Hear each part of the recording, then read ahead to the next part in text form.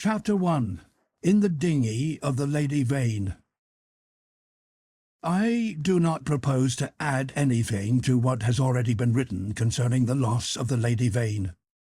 As everyone knows, she collided with a derelict when 10 days out from Callao. The longboat, with 7 of the crew, was picked up 18 days after by H.M. gunboat Myrtle, and the story of their terrible privations has become quite as well known as the far more horrible Medusa case. But I have to add to the published story of the Lady Vane another, possibly as horrible and far stranger. It has hitherto been supposed that the 4 men who were in the dinghy perished, but this is incorrect. I have the best of evidence for this assertion. I was one of the 4 men. But in the first place, I must state that there never were 4 men in the dinghy. The number was 3.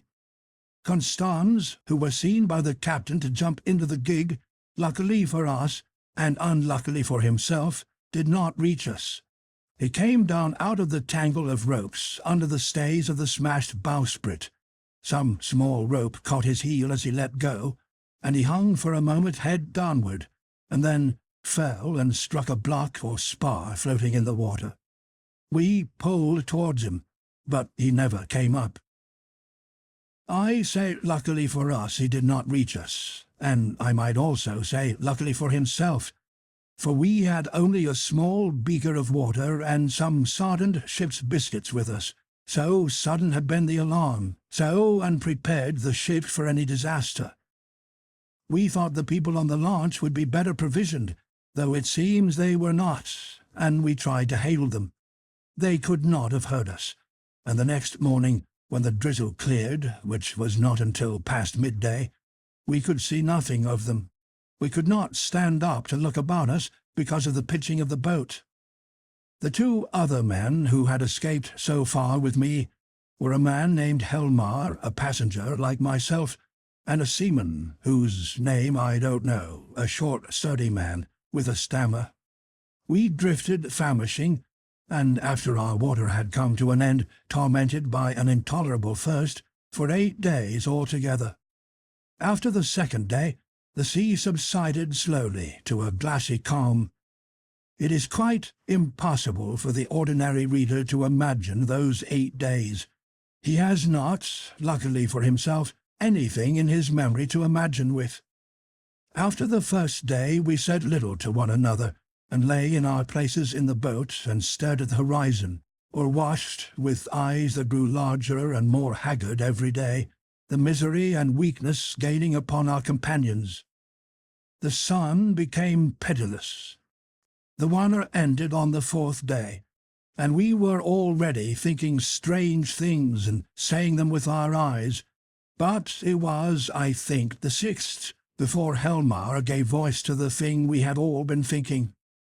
I remember our voices were dry and thin, so that we bent towards one another and spared our words. I stood out against it with all my might, was rather for scuttling the boat and perishing together among the sharks that followed us. But when Helmar said that if his proposal was accepted, we should have drink, the sailor came round to him. I would not draw lots, however, and in the night the sailor whispered to Helmar again and again, and I sat in the bows with my clasp knife in my hand, though I doubt if I had the stuff in me to fight. And in the morning I agreed to Helmar's proposal, and we handed halfpence to find the odd man. The lot fell upon the sailor, but he was the strongest of us and would not abide by it, and attacked Helmar with his hands. They grappled together and almost stood up. I crawled along the boat to them, intending to help Helmar by grasping the sailor's leg. But the sailor stumbled with the swaying of the boat, and the 2 fell upon the gunwale and rolled overboard together. They sank like stones. I remember laughing at that, and wondering why I laughed. The laugh caught me suddenly, like a thing from without. I lay across one of the thwarts for I know not how long, thinking that if I had the strength I would drink sea water and madden myself to die quickly. And even as I lay there, I saw, with no more interest than if it had been a picture, a sail come up towards me over the skyline. My mind must have been wandering, and yet I remember all that happened quite distinctly.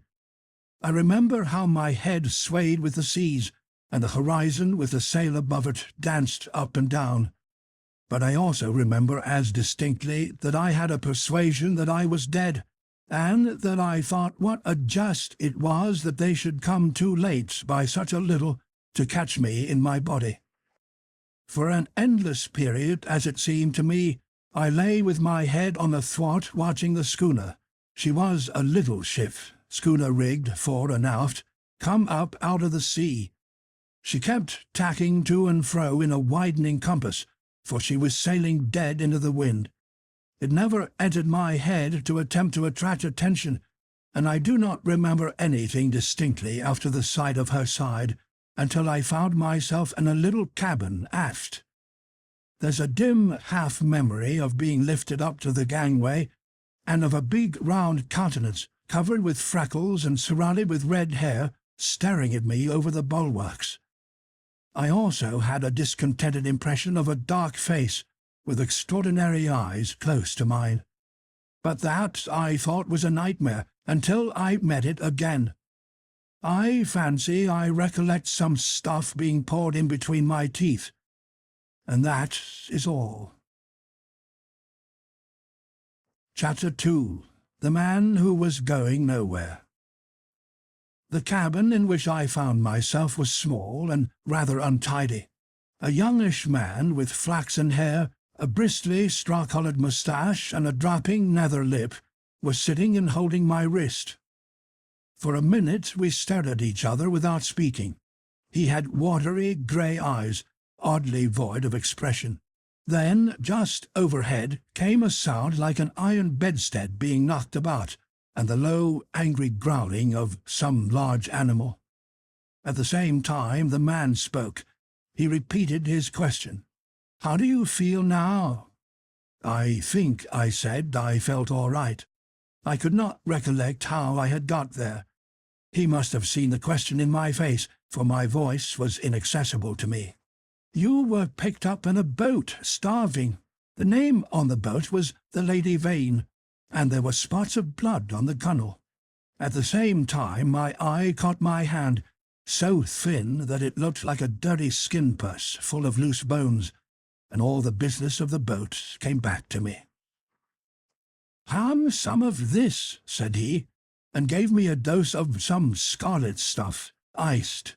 It tasted like blood, and made me feel stronger.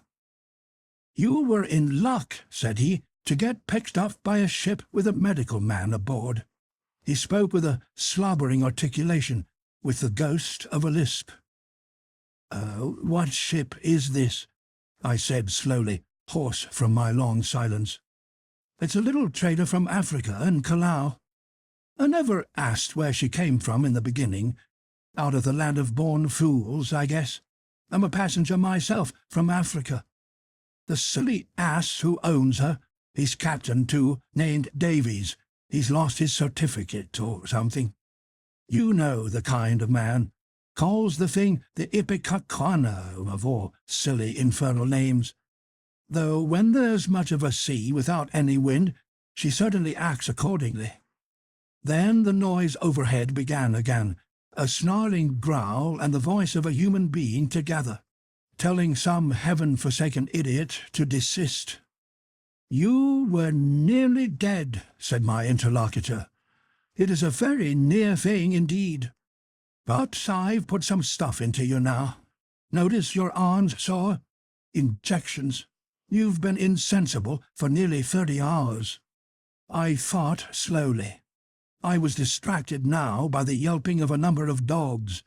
"Am I eligible for solid food?" I asked. "Thanks to me," he said. "Even now the mutton is boiling."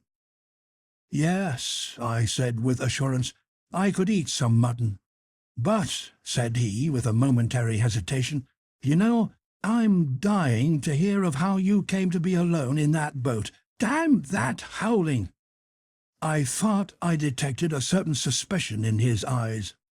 He suddenly left the cabin, and I heard him in violent controversy with someone who seemed to me to talk gibberish in response to him.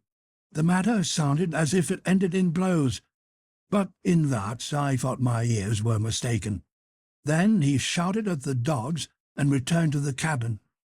"Well," said he in the doorway, "you were just beginning to tell me." I told him my name, Edward Prendick, and how I had taken to natural history as a relief from the dullness of my comfortable independence. He seemed interested in this. "I've done some science myself. I did my biology at University College, getting out the ovary of the earthworm and the radula of the snail and all that. Lord, it's 10 years ago. But go on. Tell me about the boat." He was evidently satisfied with the frankness of my story, which I told in concise sentences enough, for I felt horribly weak, and when it was finished he reverted at once to the topic of natural history and his own biological studies. He began to question me closely about Tottenham Court Road and Gara Street. "Is Capozzi still flourishing? What a shop that was!" He had evidently been a very ordinary medical student and drifted incontinently to the topic of the music halls. He told me some anecdotes. "Left it all," he said, 10 years ago. How jolly it all used to be. But I made a young ass of myself, played myself out before I was 21. I dare say it's all different now. But I must look up that ass of a cook and see what he's done to your mutton." The growling overhead was renewed, so suddenly and with so much savage anger that it startled me. "What's that?" I called after him, but the door had closed. He came back again with the boiled mutton, and I was so excited by the appetizing smell of it that I forgot the noise of the beast that had troubled me. After a day of alternate sleep and feeding, I was so far recovered as to be able to get from my bunk to the scuttle and see the green seas trying to keep pace with us. I judged the schooner was running before the wind. Montgomery, that was the name of the flaxen-haired man, came in again as I stood there, and I asked him for some clothes. He lent me some duck things of his own, for those I had worn in the boats had been thrown overboard. They were rather loose for me, for he was large and long in his limbs. He told me casually that the captain was 3 parts drunk in his own cabin. As I assumed the clothes, I began asking him some questions about the destination of the ship. He said the ship was bound to Hawaii, but that it had to land him first. "Where?" said I. "It's an island where I live. So far as I know, it hasn't got a name." He stared at me with his nether lip dropping, and looked so wilfully stupid of a sudden that it came into my head that he desired to avoid my question. I had the discretion to ask no more. Chapter 3. The Strange Face. We left the cabin and found a man at the companion obstructing our way. He was standing on the ladder with his back to us, peering over the combing of the hatchway. He was, I could see, a misshapen man, short, broad, and clumsy, with a crooked back, a hairy neck, and a head sunk between his shoulders. He was dressed in dark blue serge, and had peculiarly thick, coarse black hair. I heard the unseen dogs growl furiously, and forthwith he ducked back, coming into contact with the hand I put out to fend him off from myself. He turned with animal swiftness. In some indefinable way, the black face thus flashed upon me shocked me profoundly. It was a singularly deformed one. The facial part projected, forming something dimly suggestive of a muzzle, and the huge half-open mouth showed as big white teeth as I had ever seen in a human mouth. His eyes were bloodshot at the edges, with scarcely a rim of white round the hazel pupils. There was a curious glow of excitement in his face. "Confound you," said Montgomery. "Why the devil don't you get out of the way?" The black-faced man started aside without a word. I went on up the companion, staring at him instinctively as I did so. Montgomery stayed at the foot for a moment. "You have no business here, you know," he said in a deliberate tone. "Your place is forward." The black-faced man cowered. "They won't have me forward." He spoke slowly, with a queer, hoarse quality in his voice. "Won't have you forward?" said Montgomery in a menacing voice. "But I tell you to go." He was on the brink of saying something further, then looked up at me suddenly and followed me up the ladder. I had paused halfway through the hatchway, looking back, still astonished beyond measure at the grotesque ugliness of the black-faced creature. I had never beheld such a repulsive and extraordinary face before, and yet, if the contradiction is credible, I experienced at the same time an odd feeling that in some way I had already encountered exactly the features and gestures that now amazed me.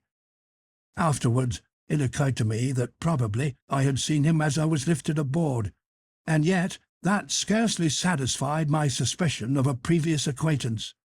Yet how one could have set eyes on so singular a face, and yet have forgotten the precise occasion, passed my imagination. Montgomery's movements to follow me released my attention, and I turned and looked about me at the flush deck of the little schooner. I was already half prepared by the sounds I had heard for what I saw. Certainly, I never beheld a deck so dirty. It was littered with scraps of carrot, shreds of green stuff, and indescribable filth. Fastened by chains to the main mast were a number of grisly staghounds, who now began leaping and barking at me.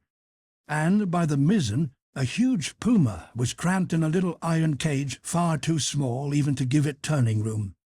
Farther under the starboard bulwark were some big hutches containing a number of rabbits, and a solitary llama was squeezed in a mere box of a cage forward. The dogs were muzzled by leather straps. The only human being on deck was a gaunt and silent sailor at the wheel.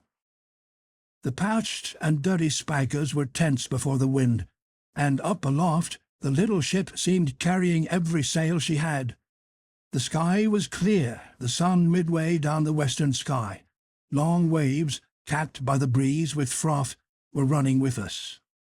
We went past the steersman to the taffrail, saw the water come foaming under the stern, and the bubbles go dancing and vanishing in her wake. I turned and surveyed the unsavoury length of the ship. "Is this an ocean menagerie?" said I. "Looks like it," said Montgomery. "What are these beasts for? Merchandise? Curios? Does the captain think he is going to sell them somewhere in the South Seas?" "That looks like it, doesn't it?" said Montgomery, and turned towards the wake again. Suddenly we heard a yelp and a volley of furious blasphemy from the companion hatchway, and the deformed man with the black face came up hurriedly. He was immediately followed by a heavy red-haired man in a white cap. At the sight of the former, the staghounds, who had all tired of barking at me by this time, became furiously excited, howling and leaping against their chains. The black hesitated before them, and this gave the red-haired man time to come up with him and deliver a tremendous blow between the shoulder blades. The poor devil went down like a felled ox, and rolled in the dirt among the furiously excited dogs. It was lucky for him that they were muzzled. The red-haired man gave a yelp of exultation, and stood staggering, and, as it seemed to me, in serious danger of either going backwards down the companion hatchway or forwards upon his victim. So soon as the second man had appeared, Montgomery had started forward. "Steady on there!" he cried, in a tone of remonstrance. A couple of sailors appeared on the forecastle. The black-faced man, howling in a singular voice, rolled about under the feet of the dog. No one attempted to help him. The brutes did their best to worry him, butting their muzzles at him. There was a quick dance of their little grey-figured bodies over the clumsy prostrate figure. The sailors forward shouted, as though it was admirable sport. Montgomery gave an angry exclamation and went striding down the deck, and I followed him. The black-faced man scrambled up and staggered forward, going and leaning over the bulwark by the main shrouds, where he remained, panting and glaring over his shoulder at the dogs. The red-haired man laughed a satisfied laugh. "Look here, Captain," said Montgomery, with his lisp a little accentuated, gripping the elbows of the red-haired man. "This won't do." I stood behind Montgomery. The captain came half round and regarded him with the dull and solemn eyes of a drunken man.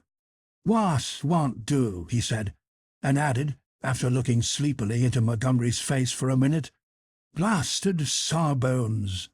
With a sudden movement he shook his arms free, and after 2 ineffectual attempts stuck his freckled fists into his side pockets. "That man's a passenger," said Montgomery. "I'd advise you to keep your hands off him." "Go to hell," said the captain loudly. He suddenly turned and staggered towards the side. "Do what I like on my own ship," he said. I think Montgomery might have left him then, seeing the brute was drunk, but he only turned a shade paler and followed the captain to the bulwarks. "Look you here, Captain," he said. "That man of mine is not to be ill-treated. He has been hazed ever since he came aboard." For a minute alcoholic fumes kept the captain speechless. "Blasted sawbones," was all he considered necessary. I could see that Montgomery had one of those slow, pertinacious tempers that will warm day after day to a white heat, and never again cool to forgiveness. And I saw, too, that this quarrel had been some time growing. "The man's drunk," said I, perhaps officiously. "You'll do no good." Montgomery gave an ugly twist to his dropping lip. "He's always drunk. Do you think that excuses his assaulting his passengers?" "My ship," began the captain, waving his hand unsteadily towards the cages, "was a clean ship. Look at it now." It was certainly anything but clean. "Crew," continued the captain, "clean, respectable crew. You agreed to take the beasts. I wish I never set eyes on your infernal island. What the devil want beasts for on an island like that? Then, that man of yours, understood he was the man. He's a lunatic, and he hadn't no business aft. Do you think the whole damned ship belongs to you? Your sailors began to haze the poor devil as soon as he came aboard. That's just what he is. He's a devil, an ugly devil. My men can't stand him. I can't stand him. None of us can't stand him. Nor you, either."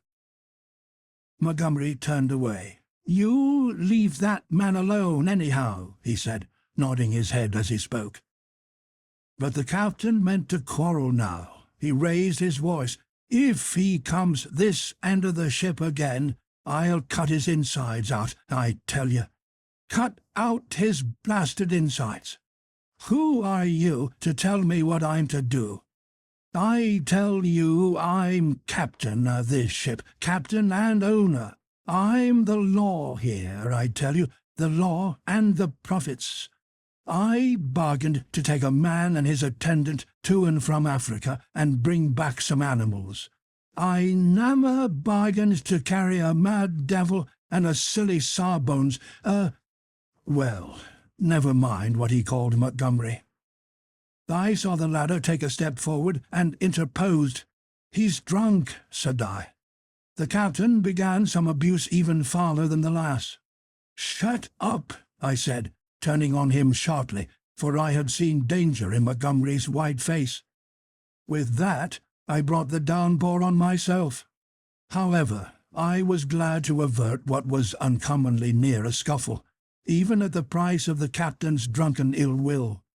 I do not think I have ever heard quite so much vile language come in a continuous stream from any man's lips before, though I have frequented eccentric company enough. I found some of it hard to endure, though I am a mild-tempered man. But certainly, when I told the captain to shut up, I had forgotten that I was merely a bit of human flotsam, cut off from my resources, and with my fare unpaid. A mere casual dependent on the bounty or speculative enterprise of the ship. He reminded me of it with considerable vigour, but at any rate I prevented a fight.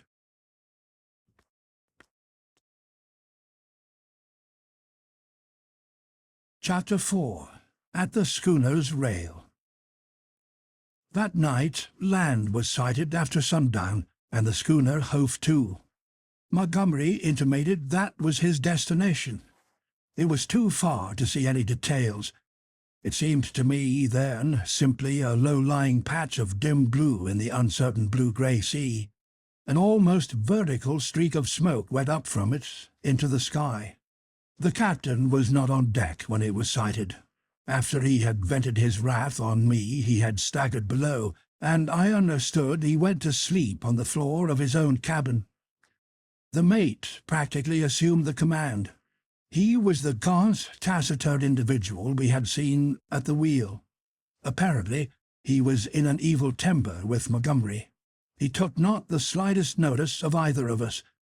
We dined with him in a sulky silence, after a few ineffectual efforts on my part to talk. It struck me, too, that the man regarded my companion and his animals in a singularly unfriendly manner. I found Montgomery very reticent about his purpose with these creatures, and about his destination, and though I was sensible of a growing curiosity as to both, I did not press him. We remained talking on the quarter-deck until the sky was thick with stars. Except for an occasional sound in the yellow-lit forecastle and a movement of the animals now and then, the night was very still. The puma lay crouched together, watching us with shining eyes, a black heap in the corner of its cage. Montgomery produced some cigars. He talked to me of London in a tone of half-painful reminiscence, asking all kinds of questions about changes that had taken place. He spoke like a man who had loved his life there, and had been suddenly and irrevocably cut off from it. I gossiped as well as I could of this and that. All the time the strangeness of him was shaping itself in my mind, and as I talked, I peered at his odd, pallid face in the dim light of the binnacle lantern behind me. Then I looked out of the darkening sea, where in the dimness his little island was hidden. This man, it seemed to me, had come out of immensity merely to save my life. Tomorrow he would drop over the side and vanish again out of my existence. Even if it had been under commonplace circumstances, it would have made me a trifle thoughtful. But in the first place was the singularity of an educated man living on this unknown little island, and coupled with that extraordinary nature of his luggage. I found myself repeating the captain's question. What did he want with the beasts? Why, too, had he pretended they were not his when I remarked about them at first? Then, again, in his personal attendants there was a bizarre quality which had impressed me profoundly. These circumstances threw a haze of mystery around the man. They laid hold of my imagination and hampered my tongue. Towards midnight our talk of London died away, and we stood side by side, leaning over the bulwarks and staring dreamily over the silent, starlit sea, each pursuing his own thoughts. It was the atmosphere for sentiment, and I began upon my gratitude. "If I may say it," I said, after a time, "you have saved my life." "Chance," he answered, "just chance. I prefer to make my thanks to this accessible agent." "Thank no one. You had the need, and I had the knowledge, and I injected and fed you much as I might have collected a specimen. I was bored, wanted something to do. If I'd been jaded that day, or hadn't liked your face, well, it's a curious question where you would have been now." This damped my mood a little. "At any rate," I began. "It's a chance, I tell you," he interrupted, "as everything is in a man's life. Only the asses won't see it. Why am I here now, an outcast from civilization, instead of being a happy man enjoying all the pleasures of London? Simply because 11 years ago I lost my head for 10 minutes on a foggy night. He stopped. "Yes," said I. "That's all." We relapsed into silence. Presently he laughed. "There's something in this starlight that loosens one's tongue. I'm an ass, and yet somehow I would like to tell you. Whatever you tell me, you may rely upon my keeping it to myself, if that's it." He was on the point of beginning, and then shook his head doubtfully. "Don't," said I. "It is all the same to me. After all, it is better to keep your secret. There's nothing gained but a little relief if I respect your confidence. If I don't, well—" He grunted undecidedly.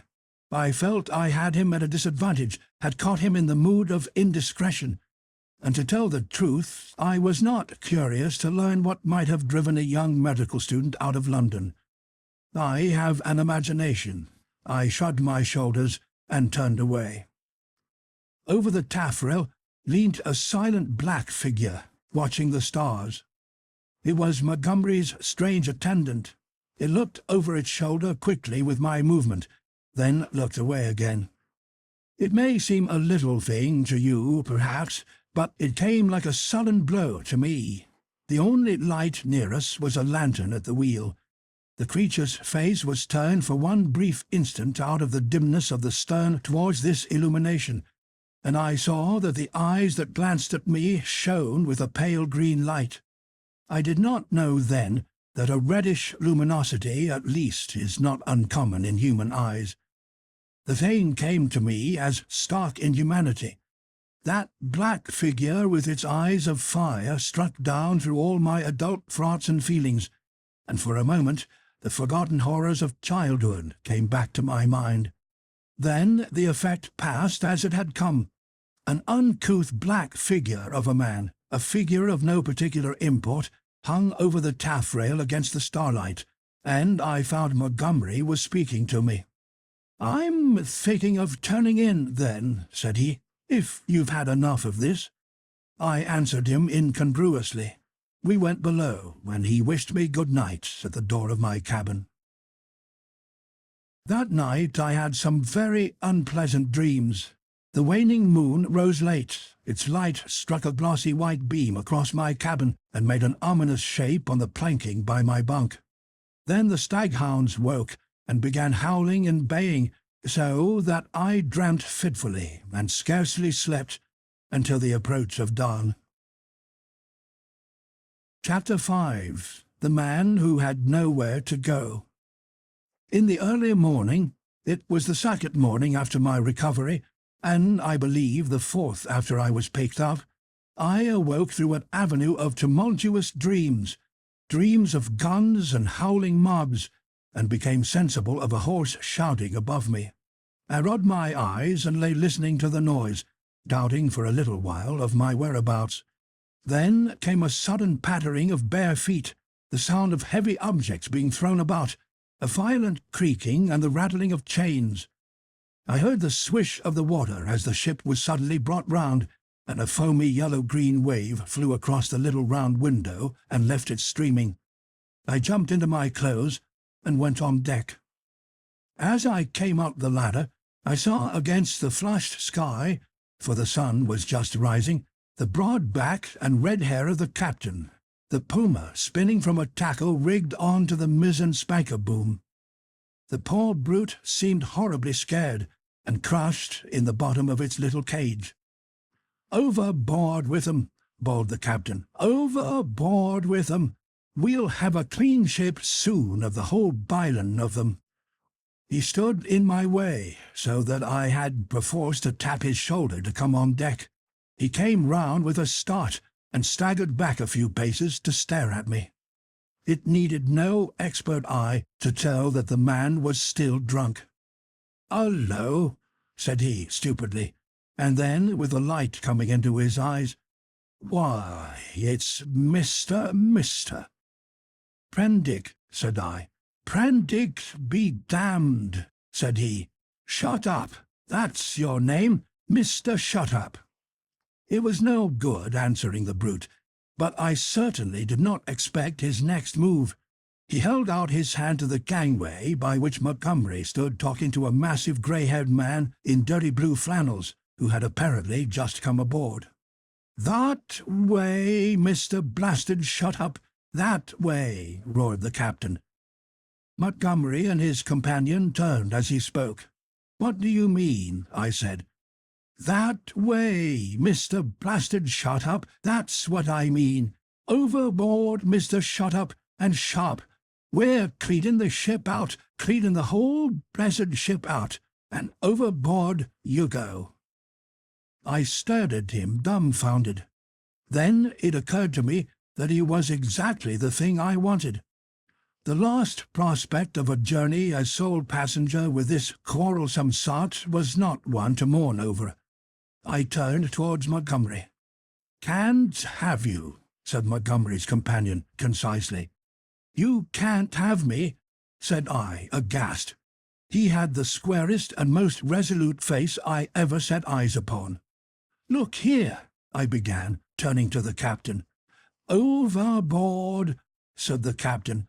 "This ship ain't for beasts and cannibals and worse than beasts any more. Overboard you go, Mr. Shut-Up. If they can't have you, you goes overboard. But, anyhow, you go with your friends. I've done with this blessed island for evermore. Amen. I've had enough of it." "But, Montgomery," I appealed. He distorted his lower lip and nodded his head hopelessly at the grey-haired man beside him to indicate his powerlessness to help me. "I'll see to you presently," said the captain. Then began a curious, three-cornered altercation. Alternately, I appealed to one and another of the three men, first to the grey-haired man to let me land, and then to the drunken captain to keep me aboard. I even bawled entreaties to the sailors. Montgomery said never a word, only shook his head. "You're going overboard, I tell you," was the captain's refrain. "Law be damned, I'm king here." At last, I must confess, my voice suddenly broke in the middle of a vigorous threat.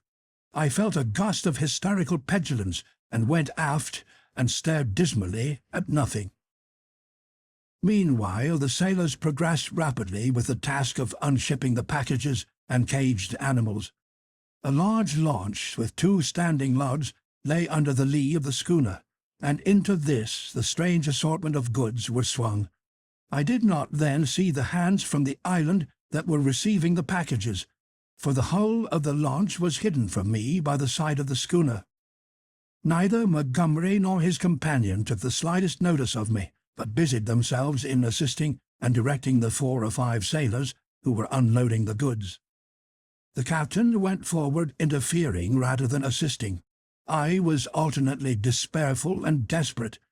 Once or twice, as I stood waiting there for things to accomplish themselves, I could not resist an impulse to laugh at my miserable quandary. I felt all the wretcheder for the lack of a breakfast. Hunger and a lack of blood corpuscles take all the manhood from a man.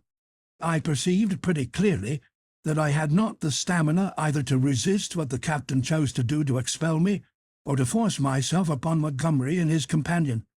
So I waited passively upon fate, and the work of transferring Montgomery's possessions to the launch went on, as if I did not exist. Presently that work was finished, and then came a struggle. I was hauled, resisting weakly enough, to the gangway. Even then I noticed the oddness of the brown faces of the men who were with Montgomery in the launch, but the launch was now fully laden, and was shoved off hastily. A broadening gap of green water appeared under me, and I pushed back with all my strength to avoid falling headlong. The hands in the launch shouted derisively, and I heard Montgomery curse at them. And then the captain, the mate, and one of the seamen helping him ran me aft, towards the stern. The dinghy of the Lady Vane had been towing behind. It was half full of water, had no oars, and was quite unvictualled. I refused to go aboard her, and flung myself full length on the deck. In the end they swung me into her by a rope, for they had no stern ladder, and then they cut me adrift. I drifted slowly from the schooner. In a kind of stupor, I watched all hands take to the rigging, and slowly but surely she came round to the wind. The sails fluttered, and then bellied out as the wind came into them. I stared at her weather-beaten side heeling steeply towards me, and then she passed out of my range of view. I did not turn my head to follow her. At first I could scarcely believe what had happened. I crouched in the bottom of the dinghy, stunned and staring blankly at the vacant, oily sea. Then I realized that I was in that little hell of mine again, now half swamped, and looking back over the gunwale, I saw the schooner standing away from me, with the red-haired captain mocking at me over the taffrail, and turning towards the island, saw the launch growing smaller as she approached the beach. Abruptly, the cruelty of this desertion became clear to me. I had no means of reaching the land unless I should chance to drift there. I was still weak, you must remember, from my exposure in the boat. I was empty and very faint, or I should have had more heart. But as it was, I suddenly began to sob and weep, as I had never done since I was a little child. The tears ran down my face. In a passion of despair, I struck with my fists at the water in the bottom of the boat and kicked savagely at the gunwale. I prayed aloud for God to let me die. Chapter 6. The Evil-Looking Boatman. But the islanders, seeing that I was really adrift, took pity on me. I drifted very slowly to the eastward, approaching the island slantingly, and presently I saw, with hysterical relief, the launch come round and return towards me. She was heavily laden, and I could make out, as she drew nearer, Montgomery's white-haired, broad-shouldered companion, sitting cramped up with the dogs and several packing cases in the stern sheets. This individual stared fixedly at me, without moving or speaking. The black-faced cripple was glaring at me as fixedly in the bows near the Puma. There were 3 other men besides, 3 strange, brutish-looking fellows, at whom the staghounds were snarling savagely. Montgomery, who was steering, brought the boat by me, and rising, caught and fastened my painter to the tiller to tow me, for there was no room aboard. I had recovered from my hysterical phase by this time, and answered his hail as he approached bravely enough. I told him the dinghy was nearly swamped, and he reached me a piggin. I was jerked back as the rope tightened between the boats. For some time I was busy bailing. It was not until I had got the water under, for the water in the dinghy had been shipped, the boat was perfectly sound, that I had leisure to look at the people in the launch again. The white-haired man, I found, was still regarding me steadfastly, but with an expression, as I now fancied, of some perplexity. When my eyes met his, he looked down at the staghound that sat between his knees. He was a powerfully built man, as I have said, with a fine forehead and rather heavy features, but his eyes had that odd drooping of the skin above the lids which often comes with advancing years, and the fall of his heavy mouth at the corners gave him an expression of pugnacious resolution. He talked to Montgomery in a tone too low for me to hear. From him my eyes travelled to his 3 men, and a strange crew they were. I saw only their faces, yet there was something in their faces, I knew not what, that gave me a queer spasm of disgust. I looked steadily at them, and the impression did not pass, though I failed to see what had occasioned it. They seemed to me then to be brown men, but their limbs were oddly swathed in some thin, dirty white stuff, down even to the fingers and feet.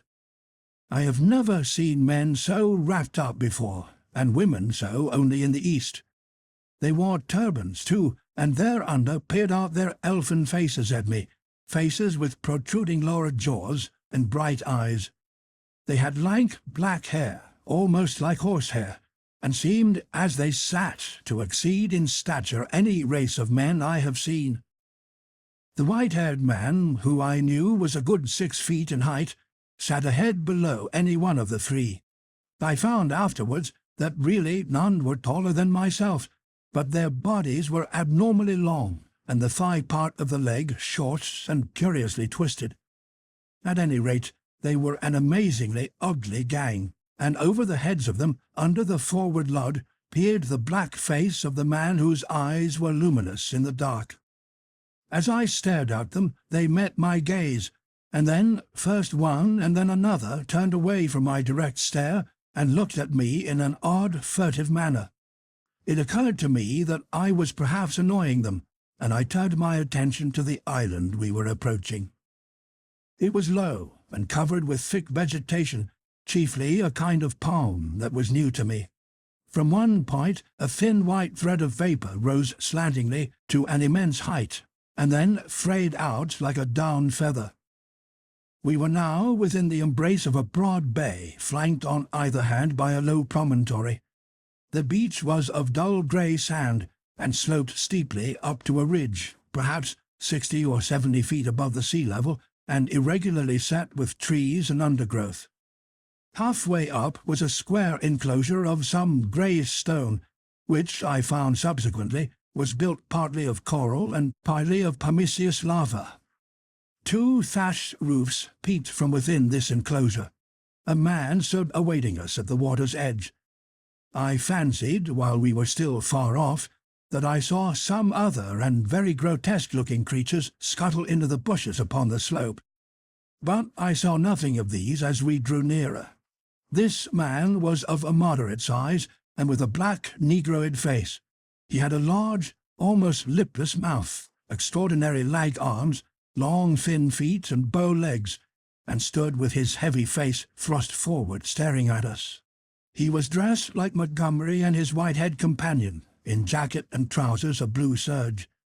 As we came still nearer, this individual began to run to and fro on the beach, making the most grotesque movements. At a word of command from Montgomery, the 4 men in the launch sprang up, and with singularly awkward gestures struck the lugs. Montgomery steered us round and into a narrow little dock excavated in the beach. Then the man on the beach hastened towards us. This dock, as I call it, was really a mere ditch, just long enough at this phase of the tide to take the longboat. I heard the bows ground in the sand, staved the dinghy off the rudder of the big boat with my piggin, and freeing the painter, landed. The 3 muffled men, with the clumsiest movements, scrambled out upon the sand, and forthwith set to landing the cargo, assisted by the man on the beach. I was struck especially by the curious movements of the legs of the 3 swathed and bandaged boatmen. Not stiff they were, but distorted in some odd way, almost as if they were jointed in the wrong place. The dogs were still snarling, and strayed at their chains after these men as the white-haired man landed with them. The 3 big fellows spoke to one another in odd guttural tones, and the man who had waited for us on the beach began chattering to them excitedly, a foreign language, as I fancied, as they laid hands on some bales piled near the stern. Somewhere I had heard such a voice before, and I could not think where. The white-haired man stood, holding in a tumult of 6 dogs, and bawling orders over their din. Montgomery, having unshipped the rudder, landed likewise, and all set to work at unloading. I was too faint, what with my long fast and the sun beating down on my bare head, to offer any assistance. Presently the white-haired man seemed to recollect my presence, and came up to me.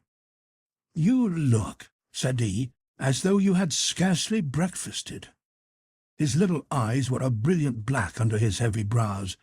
"I must apologize for that. Now you are our guest, we must make you comfortable, though you are uninvited, you know." He looked keenly into my face. "Montgomery says you are an educated man, Mr. Prendick, says you know something of science. May I ask what that signifies?" I told him I had spent some years at the Royal College of Science, and had done some researches in biology under Huxley. He raised his eyebrows slightly at that. "That alters the case a little, Mr. Prendick," he said, with a trifle more respect in his manner.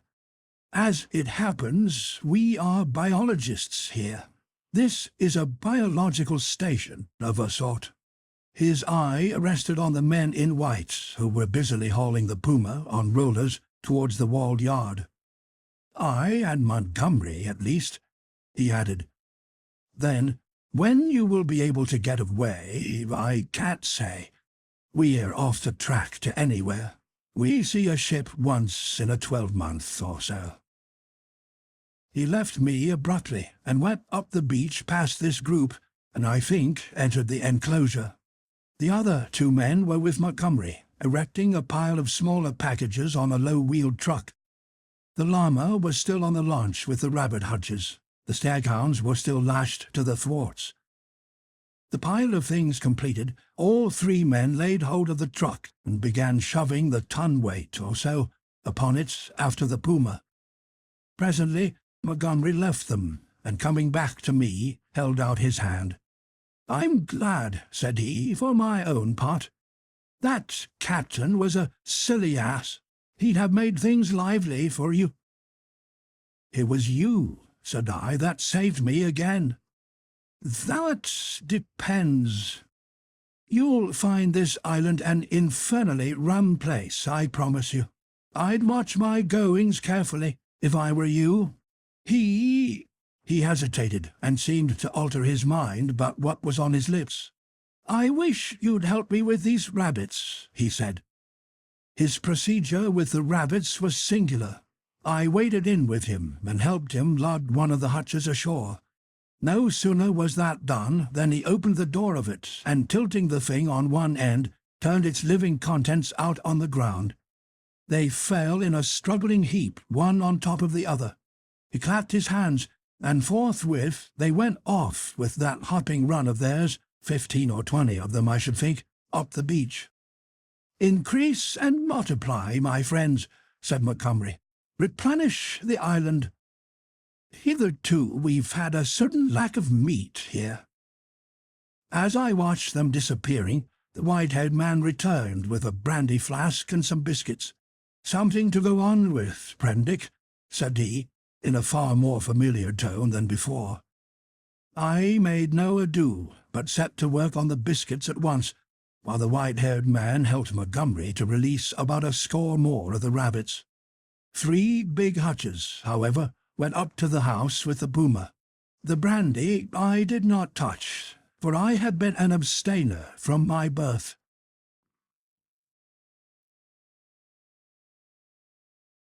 Chapter 7. The Locked Door. The reader will perhaps understand that, at first, everything was so strange about me, and my position was the outcome of such unexpected adventures, that I had no discernment of the relative strangeness of this or that thing. I followed the llama up the beach, and was overtaken by Montgomery, who asked me not to enter the stone enclosure. I noticed then that the puma in its cage and the pile of packages had been placed outside the entrance to this quadrangle. I turned and saw that the launch had now been unloaded, run out again, and was being beached, and the white-haired man was walking towards us. He addressed Montgomery. "And now comes the problem of this uninvited guest. What are we to do with him?" "He knows something of science," said Montgomery. "I'm itching to get to work again with this new stuff," said the white-haired man, nodding towards the enclosure. His eyes grew brighter. "I dare say you are," said Montgomery, in anything but a cordial tone. "We can't send him over there, and we can't spare the time to build him a new shanty, and we certainly can't take him into our confidence just yet." "I'm in your hands," said I. I had no idea of what he meant by "over there." "I've been thinking of the same things," Montgomery answered. "There's my room with the outer door." "That's it," said the elder man, promptly, looking at Montgomery, and all 3 of us went toward the enclosure. "I'm sorry to make a mystery, Mr. Prendick, but you'll remember you're uninvited. Our little establishment here contains a secret or so, is a kind of brewbeer's chamber, in fact, Nothing very dreadful, really, to a sane man, but just now, as we don't know you." "Decidedly," said I. "I should be a fool to take any offence at any want of confidence." He twisted his heavy mouth into a faint smile. He was one of those saturnine people who smile with the corners of the mouth down, and bowed his acknowledgment of my complaisance. The main entrance to the enclosure was passed. It was a heavy wooden gate, framed in iron and locked, with the cargo of the launch piled outside it, and at the corner we came to a small doorway I had not previously observed. The white-haired man produced a bundle of keys from the pocket of his greasy blue jacket, opened this door, and entered. His keys, and the elaborate locking up of the place, even while he was still under his eye, struck me as peculiar. I followed him, and found myself in a small apartment, plainly but not uncomfortably furnished, and with its inner door, which was slightly ajar, opening into a paved courtyard. This inner door Montgomery at once closed. A hammock was slung across the darker corner of the room, and a small unglazed window, defended by an iron bar, looked out towards the sea. This, the white-haired man told me, was to be my apartment, and the inner door, which, for fear of accidents, he said, he would lock on the other side, was my limit inward. He called my attention to a convenient deck-chair before the window, and to an array of old books. Chiefly, I found surgical works and editions of the Latin and Greek classics, languages I cannot read with any comfort, on a shelf near the hammock. He left the room by the outer door, as if to avoid opening the inner one again. "We usually have our meals in here," said Montgomery, and then, as if in doubt, went out after the other. "Moreau," I heard him call, and for the moment I do not think I noticed. Then, as I handled the books on the shelf, it came up in consciousness. Where had I heard the name of Moreau before? I sat down before the window, took out the biscuits that still remained to me, and ate them with an excellent appetite. Moreau! Through the window I saw one of those unaccountable men in white, lugging a packing-case along the beach. Presently the window frame hid him. Then I heard a key inserted and turned in the lock behind me. After a little while I heard through the locked door the noise of the staghounds that had now been brought up from the beach. They were not barking, but sniffing and growling in a curious fashion. I could hear the rapid patter of their feet, and Montgomery's voice soothing them. I was very much impressed by the elaborate secrecy of these two men regarding the contents of the place, and for some time I was thinking of that and of the unaccountable familiarity of the name of Moreau. But so odd is the human memory that I could not then recall that well-known name in its proper connection. From that my thoughts went to the indefinable queerness of the deformed man on the beach. I never saw such a gait, such odd motions as he pulled at the box. I recalled that none of these men had spoken to me, though most of them I had found looking at me at one time or another in a peculiarly furtive manner, quite unlike the frank stare of your unsophisticated savage. Indeed, they had all seemed remarkably taciturn, and when they did speak, endowed with very uncanny voices. What was wrong with them? Then I recalled the eyes of Montgomery's ungainly attendant. Just as I was thinking of him, he came in. He was now dressed in white, and carried a little tray with some coffee and boiled vegetables thereon.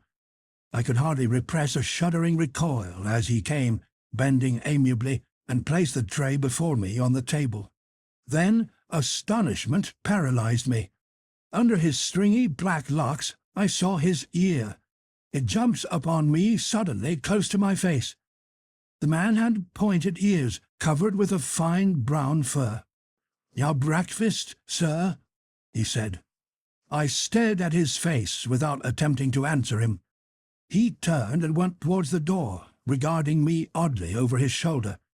I followed him out with my eyes, and as I did so, by some odd trick of unconscious cerebration, there came surging into my head the phrase, "The Moreau Hollows," was it? The Moreau... Ah, it set my memory back 10 years. The Moreau horrors. The phrase drifted loose in my mind for a moment, and then I saw it in red lettering on a little buff-coloured pamphlet, to read which made one shiver and creep. Then I remembered distinctly all about it. That long-forgotten pamphlet came back with startling vividness to my mind. I had been a mere lad then, and Moreau was, I suppose, about 50, a prominent and masterful physiologist, well known in scientific circles for his extraordinary imagination and his brutal directness in discussion. Was this the same Moreau? He had published some very astonishing facts in connection with the transfusion of blood, and in addition was known to be doing valuable work on morbid growths. Then, suddenly, his career was closed. He had to leave England. A journalist obtained access to his laboratory in the capacity of laboratory assistant, with the deliberate intention of making sensational exposure. And by the help of a shocking accident, if it was an accident, his gruesome pamphlet became notorious. On the day of its publication, a wretched dog, flayed and otherwise mutilated, escaped from Moreau's house. It was in the silly season, and a prominent editor, a cousin of the temporary laboratory assistant, appealed to the conscience of the nation. It was not the first time that conscience has turned against the methods of research. The doctor was simply howled out of the country. It may be that he deserved to be, but I still think that the tepid support of his fellow investigators and his desertion by the great body of scientific workers was a shameful thing. Yet some of his experiments, by the journalist's account, were wantonly cruel. He might, perhaps, have purchased his social peace by abandoning his investigations, but he apparently preferred the latter, as most men would who have once fallen under the overmastering spell of research. He was unmarried, and had indeed nothing but his own interest to consider. I felt convinced that this must be the same man. Everything pointed to it. It dawned upon me to what end the puma and the other animals, which had now been brought with other luggage into the enclosure behind the house, were destined, and a curious faint odour, the holitis of something familiar, an odour that had been in the background of my consciousness hitherto, suddenly came forward into the forefront of my thoughts. It was the antiseptic odour of the dissecting room. I heard the puma growling through the wall, and one of the dogs yelped as though it had been struck. Yet surely, and especially to another scientific man, there was nothing so horrible in vivisection as to account for this secrecy, and by some odd leap in my thoughts, the pointed ears and luminous eyes of Montgomery's attendant came back again before me with the sharpest definition. I stared before me out at the green sea, frothing under a freshening breeze, and let these and other strange memories of the last few days chase one another through my mind.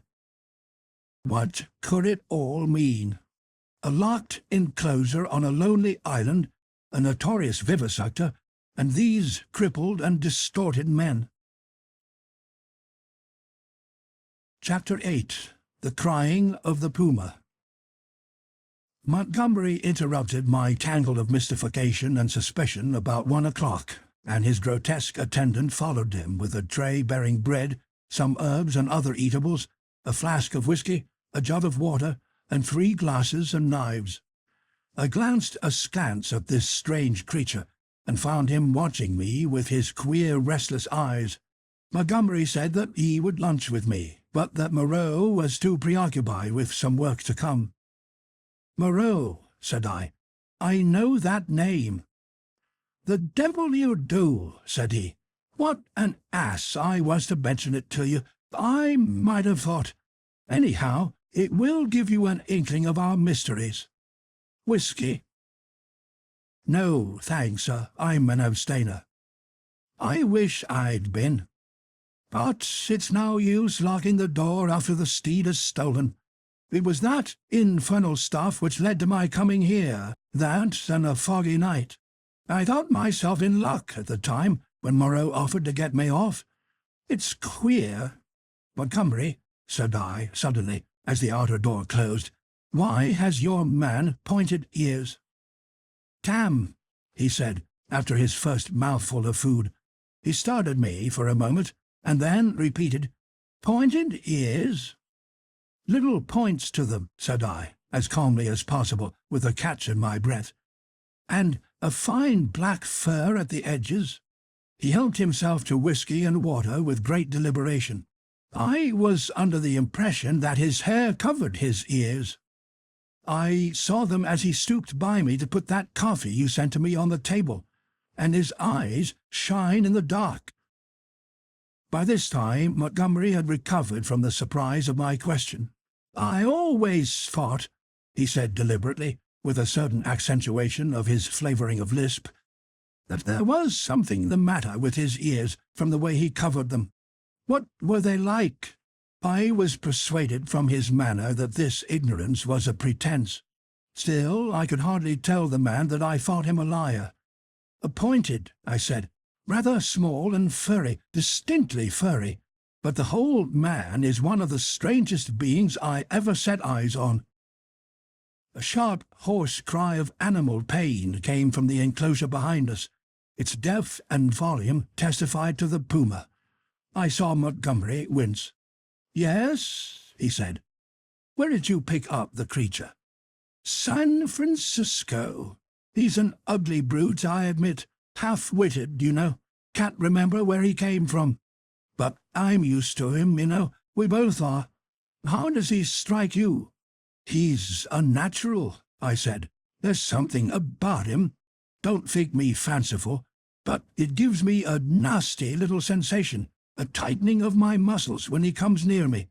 It's a touch of the diabolical, in fact." Montgomery had stopped eating while I told him this. "Rum," he said. "I can't see it." He resumed his meal. "I had no idea of it," he said, and masticated. "The crew of the schooner must have felt it the same. Made a dead set at the poor devil. You saw the captain." Suddenly the puma howled again, this time more painfully. Montgomery swore under his breath. I had half a mind to attack him about the men on the beach. Then the poor brute within gave vent to a series of short, sharp cries. "Your men on the beach," said I. "What race are they?" "Excellent fellows, aren't they?" said he, absent-mindedly, knitting his brows as the animal yelled out sharply. I said no more. There was another outcry worse than the former. He looked at me with his dull grey eyes, and then took some more whiskey. He tried to draw me into a discussion about alcohol, professing to have saved my life with it. He seemed anxious to lay stress on the fact that I owed my life to him. I answered him distractedly. Presently our meal came to an end. The misshapen monster with the pointed ears cleared the remains away, and Montgomery left me alone in the room again. All the time he had been in a state of ill-conceived irritation at the noise of the vivisected puma. He had spoken of his odd want of nerve, and left me to the obvious application. I found myself that the cries were singularly irritating, and they grew in depth and intensity as the afternoon wore on. They were painful at first, but their constant resurgence at last altogether upset my balance. I flung aside a crib of Horace I had been reading, and began to clench my fists, to bite my lips, and to pace the room. Presently I got to stopping my ears with my fingers. The emotional appeal of those yells grew upon me steadily, grew at last to such an exquisite expression of suffering that I could stand it in that confined room no longer. I stepped out of the door into the slumberous heat of the late afternoon, and walking past the main entrance, locked again, I noticed, turned the corner of the wall. The crying sounded even louder out of doors. It was as if all the pain in the world had found a voice. Yet, had I known such pain was in the next room, and had it been dumb, I believe, I have thought since, I could have stood it well enough. It is when suffering finds a voice and sets our nerves quivering that this pity comes troubling us. But in spite of the brilliant sunlight and the green fans of the trees waving in the soothing sea breeze, the world was a confusion, blurred with drifting black and red phantasms, until I was out of earshot of the house in the checkered wall. Chapter 9. The Thing in the Forest. I strode through the undergrowth that clothed the ridge behind the house, scarcely heeding whither I went, passed on through the shadow of a thick cluster of straight-stemmed trees beyond it, and so, presently, found myself some way on the other side of the ridge, and descending towards a streamlet that ran through a narrow valley. I paused and listened. The distance I had come, or the intervening masses of thicket, deafened any sound that might be coming from the enclosure. The air was still.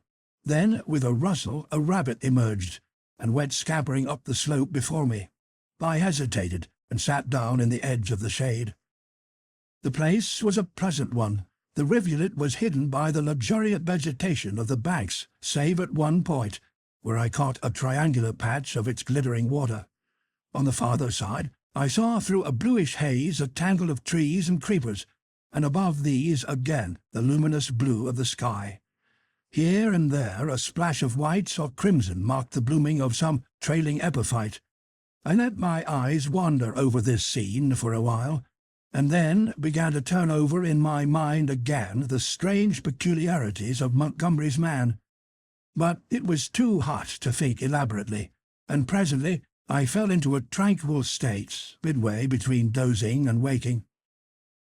From this I was aroused, after I know not how long, by a rustling amidst the greenery on the other side of the stream. For a moment I could see nothing but the waving summits of the ferns and reeds. Then suddenly, upon the bank of the stream appeared something. At first I could not distinguish what it was. It bowed its round head to the water and began to drink. Then I saw it was a man, going on all fours like a beast. He was clothed in bluish cloth, and was of a copper-coloured hue, with black hair. It seemed that grotesque ugliness was an invariable character of these islanders. I could hear the suck of the water at his lips as he drank. I leaned forward to see him better, and a piece of lava, detached by my hand, went pattering down the slope. He looked up guiltily, and his eyes met mine. Forthwith he scrambled to his feet, and stood wiping his clumsy hand across his body and regarding me. His legs were scarcely half the length of his body. So, staring one another out of countenance, we remained for perhaps the space of a minute. Then, stopping to look back once or twice, he slunk off among the bushes to the right of me, and I heard the swish of the fronds grow faint in the distance and die away. Long after he had disappeared, I remained sitting up, staring in the direction of his retreat. My drowsy tranquillity had gone. I was startled by a noise behind me, and turning suddenly, saw the flapping white tail of a rabbit vanishing up the slope. I jumped to my feet. The apparition of this grotesque, half-bestial character had suddenly populated the stillness of the afternoon for me. I looked around me rather nervously, and regretted that I was unarmed. Then I thought that the man I had just seen had been clothed in bluish cloth, and not been naked as a savage would have been, and I tried to persuade myself from that fact that he was, after all, probably a peaceful character, that the dull ferocity of his countenance belied him. Yet I was greatly disturbed at the apparition. I walked to the left along the slope, turning my head about and peering this way and that among the straight stems of the trees. Why should a man go on all fours and drink with his lips? Presently I heard an animal wailing again, and taking it to be the puma, I turned about and walked in a direction diametrically opposite to the sound. This led me down to the stream, across which I stepped and pushed my way up through the undergrowth beyond. I was startled by a great patch of vivid scarlet on the ground, and going up to it, found it to be a peculiar fungus, branched and corrugated like a foliaceous lichen, but deliquescing into slime at the touch. And then, in the shadow of some luxuriant ferns, I came upon an unpleasant thing, the dead body of a rabbit covered with shining flies, but still warm and with the head torn off. I stopped aghast at the sight of the scattered blood. Here at least was one visitor to the island disposed of. There were no traces of other violence about it. It looked as though it had been suddenly snatched up and killed, and as I stared at the little furry body came the difficulty of how the thing had been done. The vague dread that had been in my mind since I had seen the inhuman face of the man at the stream grew distincter as I stood there. I began to realize the hardihood of my expedition among these unknown people. The figures about me became altered to my imagination. Every shadow became something more than a shadow, became an ambush. Every rustle became a threat. Invisible things seemed watching me. I resolved to go back to the enclosure on the beach. I suddenly turned away and thrust myself violently, perhaps even frantically, through the bushes, anxious to get a clear space about me again. I stopped just in time to prevent myself emerging upon an open space. It was a kind of glade in the forest, made by a fall. Seedlings were already starting up to struggle for the vacant space, and beyond, the dense growth of stems and twining vines and splashes of fungus and flowers closed in again. Before me, squatting together upon the fungoid ruins of a huge fallen tree, and still unaware of my approach, were three grotesque human figures. One was evidently a female, the other two were men. They were naked, save for swathings of scarlet cloth about the middle, and their skins were of a dull pinkish drab colour, such as I had seen in no savages before. They had fat, heavy, chinless faces, retreating foreheads, and a scant, bristly hair upon their heads. I never saw such bestial-looking creatures. They were talking, or at least one of the men was talking to the other two, and all three had been too closely interested to heed the rustling of my approach. They swayed their heads and shoulders from side to side. The speaker's words came thick and sloppy, and though I could hear him distinctly, I could not distinguish what he said. He seemed to me to be reciting some complicated gibberish. Presently his articulation became shriller, and spreading his hands, he rose to his feet. At that, the others began to gibber in unison, also rising to their feet, spreading their hands and swaying their bodies in rhythm with their chant. I noticed then the abnormal shortness of their legs and their lank, clumsy feet. All three began slowly to circle round, raising and stabbing their feet and waving their arms. A kind of tune crept into their rhythmic recitation, and a refrain, a lula or balula, it sounded like. Their eyes began to sparkle, and their ugly faces to brighten, with an expression of strange pleasure. Saliva dripped from their lipless mouths. Suddenly, as I watched their grotesque and unaccountable gestures, I perceived clearly for the first time what it was that had offended me, what had given me the two inconsistent and conflicting impressions of utter strangeness, and yet of the strangest familiarity. The three creatures engaged in this mysterious rite were human in shape, and yet human beings with the strangest air about them of some familiar animal. Each of these creatures, despite its human form, its rag of clothing, and the rough humanity of its bodily form, had woven into its movements, into the expression of its countenance, into its whole presence, some now irresistible suggestion of a hog, a swinish taint, the unmistakable mark of the beast. I stood overcome by this amazing realization, and then the most horrible questionings came rushing into my mind. They began leaping in the air, first one and then the other, whooping and grunting. Then one slipped, and for a moment was on all fours, to recover indeed forthwith. But that transitory gleam of the true animalism of these monsters was enough.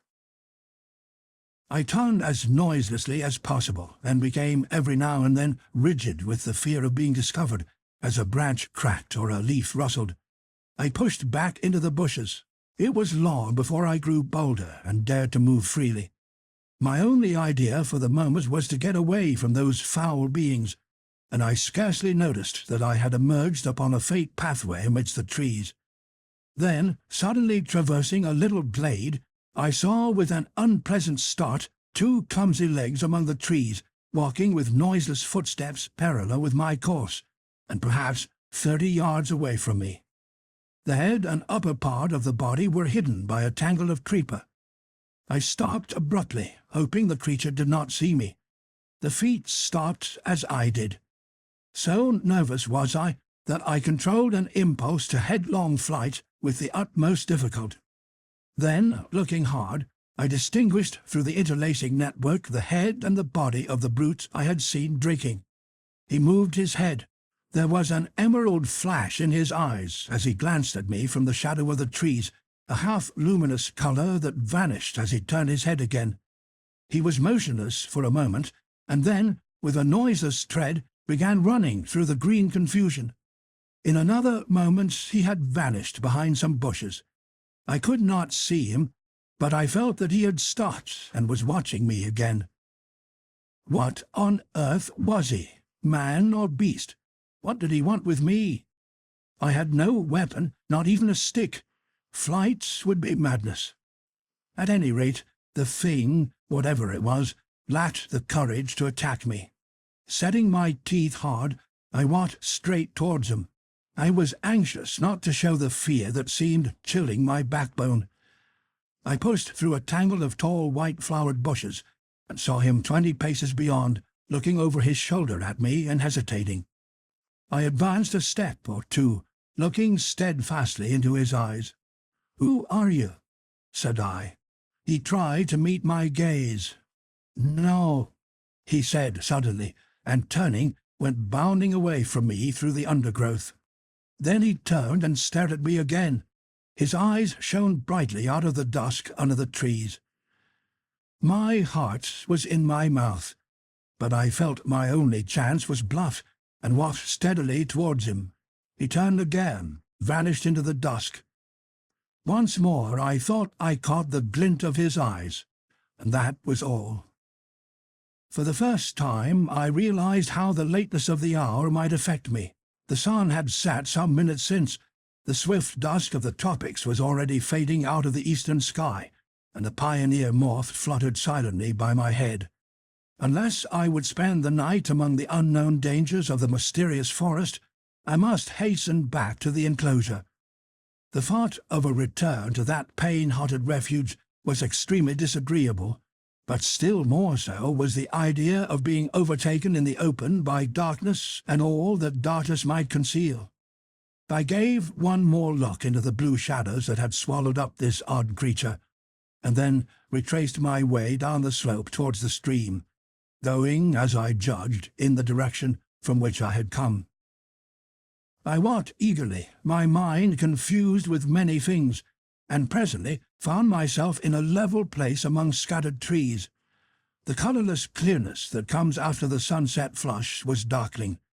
The blue sky above grew momentarily deeper, and the little stars, one by one, pierced the attenuated light. The interspaces of the trees, the gaps in the further vegetation that had been hazy blue in the daylight, grew black and mysterious. I pushed on. The colour vanished from the world. The tree-tops rose against the luminous blue sky an inky silhouette, and all below that outline melted into one formless blackness. Presently the trees grew thinner, and the shrubby undergrowth more abundant. Then there was a desolate space covered with a white sand, and then another expanse of tangled bushes. I did not remember crossing the sand opening before. I began to be tormented by a faint rustling upon my right hand. I thought at first it was fancy, for whenever I stopped there was silence, save for the evening breeze in the tree-tops. Then, when I turned to hurry on again, there was an echo to my footsteps. I turned away from the thickets, keeping to the more open ground, and endeavouring, by sudden turns, now and then, to surprise something in the act of creeping upon me. I saw nothing, and nevertheless my sense of another presence grew steadily. I increased my pace, and after some time came to a slight ridge, crossed it, and turned sharply, regarding it steadfastly from the further side.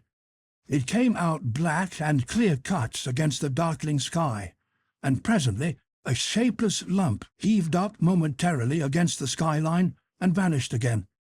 I felt assured now that my tawny-faced antagonist was stalking me once more, and coupled with that, was another unpleasant realization that I had lost my way.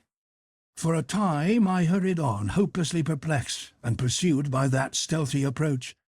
Whatever it was, the thing either lacked the courage to attack me, or it was waiting to take me at some disadvantage. I kept studiously to the open. At times I would turn and listen, and presently I had half persuaded myself that my pursuer had abandoned the chase, or was a mere creation of my disordered imagination. Then I heard the sound of the sea. I quickened my footsteps almost into a run, and immediately there was a stumble in my rear. I turned suddenly and stared at the uncertain trees behind me. One black shadow seemed to leap into another. I listened, rigid, and heard nothing but the creep of the blood in my ears. I thought that my nerves were unstrung and that my imagination was tricking me, and turned resolutely towards the sound of the sea again. In a minute or so the trees grew thinner, and I emerged upon a bare, low headland running out into the sombre water. The night was calm and clear, and the reflection of the growing multitude of the stars shivered in the tranquil heaving of the sea. Some way out, the wash upon an irregular band of reef shone with a pallid light of its own.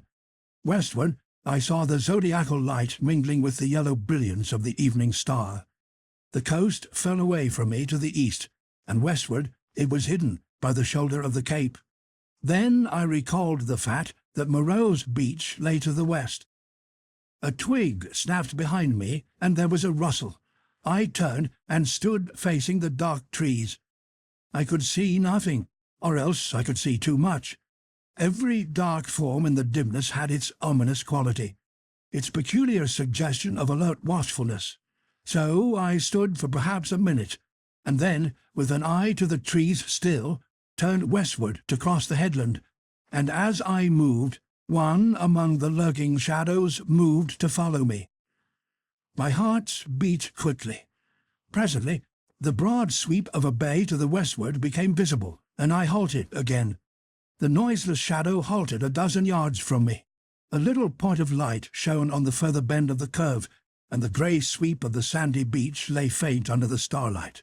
Perhaps 2 miles away was that little point of light. To get to the beach, I should have to go through the trees where the shadows lurked, and down a bushy slope. I could see the thing rather more distinctly now. It was no animal, for it stood erect. At that I opened my mouth to speak, and found a hoarse phlegm choked my voice. I tried again, and shouted, "Who is there?" There was no answer. I advanced a step. The thing did not move, only gathered itself together. My foot struck a stone. That gave me an idea. Without taking my eyes off the black form before me, I stooped and picked up this lump of rock. But at my motion, the thing turned abruptly, as a dog might have done, and slunk obliquely into the further darkness.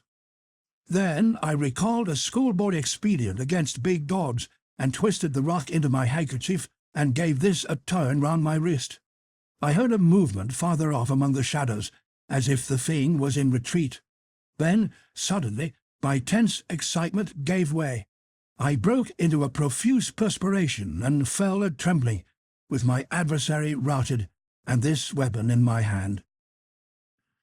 It was some time before I could summon resolution to go down through the trees and bushes upon the flank of the headland to the beach. At last I did it at a run, and as I emerged from the thicket upon the sand, I heard some other body come crashing after me. At that I completely lost my head with fear, and began running along the sand. Forthwith there came the swift patter of soft feet in pursuit. I gave a wild cry, and redoubled my pace. Some dim black things, about 3 or 4 times the size of rabbits, were running and hopping up from the beach towards the bushes as I passed. So long as I live, I shall remember the terror of that chase. I ran near the water's edge, and heard every now and then the splash of the feet that gained upon me.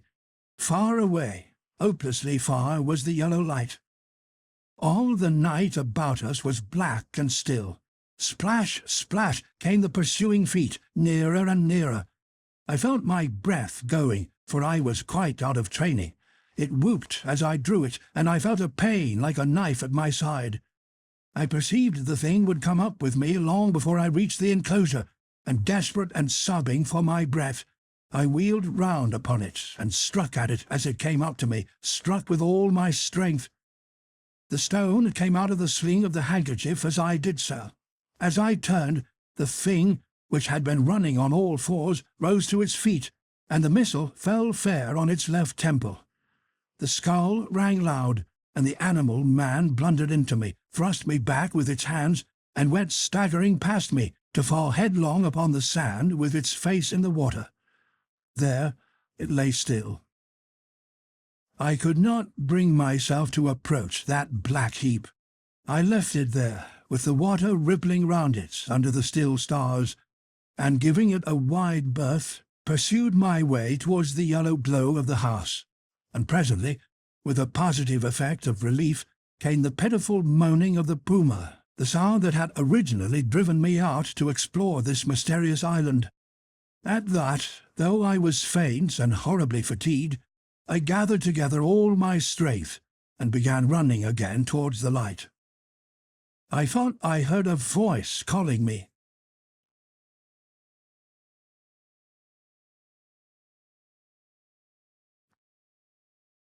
Chapter 10. The Crying of the Man. As I drew near the house, I saw that the light shone from the open door of my room. And then I heard coming from out of the darkness at the side of that orange oblong of light the voice of Montgomery shouting, "Prendick!" I continued running. Presently I heard him again. I replied by a feeble hello, and in another moment had staggered up to him. "Where have you been?" said he, holding me at arm's length so that the light from the door fell on my face. "We have both been so busy that we forgot you until about half an hour ago." He led me into the room and sat me down in the deck chair. For a while I was blinded by the light. "We did not think you would start to explore this island of ours without telling us," he said. And then, "I was afraid. But what? Hello?" My last remaining strength slipped from me. Then my head fell forward on my chest.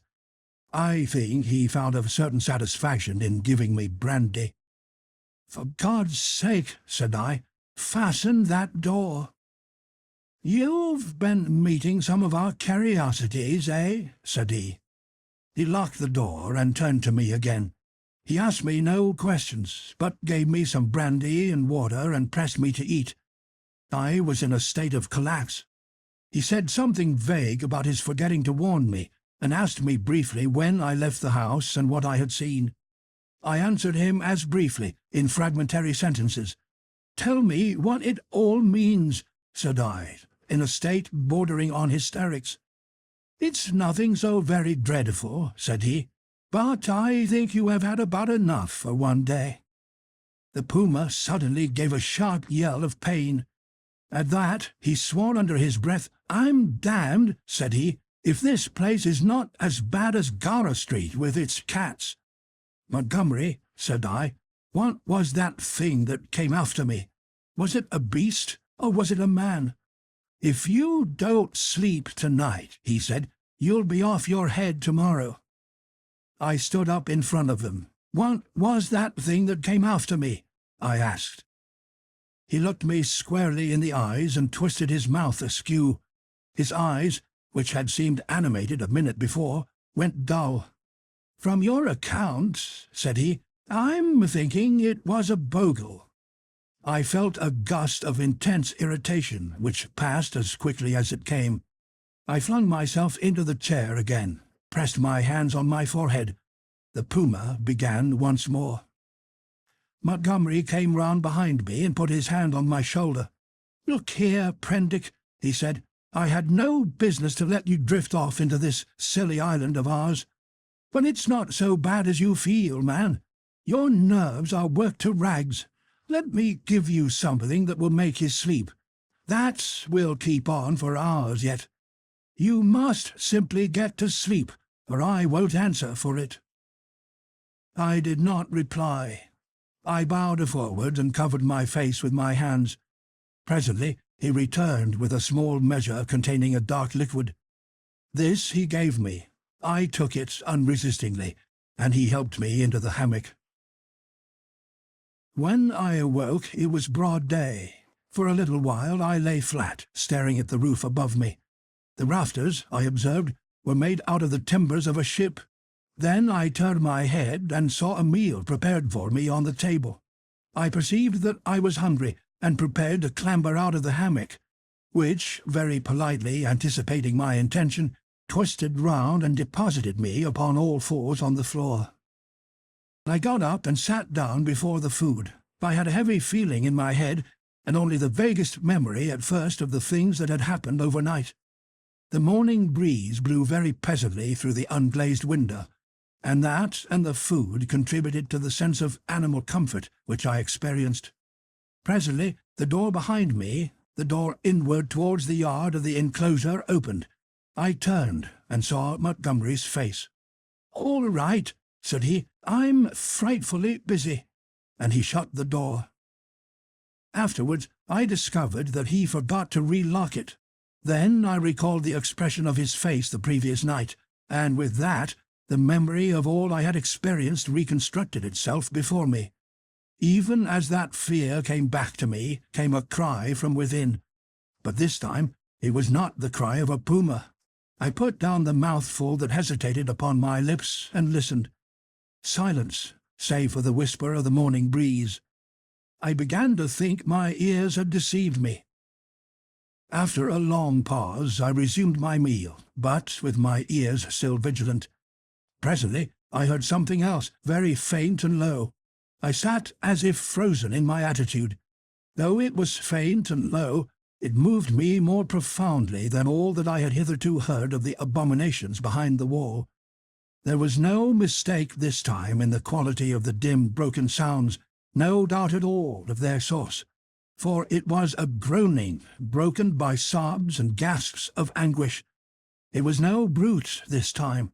It was a human being in torment. As I realized this, I rose, and in 3 steps had crossed the room, seized the handle of the door into the yard, and flung it open before me. "Prendick, man, stop!" cried Montgomery, intervening. A startled deerhound yelped and snarled. There was blood, I saw, in the sink, brown and some scarlet, and I smelt the peculiar smell of carbolic acid.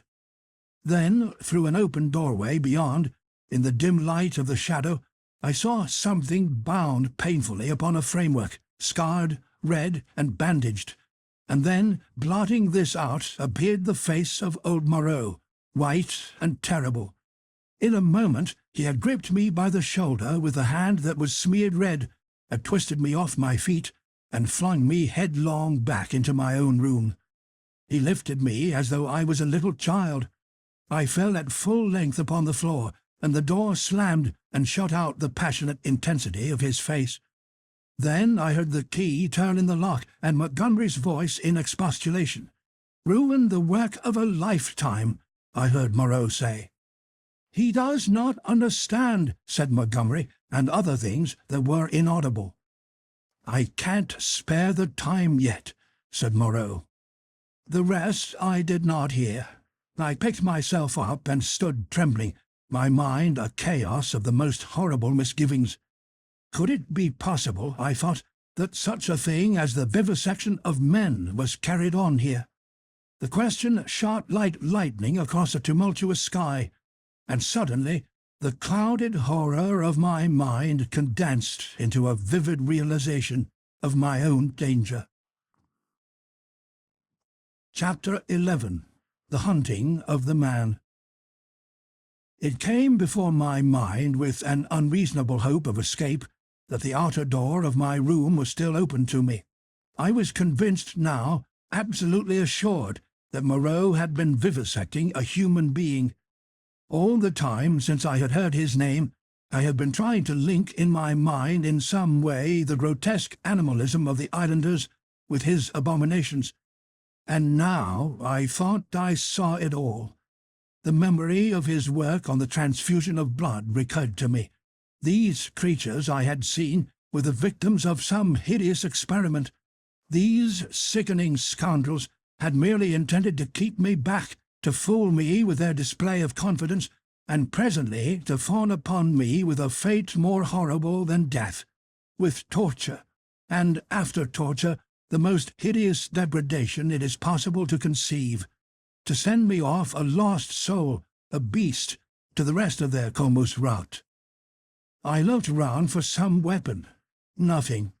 Then, with an inspiration, I turned over the deck-chair, put my foot on the side of it, and tore away the side rail.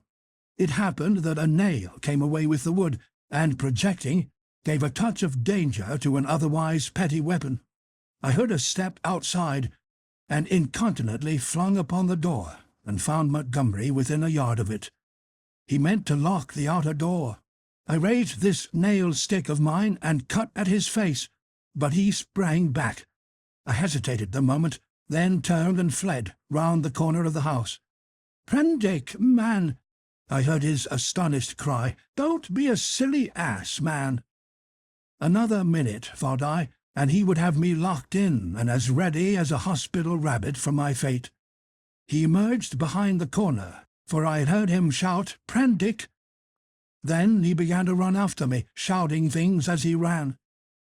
This time, running blindly, I went north-eastward, in a direction of right angles to my previous expedition. Once, as I went running headlong up the beach, I glanced over my shoulder and saw his attendant with him. I ran furiously up the slope, over it, then, turning eastward along a rocky valley fringed on either side with jungle, I ran for perhaps a mile altogether, my chest straining, my heart beating in my ears, and then, hearing nothing of Montgomery or his man, and feeling upon the verge of exhaustion, I doubled sharply back towards the beach, as I judged, and lay down in the shelter of a canebrake. There I remained for a long time, too fearful to move, and indeed too fearful even to plan a course of action. The wild scene about me lay sleeping silently under the sun, and the only sound near me was the thin hum of some small gnats that had discovered me. Presently I became aware of a drowsy breathing sound, the soughing of a sea upon the beach. After about an hour I heard Montgomery shouting my name far away to the north. That set me thinking of my plan of action. As I interpreted it then, this island was inhabited only by these two vivisectors and their animalized victims. Some of these, no doubt, they could pass into their service against me if need arose. I knew both Moreau and Montgomery carried revolvers, and, save for a feeble bar of deal spiked with a small nail, the merest mockery of a mace, I was unarmed. So I lay still there, until I began to think of food and drink, and at that thought the real hopelessness of my position came home to me. I knew no way of getting anything to eat. I was too ignorant of botany to discover any resort of root or fruit that might lie about me. I had no means of trapping the few rabbits upon the island. It grew blacker the more I turned the prospect over. At last, in the desperation of my position, my mind turned to the animal men I had encountered. I tried to find some hope in what I remembered of them. In turn, I recalled each one I had seen, and tried to draw some augury of assistance from my memory. Then, suddenly, I heard a staghound bay, and at that realized a new danger. I took little time to think, for they would have caught me then, but snatching up my nailed stick, rushed headlong from my hiding-place towards the sound of the sea. I remember a growth of thorny plants with spines that stabbed like penknives. I emerged, bleeding and with torn clothes, upon the lip of a long creek opening northward. I went straight into the water without a minute's hesitation, wading up the creek, and presently finding myself knee-deep in a little stream. I scrambled out at last on the westward bank, and with my heart beating loudly in my ears, crept into a tangle of ferns to await the issue. I heard the dog, there was only one, draw nearer, and yelp when it came to the thorns.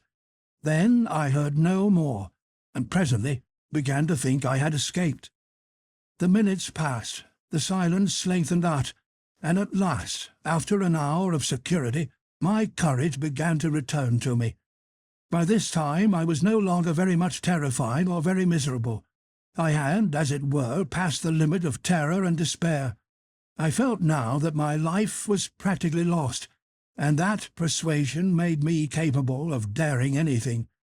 I had even a certain wish to encounter Moreau face to face, and as I had waded into the water, I remembered that if I were too hard pressed, at least one path of escape from torment still lay open to me. They could not very well prevent my drowning myself. I had half a mind to drown myself then, but an odd wish to see the whole adventure out, a queer, impersonal, spectacular interest in myself, restrained me. I stretched my arms, sore and painful from the pricks of the spiny plants, and stared around me at the trees, and so suddenly that it seemed to jump out of the green tracery about it, my eyes lit upon a black face watching me. I saw that it was the simian creature who had met the launch upon the beach. He was clinging to the oblique stem of a palm tree. I grabbed my stick and stood up, facing him. He began chattering. You, was all I could distinguish at first. Suddenly he dropped from the tree, and in another moment was holding the fronds apart and staring curiously at me. I did not feel the same repugnance towards this creature which I had experienced in my encounters with the other beast-men. "You," he said, "in the boats." He was a man, then, at least as much of a man as Montgomery's attendant, for he could talk. "Yes," I said, "I came in the boat, from the ship." "Oh," he said, and his bright, restless eyes travelled over me, to my hands, to the stick I carried, to my feet, to the tattered places in my coat, and the cuts and scratches I had received from the thorns. He seemed puzzled at something. His eyes came back to my hands. He held his own hand out and counted his digits slowly. 1, 2, 3, 4, 5, 8. I did not grasp his meaning then. Afterwards, I was to find that a great proportion of these beast people had malformed hands, lacking sometimes even 3 digits. But guessing this was in some way a greeting, I did the same thing by way of reply. He grinned with immense satisfaction. Then his swift roving glance went round again. He made a swift movement and vanished. The fern fronds he had stood between came swishing together. I pushed out of the brake after him, and was astonished to find him swinging cheerfully by one lank arm from a rope of creepers that looped down from the foliage overhead. His back was to me. "Hello," said I. He came down with a twisting jump and stood facing me. "I say," said I, "where can I get something to eat?" "Eat?" he said. "Eat man's food now." His eye went back to the swing of ropes, at the huts. "But where are the huts?" "Oh, I'm new, you know." At that he swung round and set off at a quick walk. All his motions were curiously rapid. "Come along," said he. I went with him to see the adventure out. I guessed the huts were some rough shelter where he and some more of his beast people lived. I might perhaps find them friendly, find some handle in their minds to take hold of. I did not know how far they had forgotten their human heritage. My ape-like companion trotted along by my side, with his hands hanging down and his jaw thrust forward. I wondered what memory he might have in him. "How long have you been on the island?" said I. "How long?" he asked, and after having the question repeated, he held up 3 fingers. The creature was little better than an idiot. I tried to make out what he meant by that, and it seems I bored him. After another question or two, he suddenly left my side and went leaping at some fruit that hung from a tree. He pulled down a handful of prickly husks and went on eating the contents. I noted this with satisfaction, for here at least was a hint for feeding. I tried him with some other questions, but his chattering, prompt responses were as often as not quite at cross purposes with my question. Some few were appropriate, others quite parrot-like. I was so intent upon these peculiarities that I scarcely noticed the path we followed. Presently we came to trees, all charred and brown, and so to a bare place covered with a yellow-white incrustation, across which a drifting smoke, pungent in whiffs to nose and eyes, went drifting. On our right, over a shoulder of bare rock, I saw the level blue of the sea. The path coiled down abruptly into a narrow ravine between two tumbled and knotty masses of blackish scoria. Into this we plunged. It was extremely dark, this passage, after the blinding sunlight reflected from the sulphurous ground. Its walls grew steep and approached each other. Blotches of green and crimson drifted across my eyes. My conductor stopped suddenly. "Home," said he, and I stood in a floor of a chasm that was at first absolutely dark to me. I heard some strange noises and thrust the knuckles of my left hand into my eyes. I became aware of a disagreeable odour, like that of a monkey's cage ill-cleaned. Beyond, the rock opened again upon a gradual slope of sunlit greenery, and on either hand the light smote down through narrow ways into the central gloom. Chapter 12. The Sayers of the Law. Then something cold touched my hand. I started violently, and saw close to me a dim pinkish thing, looking more like a flayed child than anything else in the world. The creature had exactly the mild but repulsive features of a sloth, the same forehead and slow gestures. As the first shock of the change of light passed, I saw about me more distinctly. The little sloth-like creature was standing and staring at me. My conductor had vanished. The place was a narrow passage between high walls of lava, a crack in the knotted rock, and on either side interwoven heaps of sea-mat, palm fans, and reeds leaning against the rock formed rough and impenetrably dark dens. The winding way up the ravine between these was scarcely 3 yards wide, and was disfigured by lumps of decaying fruit pulp and other refuse, which accounted for the disagreeable stench of the place. The little pink sloth creature was still blinking at me when my ape-man reappeared at the aperture of the nearest of these dens and beckoned me in. As he did so, a slouching monster wriggled out of one of the places further up this strange street, and stood up in featureless silhouette against the bright green beyond, staring at me. I hesitated, having half a mind to bolt the way I had come. And then, determined to go through with the adventure, I gripped my nailed stick about the middle and crawled into the little evil-smelling lean-to after my conductor. It was a semicircular space, shaped like the half of a beehive, and against the rocky wall that formed the inner side of it was a pile of variegated fruits, cocoa-nuts among others. Some rough vessels of lava and wood stood about the floor, and one on a rough stool. There was no fire. In the darkest corner of the hut was a shapeless mass of darkness that grunted, "Hey," as I came in, and my ape-man stood in the dim light of the doorway and held out a split coconut to me as I crawled into the other corner and squatted down. I took it and began gnawing it as serenely as possible, in spite of a certain trepidation and the nearly intolerable closeness of the den. The little pink sloth creature stood in the aperture of the hut, and something else with a drab face and bright eyes came staring over its shoulder. "Hooray!"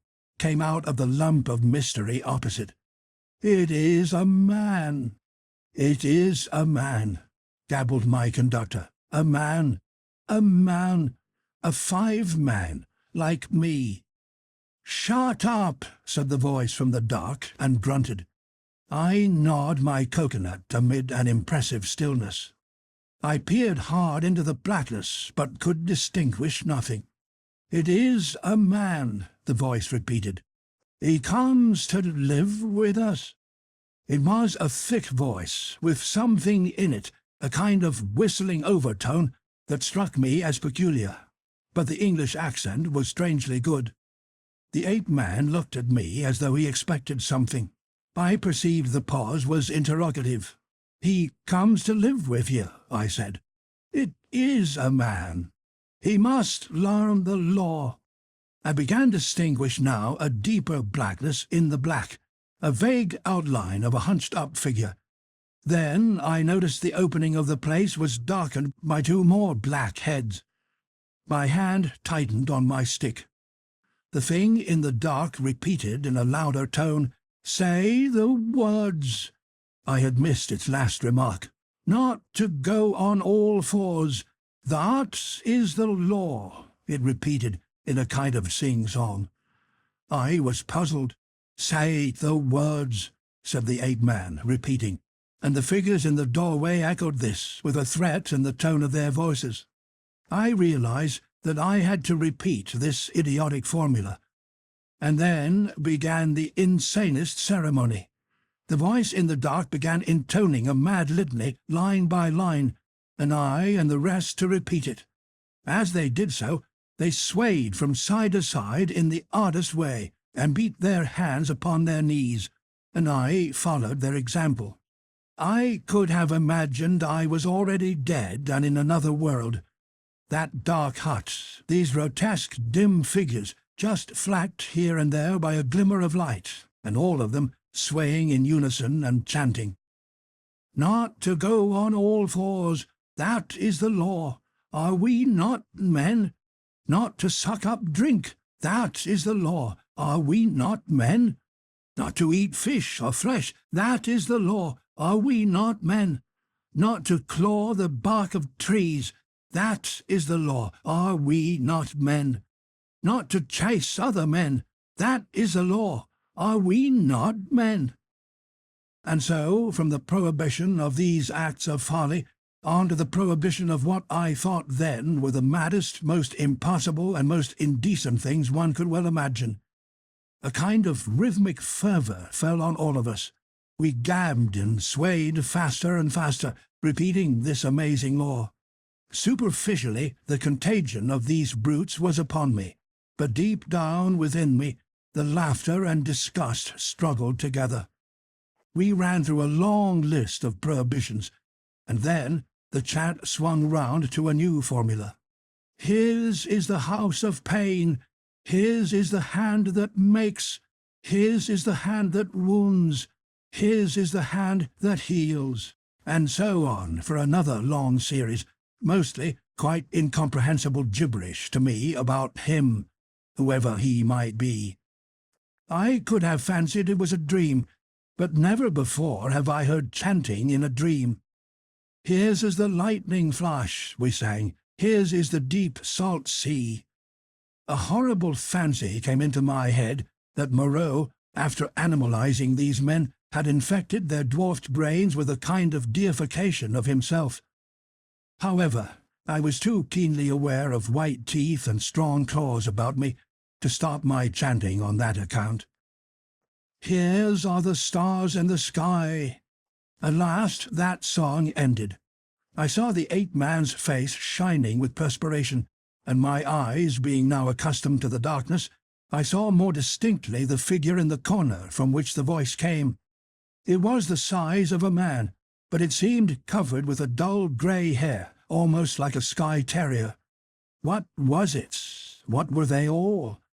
Imagine yourself surrounded by all the most horrible cripples and maniacs it is possible to conceive, and you may understand a little of my feelings with these grotesque caricatures of humanity about me.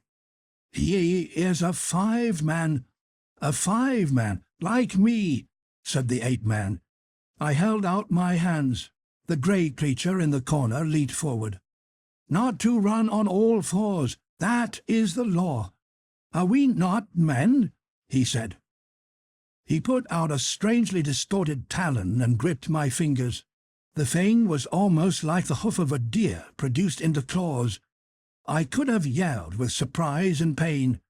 His face came forward and peered at my nails, came forward into the lights of the opening of the hut, and I saw with a quivering disgust that it was like the face of neither man nor beast, but a mere shock of grey hair, with three shadowy overarchings to mark the eyes and mouth. "He has little nails," said this grisly creature in his hairy beard. "It is well." He threw my hand down, and instinctively I gripped my stick. "Eat roots and herbs. It is his will," said the ape-man. "I am the sayer of the law," said the grey figure. "Here come all that be new to learn the law.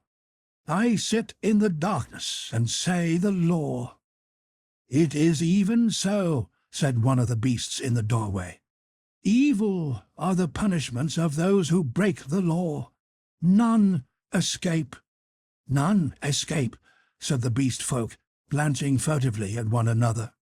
"None," said the ape-man. "None escape. See, I did a little thing, a wrong thing once.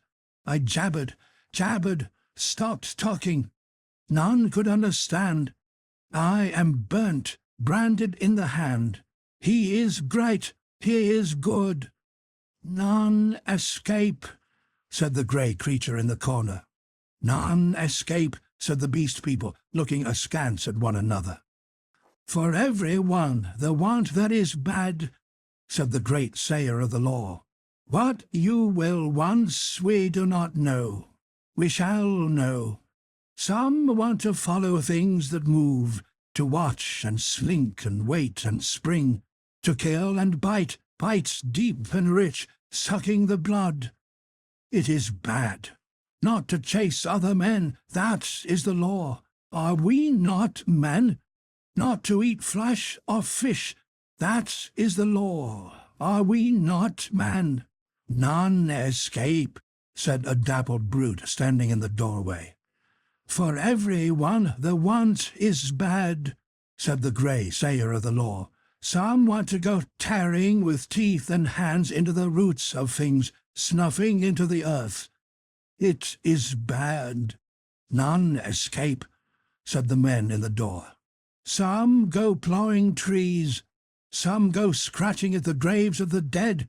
Some go fighting with foreheads or feet or claws. Some bite suddenly, none giving occasion. Some love uncleanness." "None escape," said the ape-man, scratching his calf.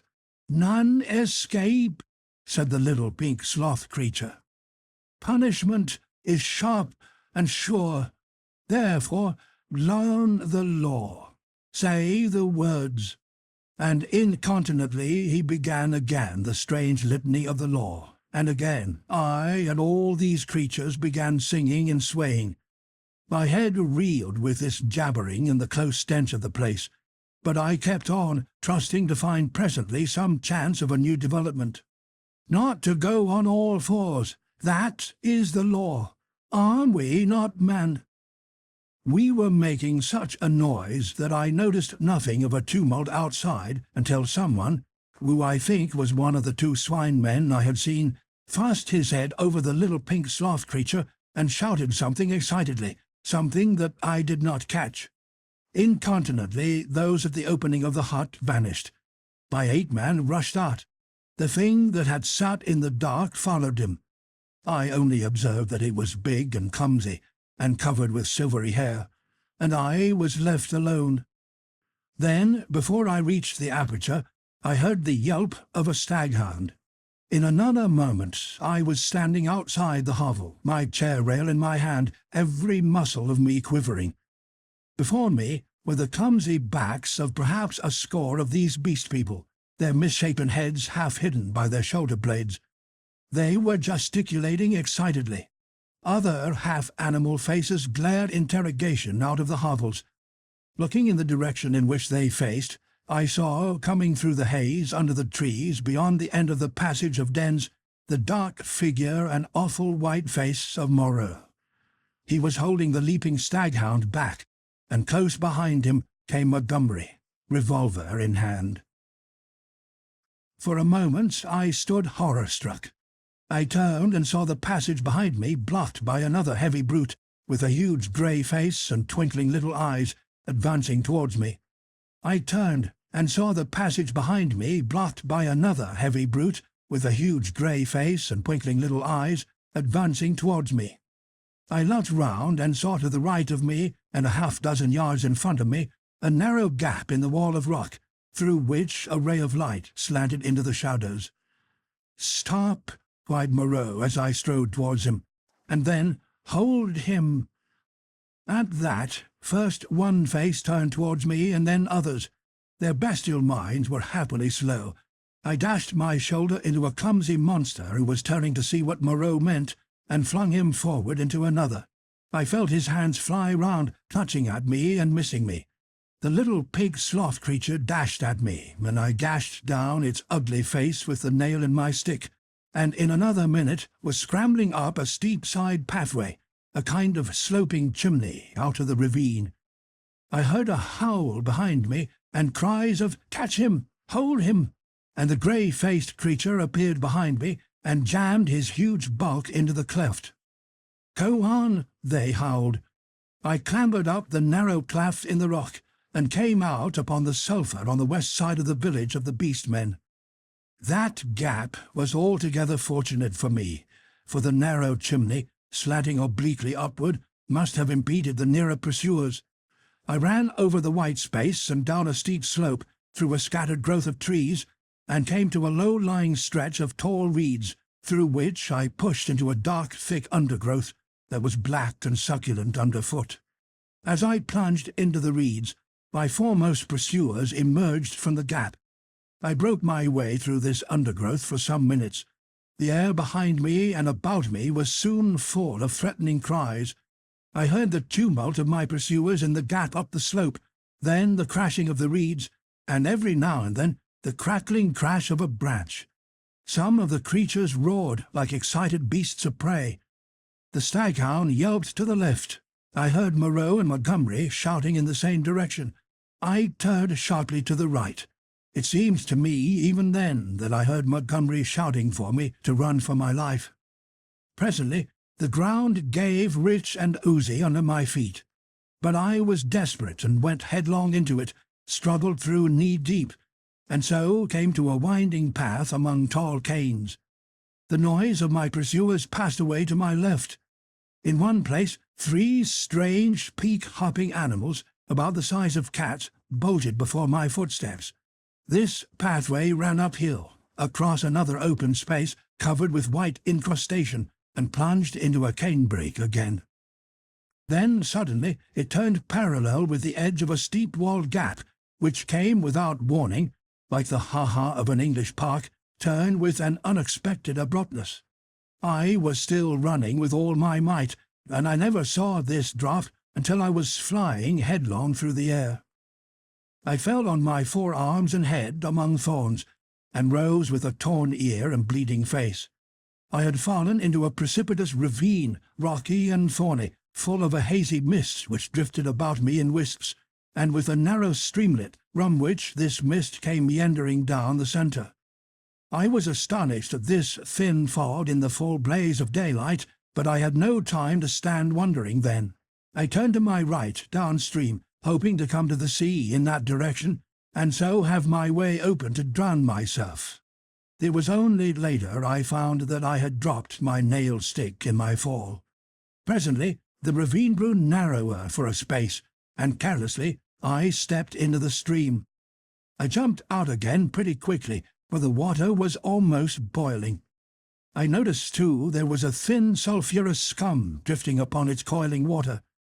Almost immediately came a turn in the ravine and the indistinct blue horizon. The nearer sea was flashing the sun from a myriad facets. I saw my death before me, but I was hot and panting, with the warm blood oozing out on my face and running pleasantly through my veins. I felt more than a touch of exultation, too, at having distanced my pursuers. It was not in me then to go out and drown myself yet. I stared back the way I had come. I listened. Save for the hum of the gnats and the chirp of some small insects that hopped among the thorns, the air was absolutely still. Then came the yelp of a dog, very faint, and a chattering and gibbering, the snap of a whip, and voices. They grew louder, then fainter again. The noise receded up the stream and faded away. For a while the chase was over, but I knew now how much hope of help for me lay in the beast people.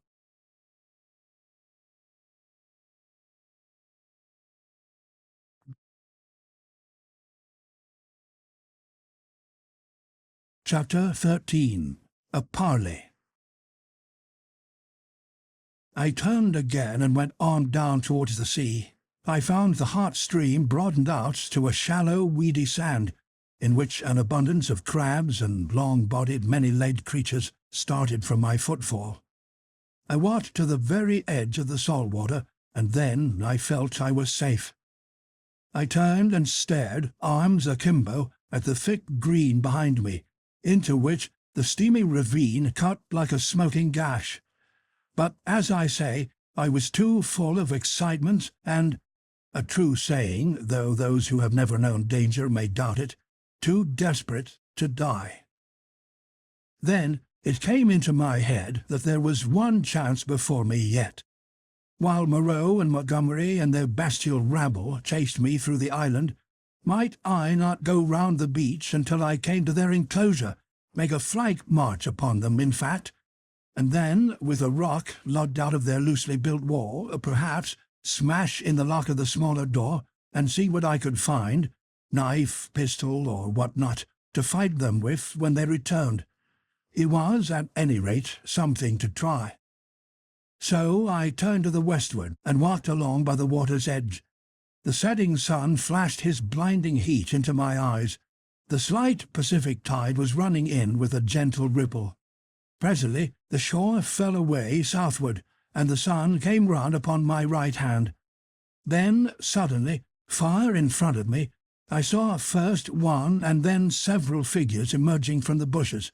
Moreau with his grey staghound, then Montgomery, and two others. At that I stopped. They saw me and began gesticulating and advancing. I stood watching them approach. The two beast men came running forward to cut me off from the undergrowth, inland. Montgomery came, running also, but straight towards me. Moreau followed slower with his dog. At last I roused myself from my inaction, and turning seaward, walked straight into the water. The water was very shallow at first. I was 30 yards out before the waves reached my waist. Dimly I could see the intertidal creatures darting away from my feet. "What are you doing, man?" cried Montgomery. I turned, standing waist-deep, and stared at them. Montgomery stood panting at the margin of the water. His face was bright red with exertion, his long flaxen hair blown about his head, and his dropping nether lip showed his irregular teeth. Moreau was just coming up, his face pale and firm, and the dog at his hand barked at me. Both men had heavy whips. Farther up the beach stared the beast men. "What am I doing? I'm going to drown myself," said I. Montgomery and Moreau looked at each other. "Why?" asked Moreau. "Because that is better than being tortured by you." "I told you so," said Montgomery, and Moreau said something in a low tone. "What makes you think I shall torture you?" asked Moreau. "What I saw," I said, "and those yonder." "Hush," said Moreau, and held up his hand. "I will not," said I. "They were men. What are they now? I, at least, will not be like them." I looked past my interlocutors. Up the beach were Emling, Montgomery's attendant, and one of the white-swathed brutes from the boat. Farther up, in the shadow of the trees, I saw my little ape-man, and behind him some other dim figures. "Who are these creatures?" said I, pointing to them and raising my voice more and more that it might reach them. "They were men like yourselves, whom you have infected with some bestial taint, men whom you have enslaved and whom you still fear." "You who listen," I cried, pointing now to Moreau and shouting past him to the beast men. "You who listen, do you not see these men still fear you, go in dread of you? Why then do you fear them? You are many." "For God's sake," cried Montgomery, "stop that, Prendick." "Prendick," cried Moreau. They both shouted together as if to drown my voice, and behind them lowered the staring faces of the beast men, wondering, their deformed hands hanging down, their shoulders hunched up. They seemed, as I fancied, to be trying to understand me, to remember, I thought, something of their human past. I went on shouting. I scarcely remember what. That Moreau and Montgomery could be killed, that they were not to be feared. That was the burden of what I put into the heads of the beast people. I saw the green-eyed man in the dark rags, who had met me on the evening of my arrival, come out from among the trees, and others followed him, to hear me better. At last, for want of breath, I paused. "Listen to me for a moment," said the steady voice of Moreau, "and then say what you will." "Well?" said I. He coughed, thought, then shouted, "Latin, Prendick. Bad Latin, schoolboy Latin, but try and understand. He non sunt homines, sunt animalia, qui nos habemus vivisected. A humanizing process. I will explain. Come ashore." I laughed. "A pretty story," said I. "They talk, build houses, they worm end. It's likely I'll come ashore. The water just beyond where you stand is deep and full of sharks." "That's my way," said I, "short and sharp, presently." "Wait a minute." He took something out of his pocket that flashed back the sun, and dropped the object at his feet. "That's a loaded revolver," said he. "Montgomery here will do the same. Now, we are going up the beach until you are satisfied the distance is safe. Then come and take the revolvers." "Not I. You have a third between you. I want you to think over things, Prendick. In the first place, I never asked you to come upon this island. If we vivisected men, we should import men, not beasts. In the next, we had you drugged last night, had we wanted to work you any mischief. And in the next, now your first panic is over and you can think a little, is Montgomery here quite up to the character you give him?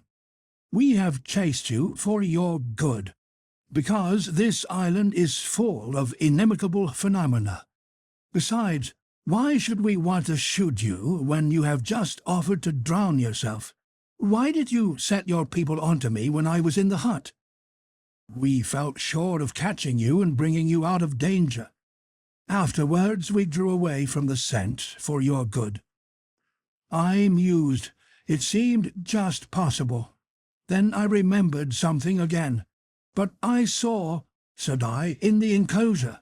That was a puma." "Look here, Prendick," said Montgomery, "you're a silly ass. Come out of the water and take these revolvers and talk. We can't do anything more than we could do now. I will confess that then, and indeed always, I distrusted and dreaded Moreau. But Montgomery was a man I felt I understood." "Go up the beach," said I, after thinking, and added, holding your hands up. "Can't do that," said Montgomery, with an explanatory nod over his shoulder. "Undignified." "Go up to the trees, then," said I, "as you please."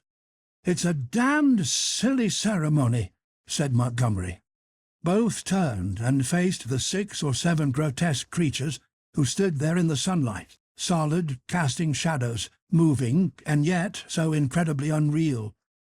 Montgomery cracked his whip at them, and forthwith they all turned and fled helter-skelter into the trees. And when Montgomery and Moreau were at a distance I judged sufficient, I waded ashore and picked up and examined the revolvers. To satisfy myself against the subtlest trickery, I discharged one at a round lump of lava, and had the satisfaction of seeing the stone pulverized and the beach splashed with lead. Still, I hesitated for a moment. "I'll take the risk," said I, at last, and with the revolver in each hand, I walked up the beach towards them. "That's better," said Moreau, without affectation. "As it is, you have wasted the best part of my day with your confounded imagination." And, with a touch of contempt which humiliated me, He and Montgomery turned and went on in silence before me. The knot of beast-men, still wondering, stood back among the trees. I passed them as serenely as possible. One started to follow me, but retreated again when Montgomery cracked his whip. The rest stood silent, watching. They may once have been animals, but I never before saw an animal trying to think. Chapter 14. Dr. Moreau Explains. "And now, Prendick, I will explain," said Dr. Moreau, so soon as we had eaten and drunk. "I must confess that you are the most dictatorial guest I ever entertained. I warn you that this is the last I shall do to oblige you. The next thing you threaten to commit suicide about, I shan't do, even at some personal inconvenience." He sat in my deck-chair, a cigar half consumed in his white, dexterous-looking fingers. The light of the swinging lamp fell on his white hair. He stared through the little window out at the starlight. I sat as far away from him as possible, the table between us, and the revolvers to hand. Montgomery was not present. I did not care to be with the two of them in such a little room. "You admit that the vivisected human being, as you called it, is, after all, only a puma?" said Moreau. He had made me visit that horror in the inner room to assure myself of its inhumanity. "It is the puma," I said, "still alive, but so cut and mutilated as I pray I may never see living flesh again. Of all vile—" "Never mind that," said Moreau. "At least, spare me those youthful horrors. Montgomery used to be just the same. You admit that it is the puma. Now be quiet while I reel off my physiological lecture." And forthwith, beginning in the tone of a man supremely bored, but presently warming a little, he explained his work to me. He was very simple and convincing. Now and then there was a touch of sarcasm in his voice. Presently I found myself hot with shame at our mutual positions. The creatures I had seen were not men, had never been men. They were animals, humanized animals, triumphs of vivisection. "You forget all that a skilled vivisector can do with living things," said Moreau. "For my own part, I'm puzzled why the things I have done here have not been done before. Small efforts, of course, have been made. Amputation, tongue-cutting, excisions. Of course, you know a squint may be induced or cured by surgery. Then, in the course of excisions, you have all kinds of secondary changes, pigmentary disturbances, modifications of the passions, alterations in the secretion of fatty tissue. I have no doubt you have heard of these things." "Of course," said I. "But these foul creatures of yours—" "All in good time," said he, waving his hand at me. "I am only beginning. Those are trivial cases of alteration. Surgery can do better things than that. There is building up as well as breaking down and changing. You have heard, perhaps, of a common surgical operation resorted to in cases where the nose has been destroyed. A flap of skin is cut from the forehead, turned down on the nose, and heals in the new position. This is a kind of grafting in a new position of part of an animal upon itself. Grafting of freshly obtained material from another animal is also possible. The case of teeth, for example. The grafting of skin and bone is done to facilitate healing. The surgeon places in the middle of the wound pieces of skin snipped from another animal, or fragments of bone from a victim freshly killed. Hunter's cockspur, possibly you have heard of that, flourished on the bull's neck, and the rhinoceros rats of the Algerian zouaves are also to be thought of. Monsters manufactured by transferring a slip from the tail of an ordinary rat to its snout, and allowing it to heal in that position. "Monsters manufactured?" said I. "Then you mean to tell me—" "Yes, These creatures you have seen are animals, carven and wrought into new shapes. To the study of the plasticity of living forms, my life has been devoted. I have studied for years, gaining in knowledge as I go. I see you look horrified, and yet I am telling you nothing new. It all lay in the surface of practical anatomy years ago, but no one had the temerity to touch it. It is not simply the outward form of an animal which I can change. The physiology, the chemical rhythm of the creature may also be made to undergo an enduring modification, of which vaccination and other methods of inoculation with living or dead matter are examples that will, no doubt, be familiar to you. A similar operation is the transfusion of blood, with which subject, indeed, I began. These are all familiar cases.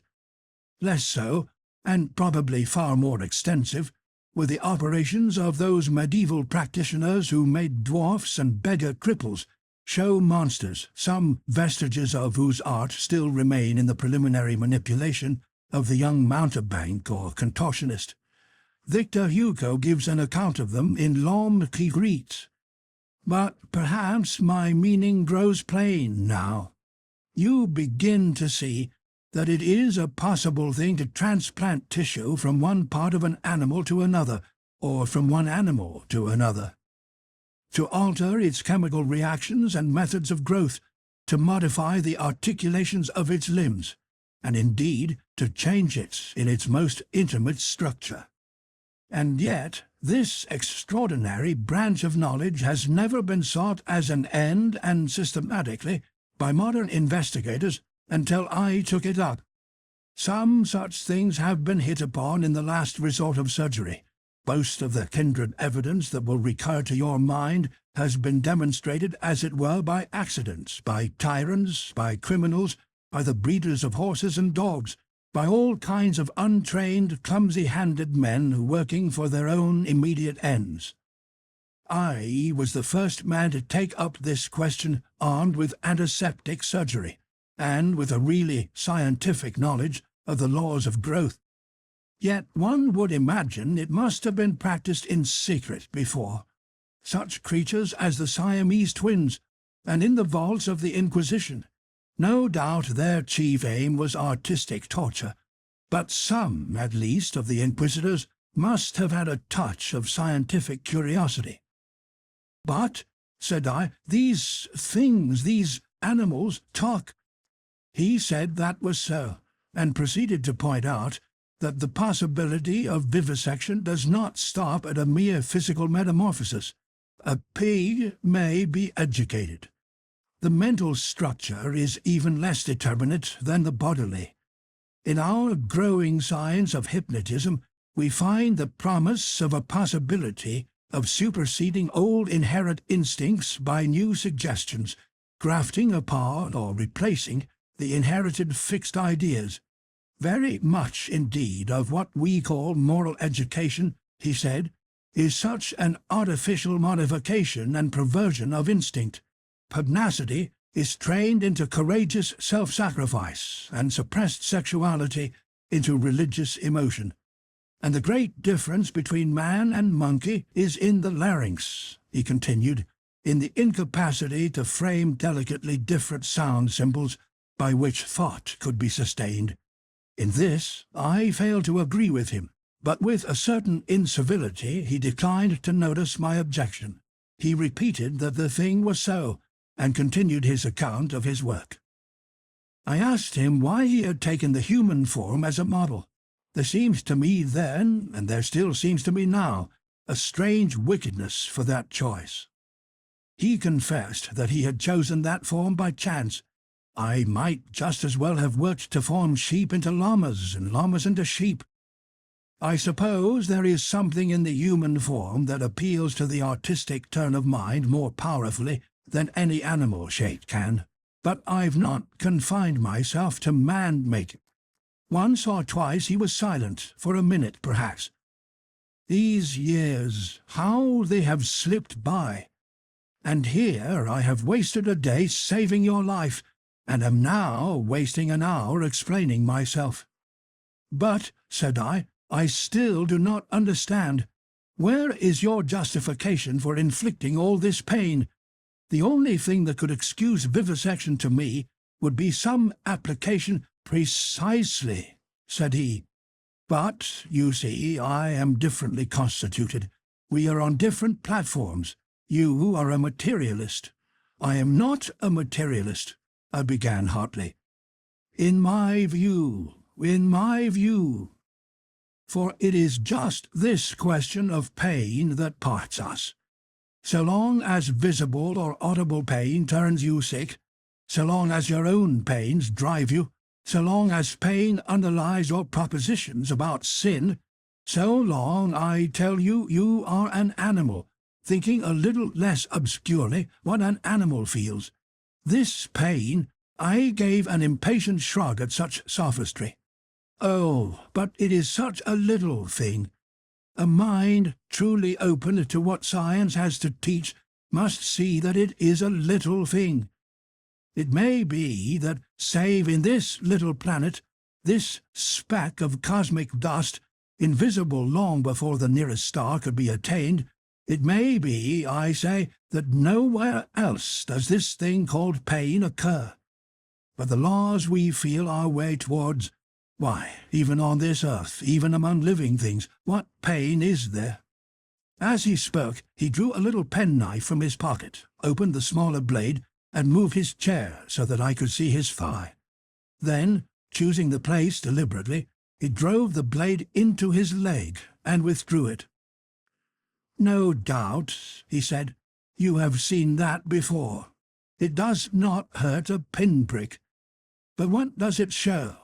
The capacity for pain is not needed in the muzzle, and it is not placed there, is but little needed in the skin, and only here and there over the thigh is a spot capable of feeling pain. Pain is simply our intrinsic medical adviser to warn us and stimulate us. Not all living flesh is painful, nor is all nerve, not even our sensory nerve.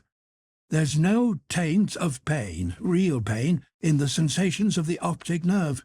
If you wound the optic nerve, you merely see flashes of light, just as disease of the auditory nerve merely means a humming in our ears. Plants do not feel pain, nor the lower animals. It's possible that such animals as the starfish and crayfish do not feel pain at all. Then, with men, the more intelligent they become, the more intelligently they will see after their own welfare, and the less they will need the goad to keep them out of danger. I never yet heard of a useless thing that was not ground out of existence by evolution sooner or later. The dew and pain gets needless. Then I am a religious man, Prendick, as every sane man must be.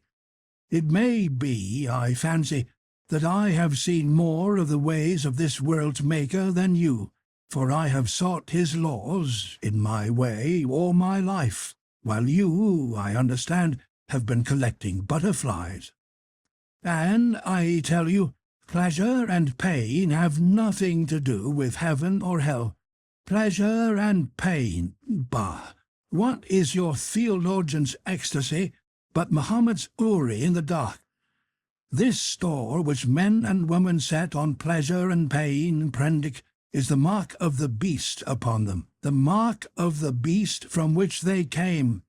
Pain and pleasure, they are for us only so long as we wriggle in the dust.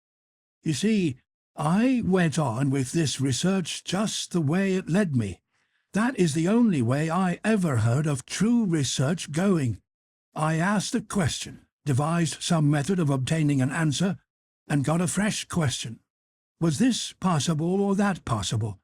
You cannot imagine what this means to an investigator, what an intellectual passion grows upon him. You cannot imagine the strange, colourless delight of these intellectual desires. The thing before you is no longer an animal, a fellow creature, but a problem. Sympathetic pain, all I know of it, I remember as a thing I used to suffer from years ago. I wanted, it was the one thing I wanted, to find out the extreme limit of plasticity in a living shape. But, said I, the thing is an abomination. To this day I have never troubled about the ethics of the matter, he continued. The study of nature makes a man at last as remorseless as nature. I have gone on, not eating anything but the question I was pursuing, and the material has dripped into the huts yonder. It is nearly 11 years since we came here, I and Montgomery and 6 Kanakas. I remember the green stillness of the island and the empty ocean about us as though it was yesterday. The place seemed waiting for me. The stores were landed and the house was built. The Kanakas founded some huts near the ravine. I went to work here upon what I had brought with me. There were some disagreeable things happened at first. I began with a sheep and killed it after a day and a half by a slip of the scalpel. I took another sheep and made a thing of pain and fear and left it bound out to heal. It looked quite human to me when I had finished it, but when I went to it I was discontented with it. It remembered me and was terrified beyond imagination, and it had no more than the wits of a sheep. The more I looked at it, the clumsier it seemed, until at last I put the monster out of its misery. These animals without courage, these fear-haunted, pain-driven things without a spark of pugnacious energy to face torment, they are no good for man-making. Then I took a gorilla I had, and upon that, working with infinite care and mastering difficulty after difficulty, I made my first man. All the week, night and day, I moulded him. With him, it was chiefly the brain that needed moulding. Much had to be added, much changed. I thought him a fair specimen of the negroid type when I had finished him, and he lay bandaged, bowed, and motionless before me. It was only when his life was assured that I left him and came into this room again, and found Montgomery much as you are. He had heard some of the cries as the thing grew human, cries like those that disturbed you so. I didn't take him into my confidence at first, and the Kanakas, too, had realized something of it. They were scared out of their wits by the sight of me. I got Montgomery over to me, in a way, but I and he had the hardest job to prevent the Kanakas deserting. Finally, they did, and so we lost the yacht. I spent many days educating the brute. Altogether I had him for 3 or 4 months. I taught him the rudiments of English, gave him ideas of counting, even made the thing read the alphabet. But at that he was slow, though I've met with idiots slower. He began with a clean sheet mentally, had no memories left in his mind of what he had been. When his scars were quite healed, and he was no longer anything but painful and stiff, and able to converse a little, I took him yonder and introduced him to the Kanakas as an interesting stowaway. They were horribly afraid of him at first, somehow, which offended me rather, for I was conceited about him. But his ways seemed so mild, and he was so abject, that after a time they received him and took his education in hand. He was quick to learn, very imitative and adaptive, and built himself a hovel rather better, it seemed to me, than their own shanties.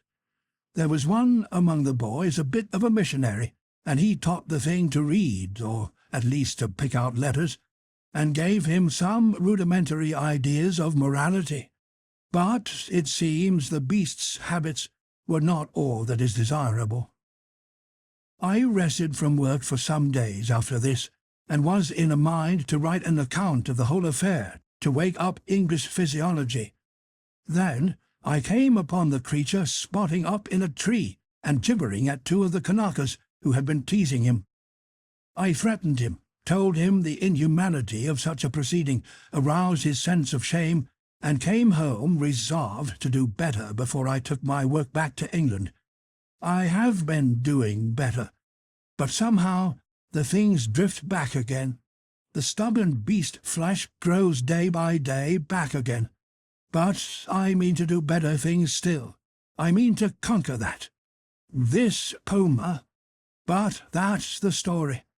All the Kanaka boys are dead now. One fell overboard of the launch, and one died of a wounded heel that he poisoned in some way with plant juice. 3 went away in the yacht, and I suppose, and hope, were drowned. The other one was killed. Well, I have replaced them. Montgomery went on much as you are disposed to do at first, and then— "What became of the other one?" said I, sharply. "The other Kanaka who was killed?" "The fact is, after I had made a number of human creatures, I made a thing." He hesitated. "Yes," said I. "It was killed." "I don't understand," said I. "Do you mean to say it killed the Kanakas? It killed several other things that it caught. We chased it for a couple of days. It only got loose by accident, never meant it to get away. It wasn't finished. It was purely an experiment. It was a limbless thing with a horrible face that writhed along the ground in a serpentine fashion. It was immensely strong, and in infuriating pain. It lurked in the woods for some days until we hunted it, and then it wriggled into the northern part of the island, and we divided the party to close in upon it. But Montgomery insisted upon coming with me. The man had a rifle, and when his body was found, one of the barrels was curved into the shape of an ass and very nearly bitten through. Montgomery shot the thing. After that, I stuck to the ideal of humanity, except for little things. He became silent. I sat in silence, watching his face. So, for 20 years altogether, counting 9 years in England, I have been going on, and there is still something in everything I do that defeats me, makes me dissatisfied, challenges me to further effort. Sometimes I rise above my level, sometimes I fall below it, but always I fall short of the things I dream. The human shape I can get now almost with ease, so that it is lithe and graceful, or thick and strong. But often there is trouble with the hands and the claws, painful things that I dare not chafe too freely. But it is in the subtle grafting and reshaping one must needs do to the brain that my trouble lies. The intelligence is often oddly low, with unaccountable blank ends, unexpected gaps. And least satisfactory of all is something that I cannot touch somewhere. I cannot determine wherein the seat of the emotions.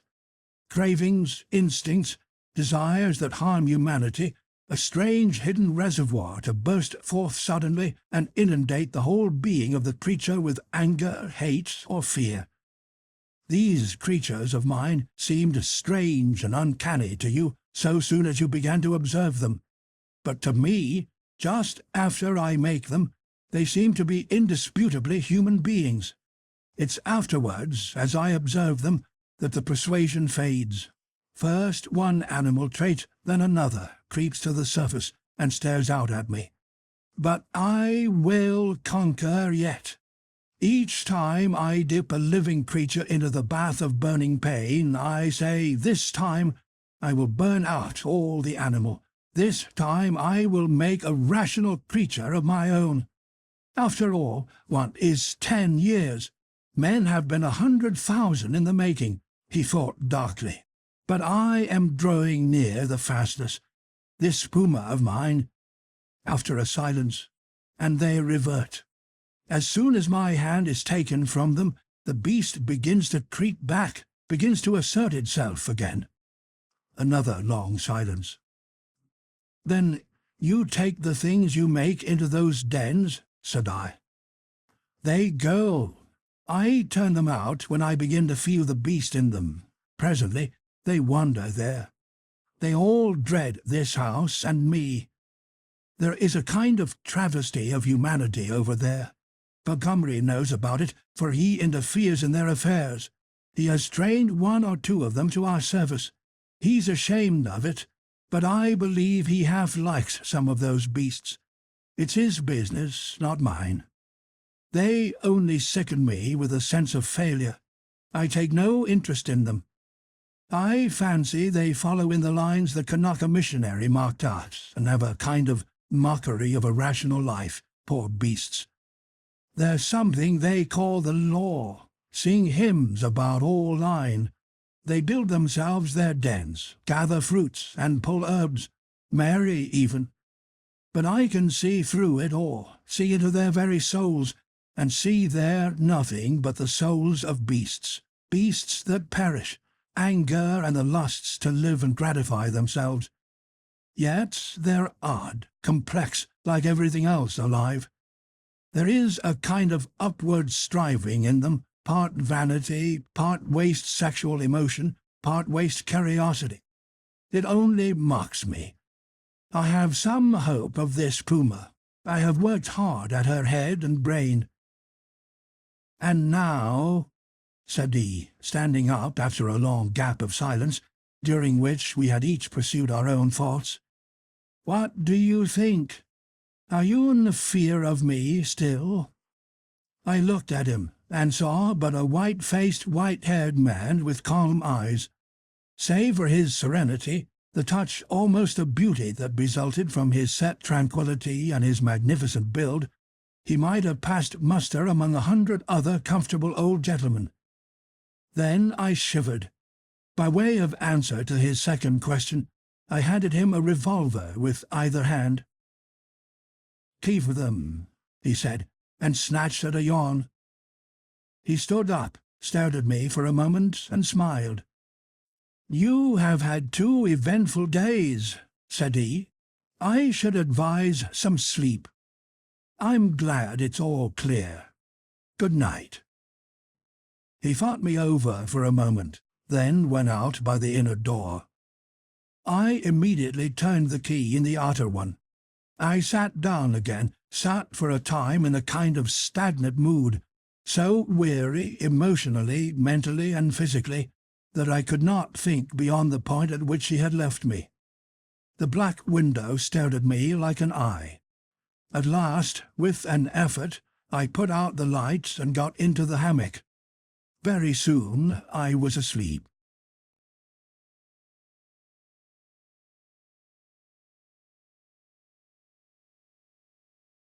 Chapter 15. Concerning the Beast Folk. I woke early.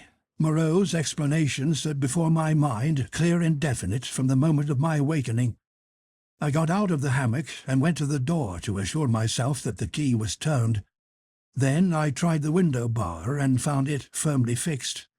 That these man-like creatures were in truth only bestial monsters, mere grotesque travesties of men, filled me with a vague uncertainty of their possibilities which was far worse than any definite fear. A tapping came at the door, and I heard the glutinous accents of Emling speaking. I pocketed one of the revolvers, keeping one hand upon it, and opened to him. "The morning, sir," he said, bringing in addition to the customary herb breakfast, an ill-cooked rabbit. Montgomery followed him. His roving eye caught the position of my arm, and he smiled askew. The puma was resting to heal that day, but Moreau, who was singularly solitary in his habits, did not join us. I talked with Montgomery to clear my ideas of the way in which the beast folk lived. In particular, I was urgent to know how these inhuman monsters were kept from falling upon Moreau and Montgomery, and from rending one another. He explained to me that the comparative safety of Moreau and himself was due to the limited mental scope of these monsters. In spite of their increased intelligence and the tendency of their animal instincts to reawaken, they had certain fixed ideas implanted by Moreau in their minds, which absolutely bounded their imaginations. They were really hypnotized, had been told that certain things were impossible, and that certain things were not to be done, and these prohibitions were woven into the texture of their minds beyond any possibility of disobedience or dispute. Certain matters, however, in which old instinct was at war with Moreau's convenience, were in a less stable condition. A series of propositions, called the law, I had already heard them recited, battled in their minds with the deep-seated, ever-rebellious cravings of their animal natures. This law they were ever repeating, I found, and ever breaking. Both Montgomery and Moreau displayed particular solicitude to keep them ignorant of the taste of blood. They feared the inevitable suggestions of that flavour. Montgomery told me that the law, especially among the feline beast people, became oddly weakened about nightfall, that then the animal was at its strongest, that a spirit of adventure sprang up in them at the dusk, when they would dare things they never seemed to dream about by day. To that I owed my stalking by the leopard man on the night of my arrival. But during these earlier days of my stay they broke the law only furtively and after dark.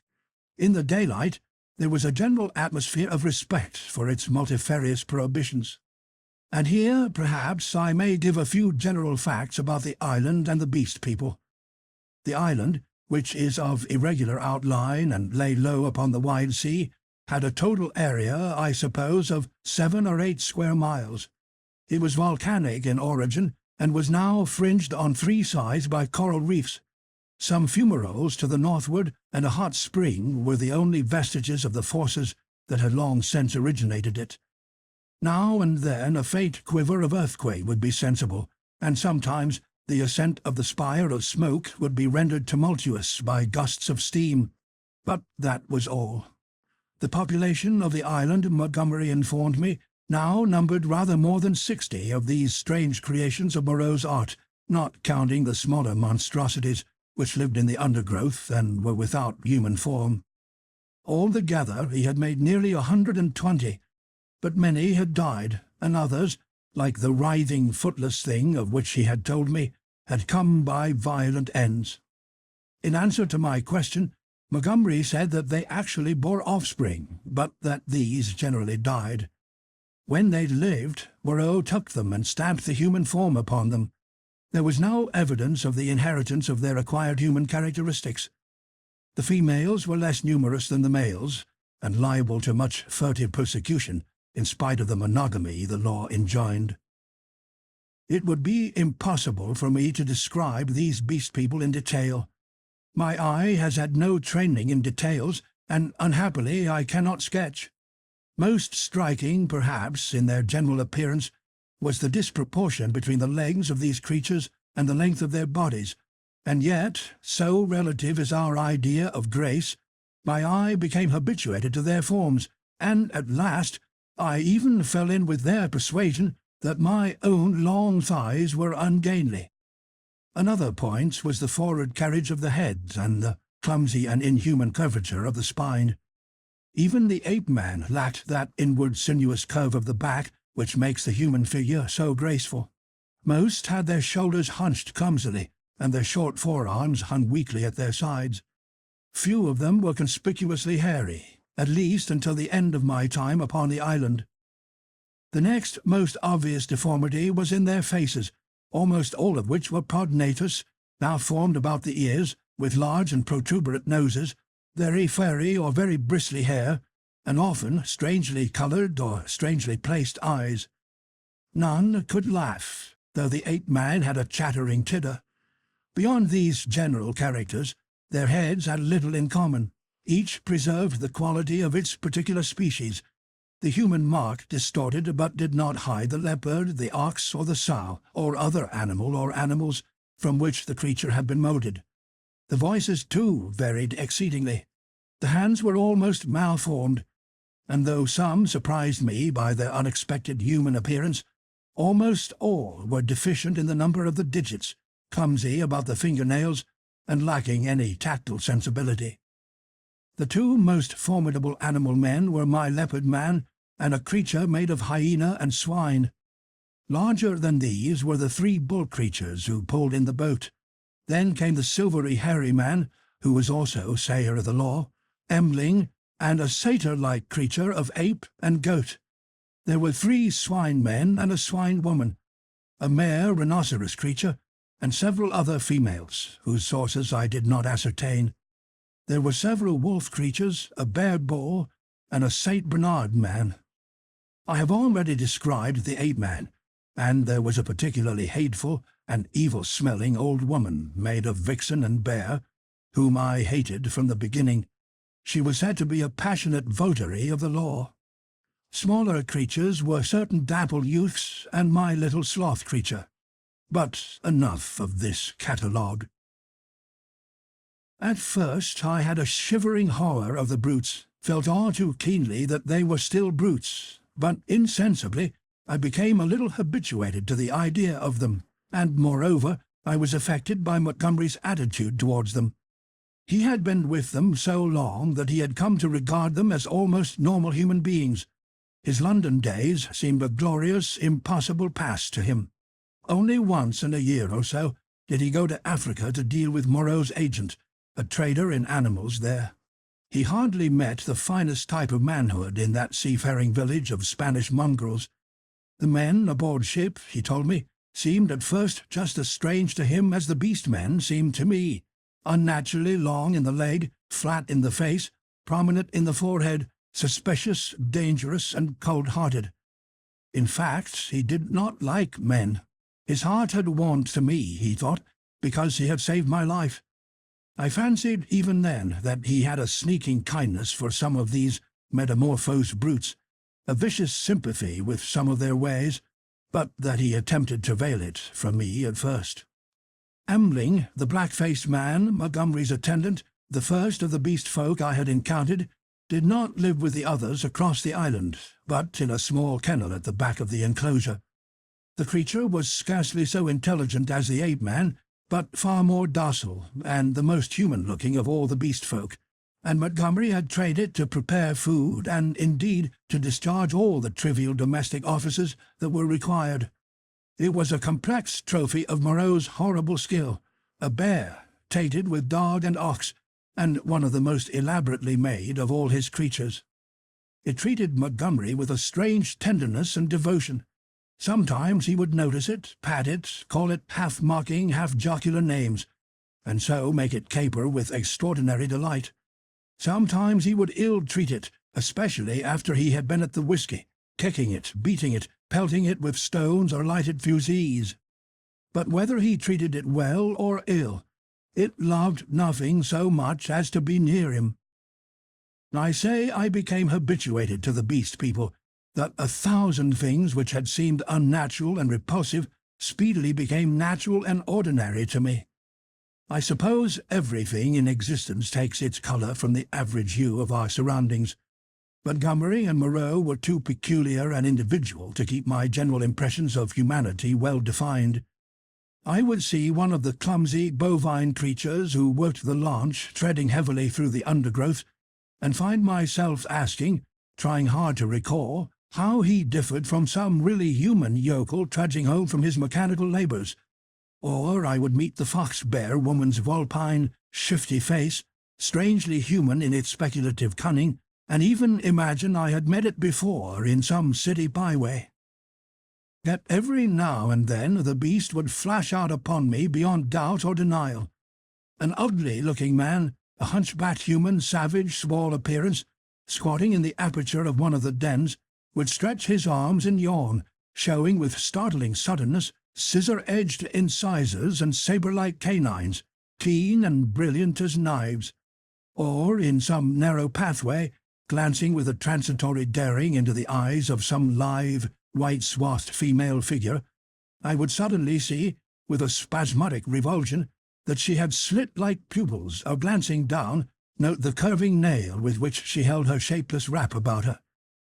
It is a curious thing, by the by, for which I am quite unable to account, that these weird creatures, the females, I mean, had in the earlier days of my stay an instinctive sense of their own repulsive clumsiness, and displayed, in consequence, a more than human regard for the decency and decorum of extensive costume.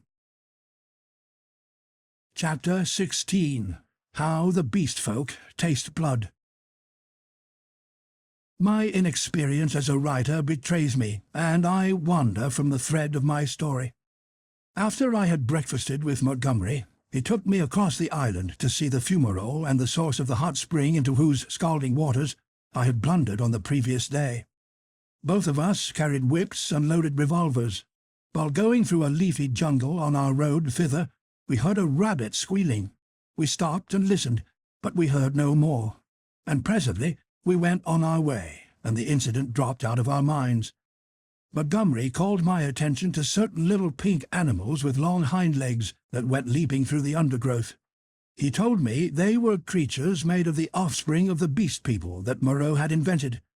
He had fancied they might serve for meat, but a rabbit-like habit of devouring their young had defeated this intention.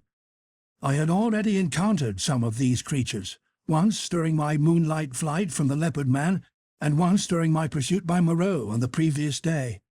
By chance, one, hopping to avoid us, leapt into the hole caused by the uprooting of a wind-blown tree. Before it could extricate itself, we managed to catch it.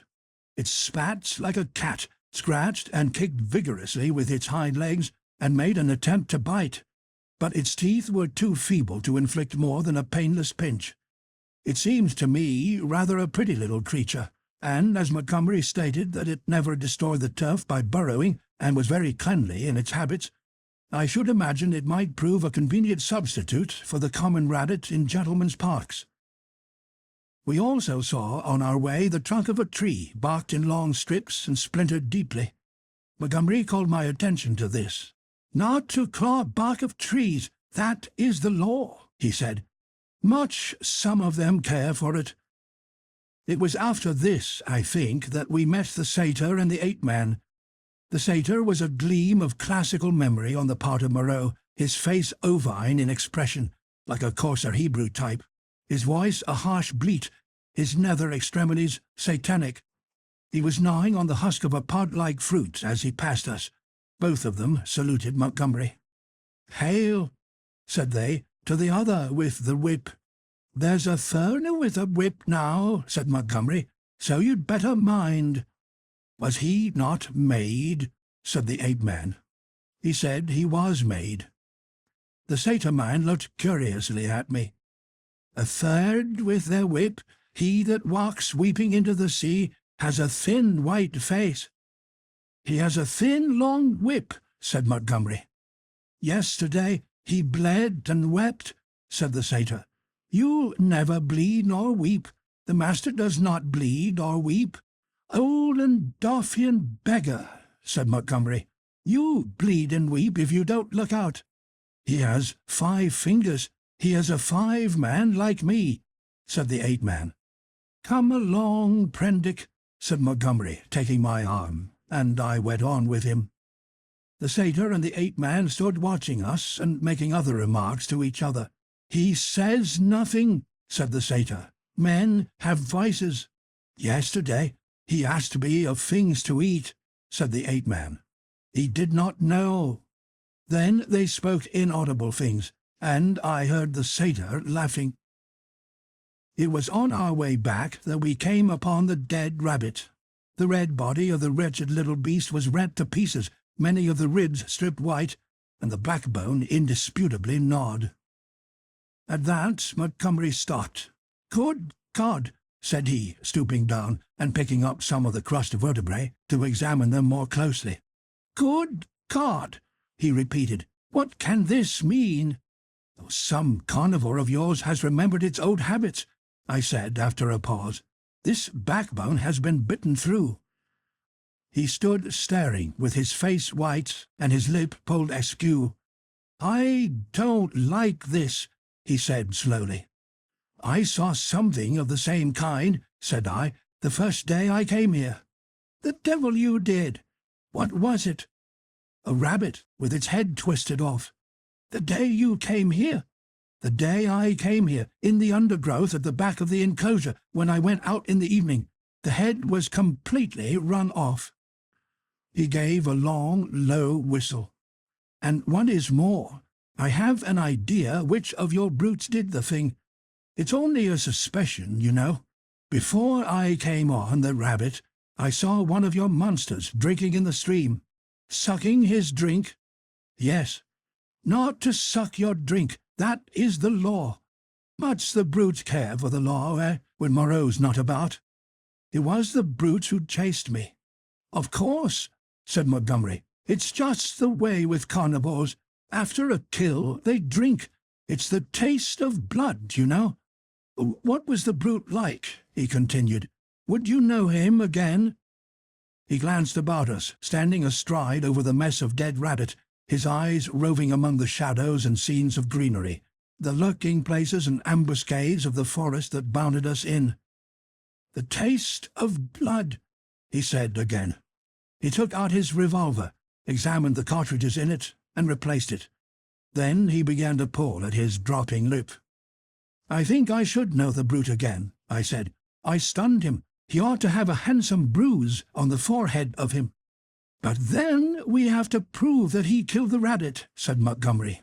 "I wish I'd never brought the things here." I should have gone on, but he stayed there thinking over the mangled rabbit in a puzzle-headed way. As it was, I went to such a distance that the rabbit's remains were hidden. "Come on," I said. Presently he woke up and came towards me.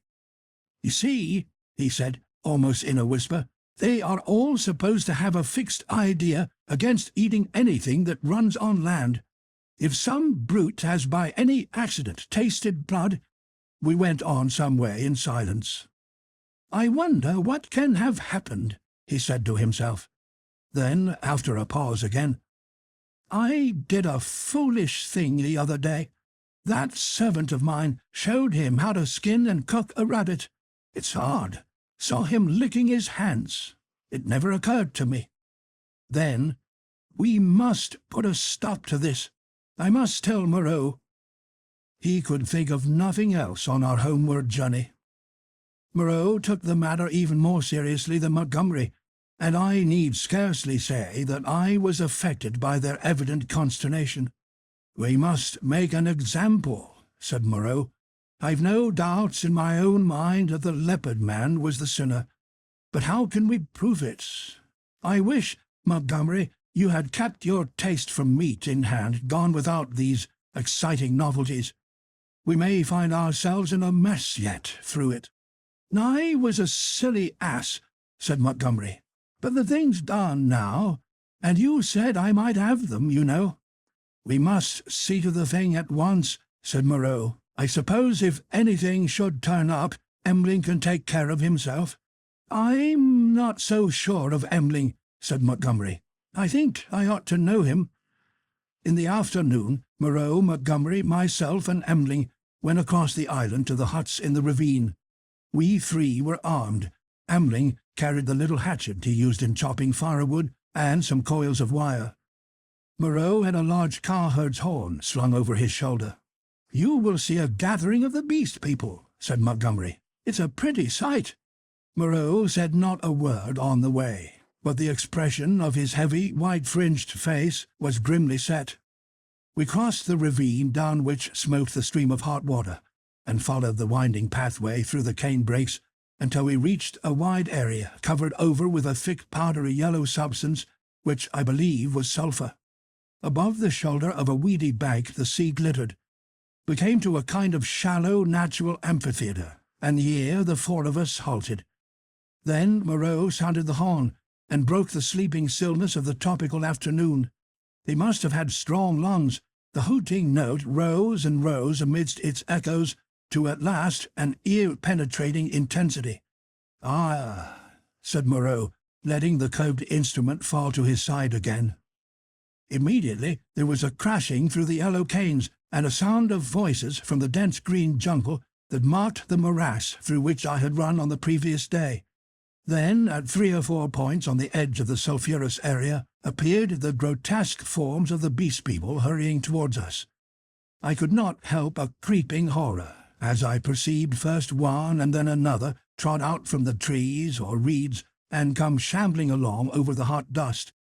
But Moreau and Montgomery stood calmly enough, and perforce I stuck beside them. First to arrive was the satyr, strangely unreal for all that he cast a shadow and tossed the dust with his hoofs. After him, from the brake, came a monstrous lout, a thing of horse and rhinoceros, chewing a straw as it came. Then appeared the swine-woman and 2 wolf-women. Then the fox-bear witch, with her red eyes and her peaked red face. and then others, all hurrying eagerly. As they came forward, they began to cringe towards Moreau, and chant, quite regardless of one another, fragments of the latter half of the litany of the law. His is the hand that wounds, his is the hand that heals, and so forth. As soon as they had approached within a distance of perhaps 30 yards, they halted, and bowing on knees and elbows, began flinging the white dust upon their heads. Imagine the scene, if you can. We 3 blue-clad men, with our misshapen, black-faced attendant, standing in a wide expanse of sunlit yellow dust under the blazing blue sky, and surrounded by this circle of crouching and gesticulating monstrosities, some almost human, save in their subtle expression and gestures, some like cripples, some so strangely distorted as to resemble nothing but the denizens of our wildest dreams, and beyond, the reedy lines of a canebrake in one direction, a dense tangle of palm trees on the other, separating us from the ravine with the huts, and to the north, the hazy horizon of the Pacific Ocean. 62, 63, counted Moreau. There are 4 more. I do not see the leopard man, said I. Presently Moreau sounded the great horn again, and at the sound of it all the beast people writhed and grovelled in the dust. Then, slinking out of the canebrake, stooping near the ground and trying to join the dust-throwing circle behind Moreau's back, came the leopard man. The last of the beast people to arrive was the little ape-man. The earlier animals, hot and weary with their grovelling, shot vicious glances at him. "Cease," said Moreau in his firm, loud voice, and the beast people sat back upon their hams and rested from their worshipping. "Where is the sayer of the law?" said Moreau, and the hairy grey monster bowed his face in the dust. "Say the words," said Moreau.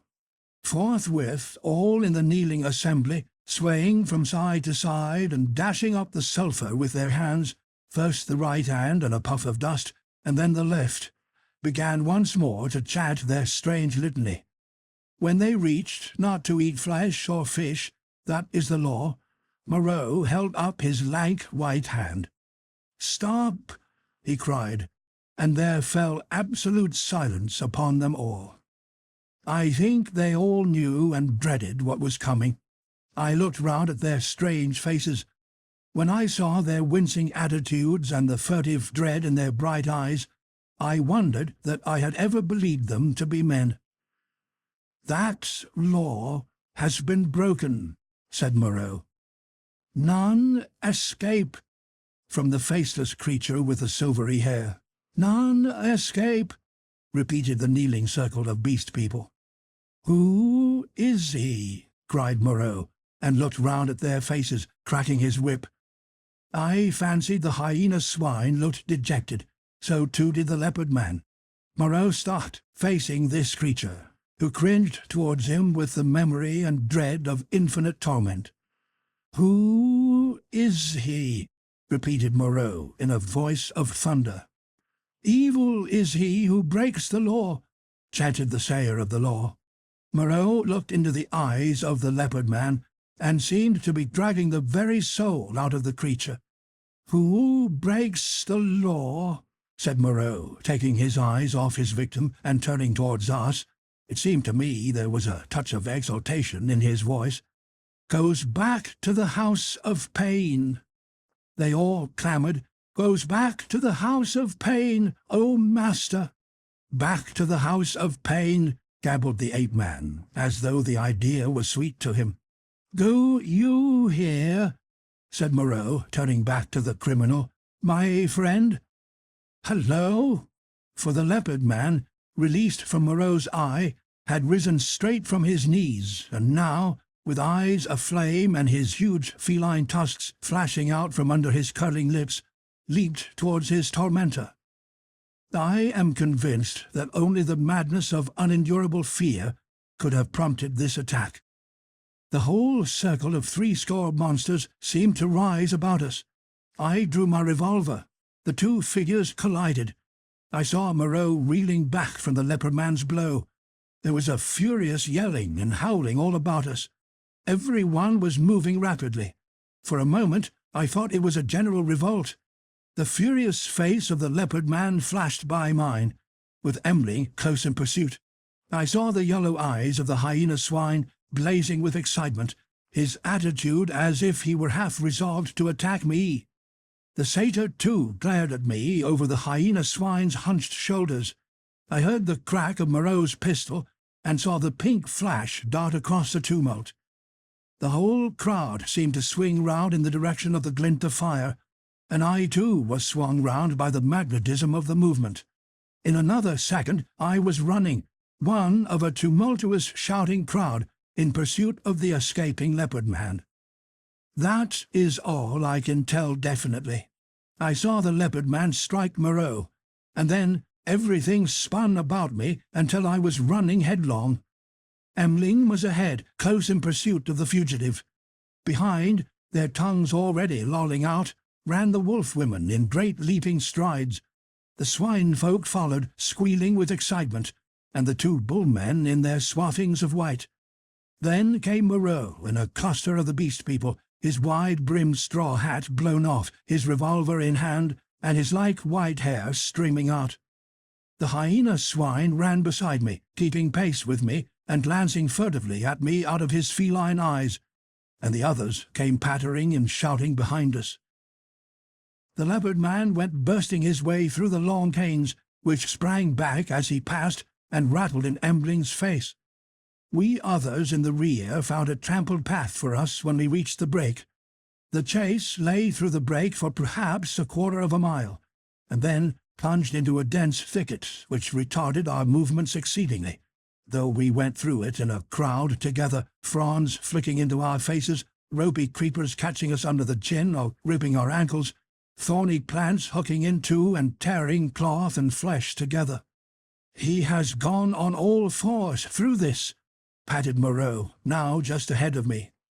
"None escape," said the wolf-bear, laughing into my face with the exultation of hunting. We burst out again among rocks and saw the quarry ahead running lightly on all fours and snarling at us over his shoulder. At that the wolf-folk howled with delight. The thing was still clothed, and at a distance its face still seemed human, but the carriage of its four limbs was feline, and the furtive droop of its shoulder was distinctly that of a hunted animal. It lapped over some thorny yellow-flowering bushes and was hidden. Emling was halfway across the space. Most of us now had lost the first speed of the chase and had fallen into a longer and steadier stride. I saw, as we traversed the open, that the pursuit was now spreading from a column into a line. The hyena swine still ran close to me, watching me as it ran, every now and then cockering its muzzle with a snarling laugh. At the edge of the rocks, the leopard man, realizing that he was making for the projecting cape upon which he had stalked me on the night of my arrival, had doubled in the undergrowth. But Montgomery had seen the maneuver and turned him again. So, panting, tumbling against rocks, torn by brambles, impeded by ferns and reeds, I helped to pursue the leopard man who had broken the law, and the hyena swine ran, laughing savagely, by my side. I staggered on, my head reeling and my heart beating against my ribs, tired almost to death, and yet not daring to lose sight of the chase lest I should be left alone with this horrible companion. I staggered on in spite of the infinite fatigue and the dense heats of the tropical afternoon. At last the fury of the hunt slackened. We had pinned the wretched brute into a corner of the island. Moreau, whip in hand, marshalled us all into an irregular line, and we advanced now slowly, shouting to one another as we advanced and tightening the cordon about our victim. He lurked noiseless and invisible in the bushes through which I had run from him during that midnight pursuit. "Steady!" cried Moreau. "Steady!" as the ends of the line crept round the tangle of undergrowth and hemmed the brute in. "Beware a rush!" came the voice of Montgomery from behind the thicket. I was on the slope above the bushes. Montgomery and Moreau beat along the beach beneath. Slowly we passed in among the fretted network of branches and leaves. The quarry was silent. "Back to the house of pain, the house of pain, the house of pain," yelped the voice of the ape-man some 20 yards to the right. When I heard that, I forgave the poor wretch all the fear he had inspired in me. I heard the twigs snap and the boughs swish aside before the heavy tread of the horse rhinoceros upon my right. Then, suddenly, through a polygon of green, in the half-darkness under the luxuriant growth, I saw the creature we were hunting. I halted. He was crouched together into the smallest possible compass, his luminous green eyes turned over his shoulder regarding me. It may seem a strange contradiction in me. I cannot explain the fact. But now, seeing the creature there in a perfectly animal attitude, with the light gleaming in its eyes and its imperfectly human face distorted with terror, I realized again the fact of its humanity. In another moment, other of its pursuers would see it, and it would be overpowered and captured, to experience once more the horrible tortures of the enclosure. Abruptly, I slipped out my revolver, aimed toward its terror-struck eyes, and fired. As I did so, the hyena swine saw the thing and flung itself upon it with an eager cry, thrusting thirsty teeth into its neck. All about me, the green masses of the thicket were swaying and cracking as the beast people came rushing together. One face, and then another, appeared. "Don't kill it, Prendick," called Moreau. "Don't kill it." And I saw him stooping as he pushed through under the fronds of the big ferns. In another moment he had beaten off the hyena swine with the handle of his whip, and he and Montgomery were keeping away the excited carnivorous beast people, and particularly Emmeline, from the still quivering body. The hair-grey fiend came sniffing at the corpse under my arm. The other animals, in their animal ardour, jostled me to get a nearer view. "Confound you, Prendick," said Moreau. "I wanted him." "I'm sorry," said I, though I was not. It was the impulse of the moment. I felt sick with exertion and excitement. Turning, I pushed my way out of the crowding beast people and went on alone up the slope towards the higher part of the headland.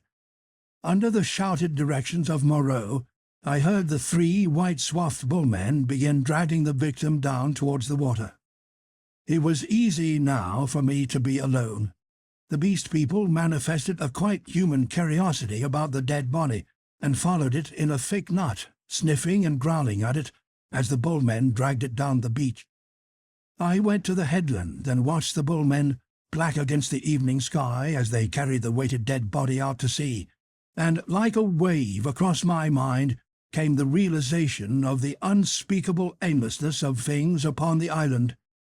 Upon the beach, among the rocks beneath me, were the ape-man, the hyena swine, and several other of the beast people, standing about Montgomery and Moreau. They were all still intensely excited, and all overflowing with noisy expressions of their loyalty to the law. Yet I felt an absolute assurance in my own mind that the hyena swine was implicated in the rabbit-killing. A strange persuasion came upon me that, save for the grossness of the line, the grotesqueness of the forms, I had here before me the whole balance of human life in miniature, the whole interplay of instinct, reason, and fate in its simplest form.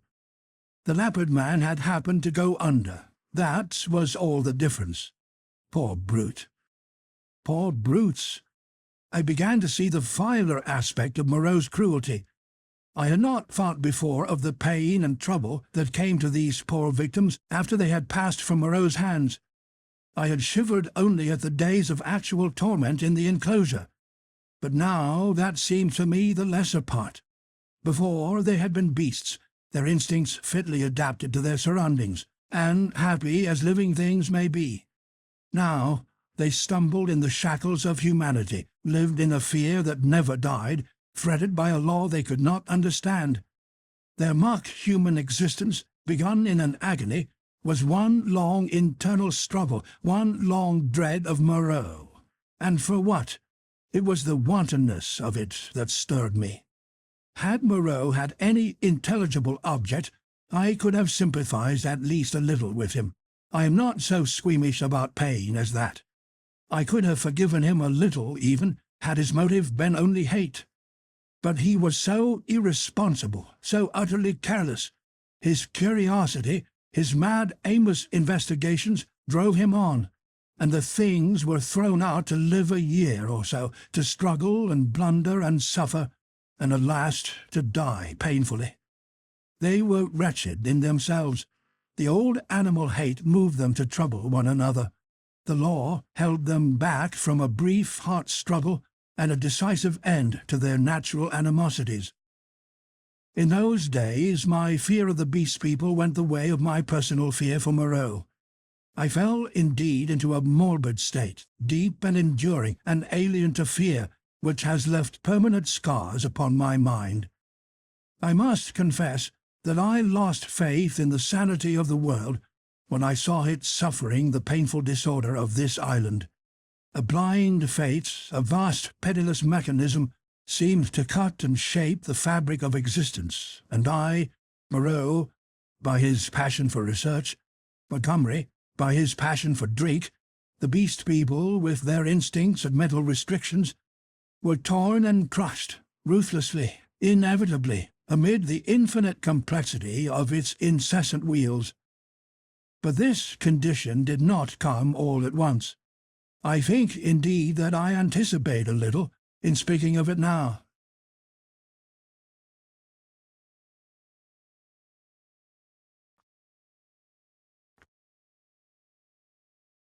Chapter 17. A Catastrophe. Scarcely 6 weeks passed before I had lost every feeling but dislike and abhorrence for this infamous experiment of Moreau's. My one idea was to get away from these horrible caricatures of my Maker's image, back to the sweet and wholesome intercourse of men. My fellow creatures, from whom I was thus separated, began to assume idyllic virtue and beauty in my memory. My first friendship with Montgomery did not increase. His long separation from humanity, his secret vice of drunkenness, his evident sympathy with the Beast People tainted him to me. Several times I let him go alone among them. I avoided intercourse with them in every possible way. I spent an increasing proportion of my time upon the beach, looking for some liberating sail that never appeared, until one day there fell upon us an appalling disaster, which put an altogether different aspect upon my strange surroundings. It was about 7 or 8 weeks after my landing, or rather more, I think, though I had not troubled to keep account of the time, when this catastrophe occurred. It happened in the early morning, I should think about 6. I had risen and breakfasted early, having been aroused by the noise of 3 beast men carrying wood into the enclosure. After breakfast I went to the open gateway of the enclosure and stood there smoking a cigarette and enjoying the freshness of the early morning. Moreau presently came round the corner of the enclosure and greeted me. He passed by me, and I heard him behind me unlock and enter his laboratory. So indurated was I at that time to the abomination of the place that I heard, without a touch of emotion, the puma victim begin another day of torture. It met its persecutor with a shriek, almost exactly like that of an angry virago. Then, suddenly, something happened. I do not know what to this day. I heard a short, sharp cry behind me, a fall, and turning, saw an awful face rushing upon me, not human, not animal, but hellish, brown, seamed with red branching scars, red drops starting out upon it, and lidless eyes ablaze. I threw up my arm to defend myself from the blow that flung me headlong with a broken forearm, and the great monster, swathed in lint and with red-stained bandages fluttering about it, leaped over me and passed. I rolled over and over down the beach, tried to sit up, and collapsed upon my broken arm. Then Moreau appeared, his massive white face all the more terrible for the blood that trickled from his forehead. He carried a revolver in one hand. He scarcely glanced at me, but rushed off at once, in pursuit of the puma. I tried the other arm, and sat up. The muffled figure in front ran in great striding leaps along the beach, and Moreau followed her. She turned her head and saw him, then, doubling abruptly, made for the bushes. She gained upon him at every stride. I saw her plunge into them, and Moreau, running slightingly to intercept her, fired and missed as she disappeared. Then he too vanished in the green confusion.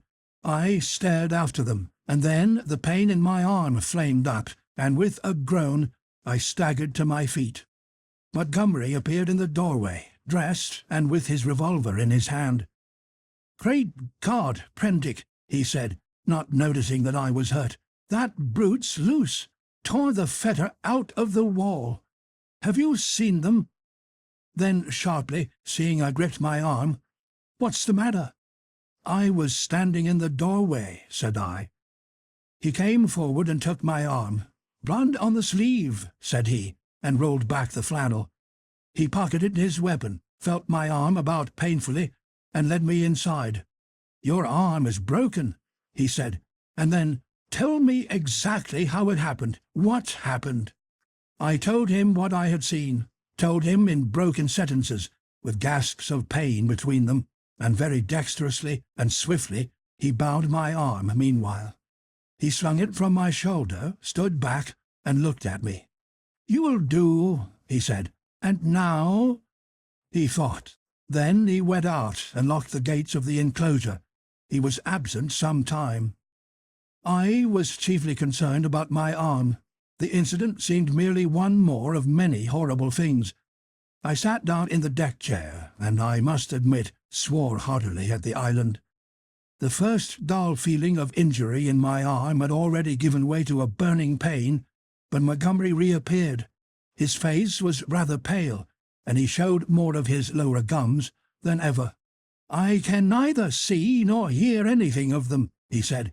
"I've been thinking he may want my help." He stared at me with his expressionless eyes. "That was a strong brute," he said. "It simply wrenched its fetter out of the wall." He went to the window, then to the door, and there turned to me. "I shall go after them," he said. "There's another revolver I can leave with you. To tell you the truth, I feel anxious somehow." He obtained the weapon and put it ready to my hand on the table, then went out, leaving a restless contagion in the air. I did not sit long after he left, but took the revolver in hand and went to the doorway. The morning was as still as death. Not a whisper of wind was stirring. The sea was like polished glass, the sky empty, the beach desolate. In my half-excited, half-feverish state, this stillness of things oppressed me. I tried to whistle, and the tune died away. I swore again, the second time that morning. Then I went to the corner of the enclosure and stared inland at the green bush that had swallowed up Moreau and Montgomery. When would they return, and how? Then, far away up the beach, a little grey beast man appeared, ran down to the water's edge, and began splashing about. I strolled back to the doorway, then to the corner again, and so began pacing to and fro like a sentinel upon duty. Once I was arrested by the distant voice of Montgomery bawling, "Cooey, Moreau!" My arm became less painful, but very hot. I got feverish and thirsty. My shadow grew shorter. I watched to the distant figure until it went away again. Would Moreau and Montgomery never return? 3 seabirds began fighting for some stranded treasure. Then, from far away behind the enclosure, I heard a pistol shot. A long silence, and then came another. Then a yelling cry nearer, and another dismal gap of silence. My unfortunate imagination set to work to torment me.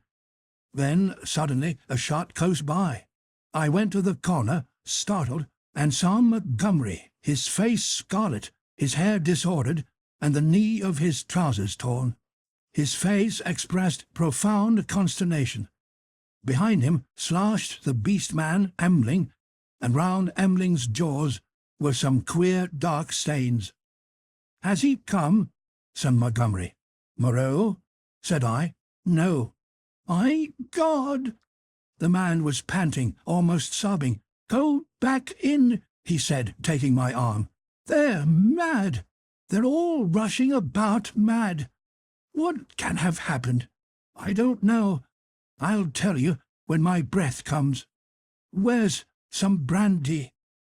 Montgomery limped before me into the room and sat down in the deck chair. Embling flung himself down just outside the doorway and began panting like a dog. I got Montgomery some brandy and water. He sat staring in front of him at nothing, recovering his breath. After some minutes, he began to tell me what had happened. He had followed their track for some way.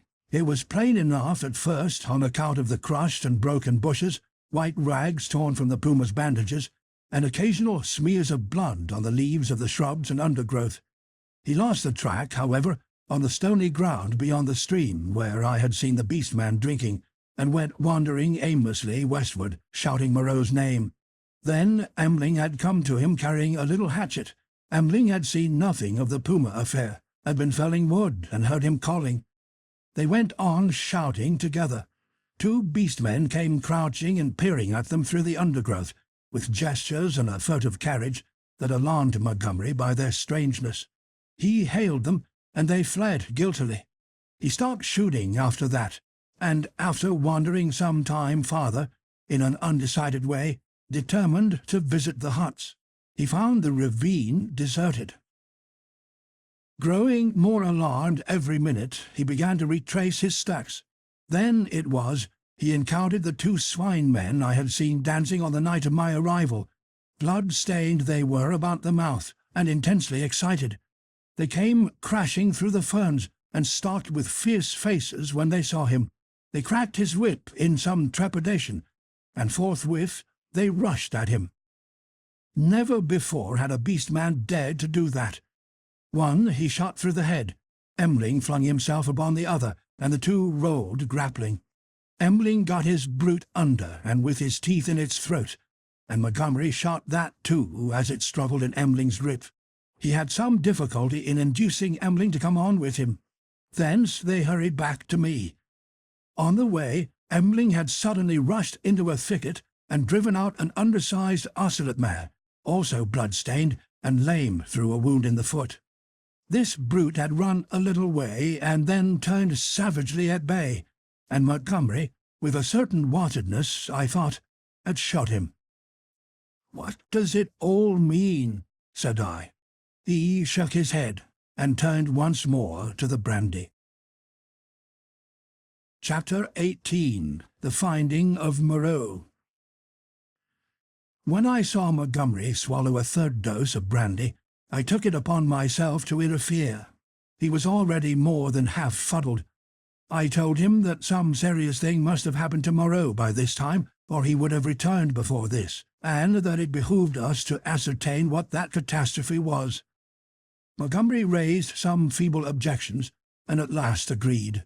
We had some food, and then all 3 of us started. It is possibly due to the tension of my mind at the time, but even now that start into the hot stillness of the tropical afternoon is a singularly vivid impression. Embling went first, his shoulder hunched, his strange black head moving with quick starts, as he peered first on this side of the way and then on that. He was unarmed. His axe he had dropped when he encountered the swine man. Teeth were his weapons when it came to fighting.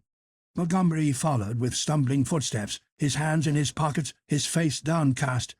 He was in a state of muddled sullenness with me on account of the brandy. My left arm was in a sling. It was lucky it was my left, and I carried my revolver in my right.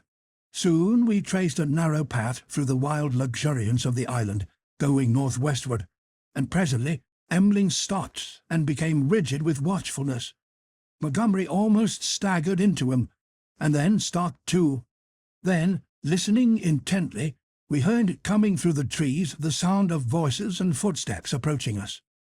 "He is dead," said a deep, vibrating voice. "He is not dead. He is not dead," jabbered another. We saw," said several voices. "Hello!" suddenly shouted Montgomery. "Hello there!" "Confound you!" said I, and gripped my pistol. There was a silence, then a crashing among the interlacing vegetation, first here, then there, and then half a dozen faces appeared, strange faces, lit by a strange light. Emling made a growling noise in his throat. I recognized the ape-man. I had indeed already identified his voice, and two of the white-swathed, brown-featured creatures I had seen in Montgomery's boat. With these were the two dappled brutes and that grey, horribly crooked creature who said the law, with grey hair streaming down his cheeks, heavy grey eyebrows, and grey locks pouring off from a central parting upon its sloping forehead. A heavy, faceless thing with strange red eyes looked at us curiously from amidst the green. For a space no one spoke. Then Montgomery hiccuped, "Who said he was dead?" The monkey man looked guiltily at the hairy grey thing. "He is dead," said this monster. They saw. There was nothing threatening about this detachment, at any rate. They seemed awe-stricken and puzzled. "Where is he?" said Montgomery. "Beyond," and the grey creature pointed. "Is there a law now?" asked the monkey man. "Is it still to be this and that? Is he dead indeed?" "Is there a law?" repeated the man in white. "Is there a law, thou other with the whip?" "He is dead," said the hairy grey thing, and they all stood watching us. "Prendick?" said Montgomery, turning his dull eyes to me. "He's dead, evidently." I had been standing behind him during this colloquy. I began to see how things lay with them. I suddenly stopped in front of Montgomery and lifted up my voice. "Children of the law," I said, "he is not dead." Emling turned his sharp eyes on me. "He has changed his shape. He has changed his body," I went on. "For a time you will not see him. He is there," I pointed upward, "where he can watch you. You cannot see him, but he can see you. Fear the law." I looked at them squarely. They flinched. "He is great. He is God," said the ape-man, peering fearfully upward among the dense trees. "And the other thing?" I demanded. "The thing that bled and ran screaming and sobbing, that is dead too," said the grey thing, still regarding me. "That's well," grunted Montgomery. "The other, with the whip," began the grey thing. "Well," said I, "said he was dead." But Montgomery was still sober enough to understand my motive in denying Moreau's death. "He is not dead," he said slowly. "Not dead at all. No more dead than I am. Some," said I, "have broken the law. They will die. Some have died. Show us now where his old body lies, the body he cast away because he had no more need of it." "It is this way, man who walked in the sea," said the grey thing. And with these 6 creatures guiding us, we went through the tumult of ferns and creepers and tree stems towards the northwest. Then came a yelling, a crashing among the branches, and a little pink homunculus rushed by us shrieking. Immediately after appeared a monster in headlong pursuit, blood bedabbled, who was amongst us almost before he could stop his career. The grey thing leapt aside. Emling, with a snarl, flew at it and was struck aside. Montgomery fired and missed, bowed his head, threw up his arm, and turned to run. I fired, and the thing still came on. Fired again, point blank into its ugly face. I saw its features vanish in a flash. Its face was driven in. Yet it passed me, gripped Montgomery, and holding him, fell headlong beside him and pulled him sprawling upon itself in its death agony. I found myself alone with Emling, the dead brute, and the prostrate man. Montgomery raised himself slowly and stared in a muddled way at the shattered beast-man beside him. It more than half sobered him. He scrambled to his feet. Then I saw the grey thing returning cautiously through the trees. "See," said I, pointing to the dead brute, "is the law not alive? This came of breaking the law. He peered at the body. "He sends the fire that kills," said he in his deep voice, repeating part of the ritual. The others gathered round and stared for a space. At last we drew near the westward extremity of the island. We came upon the gnawed and mutilated body of the puma, its shoulder bone smashed by a bullet, and perhaps 20 yards farther found at last what we sought. Moreau lay face downward in a trampled space in a canebrake. One hand was almost severed at the wrist, and his silvery hair was dabbled in blood. His head had been battered in by the fetters of the puma. The broken canes beneath him were smeared with blood. His revolver we could not find. Montgomery turned him over.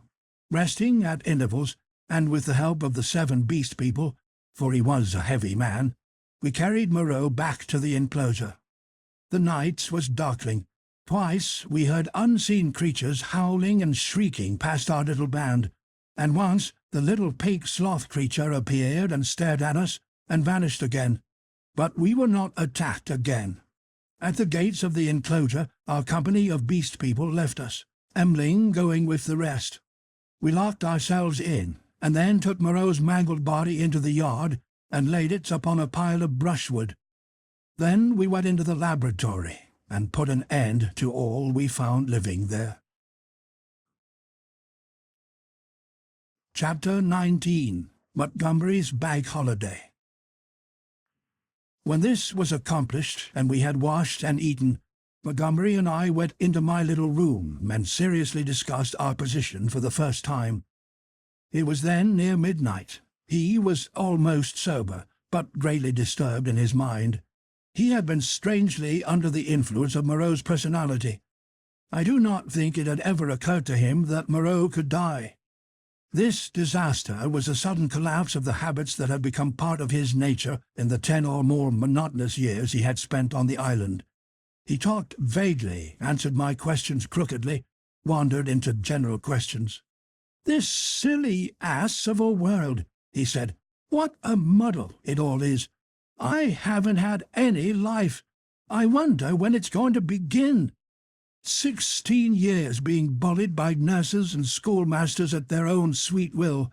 5 in London, grinding hard at medicine, bad food, shabby lodgings, shabby clothes, shabby vice. A blunder. I didn't know any better, and hustled off to this beastly island. 10 years here. What's it all for, Prendick? Are we bubbles blown by a baby?" It was hard to deal with such ravings. "The thing we have to think of now," said I, "is how to get away from this island. What's the good of getting away? I'm an outcast. Where am I to join on? It's all very well for you, Prendick. Poor old Moreau. We can't leave him here to have his bones picked. As it is, and besides, what will become of the decent part of the beast folk?" "Well," said I, "that will do tomorrow. I've been thinking we might make the brushwood into a pyre and burn his body, and those other things. Then what will happen with the beast folk?" "I don't know. I suppose those that were made of beasts of prey will make silly asses of themselves sooner or later. We can't massacre the lot, can we? I suppose that's what your humanity would suggest. But they'll change. They are sure to change." He talked thus inconclusively until at last I felt my temper going. "Damnation!" he exclaimed at some petulance of mine. "Can't you see I'm in a worse hole than you are?" And he got up and went for the brandy. "Drink," he said, returning. "You logic-chopping, chalky-faced saint of an atheist, drink." "Not I," said I, and sat grimly watching his face under the yellow paraffin flare as he drank himself into garrulous misery. I have a memory of infinite tedium. He wandered into a maudlin defence of the beast people and of Emling. Emling, he said, was the only thing that had ever really cared for him. And suddenly an idea came to him. "I'm damned," said he, staggering to his feet and clutching the brandy bottle. By some flash of intuition, I knew what it was he intended. "You don't give drink to that beast," I said, rising and facing him. "Beast?" said he. "You're the beast. He takes his liquor like a Christian. Come out of my way, Prendick." "For God's sake," said I, "get out of the way," he roared, and suddenly whipped out his revolver. "Very well," said I, and stood aside, half-minded to fall upon him as he put his hand upon the latch, but deterred by the thought of my useless arm. "You've made a beast of yourself. To the beasts you may go." He flung the doorway open and stood half-facing me between the yellow lamplight and the pallid glare of the moon. His eye-sockets were blotches of black under his stubbly eyebrows. "You're a solemn prig, Prendick, a silly ass. You're always fearing and fancying. We're on the edge of things. I'm bound to cut my throat tomorrow. I'm going to have a damned bank holiday tonight." He turned and went out into the moonlight. "Ambling!" he cried. "Ambling, old friend!" 3 dim creatures in the silvery light came along the edge of the wan beach, one a white-wrapped creature, the other 2 blotches of blackness following it. They halted, staring. Then I saw Emling's hunched shoulders as he came round the corner of the house. "Drink!" cried Montgomery. "Drink, you brutes! Drink and be men!" "Damn me, I'm the cleverest. Moreau forgot this. This is the last touch. Drink, I tell you!"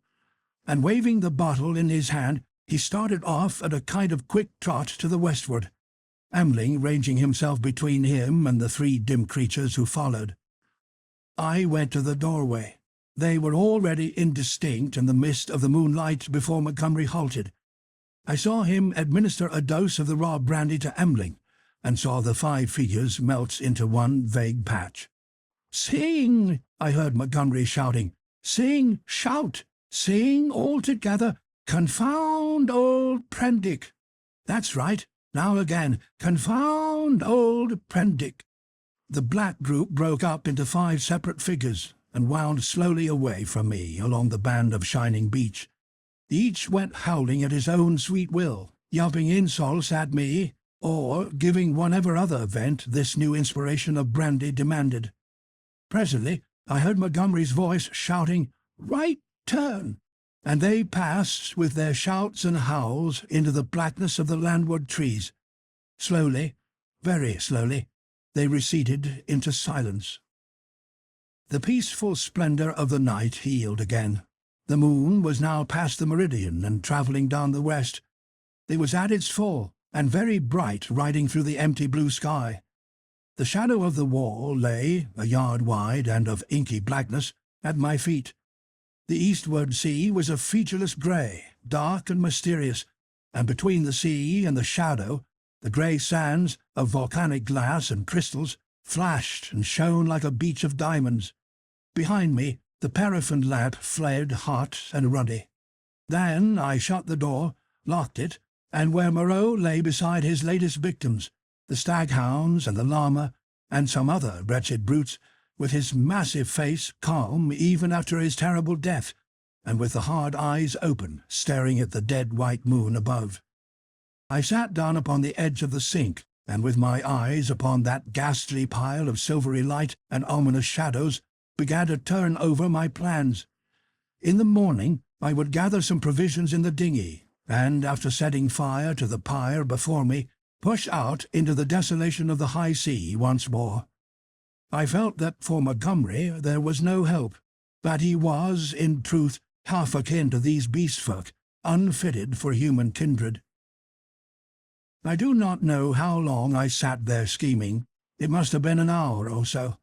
Then my planning was interrupted by the return of Montgomery to my neighbourhood. I heard a yelling from many throats, a tumult of exultant cries passing down towards the beach, whooping and howling, and excited shrieks that seemed to come to a stop near the water's edge. The riot rose and fell.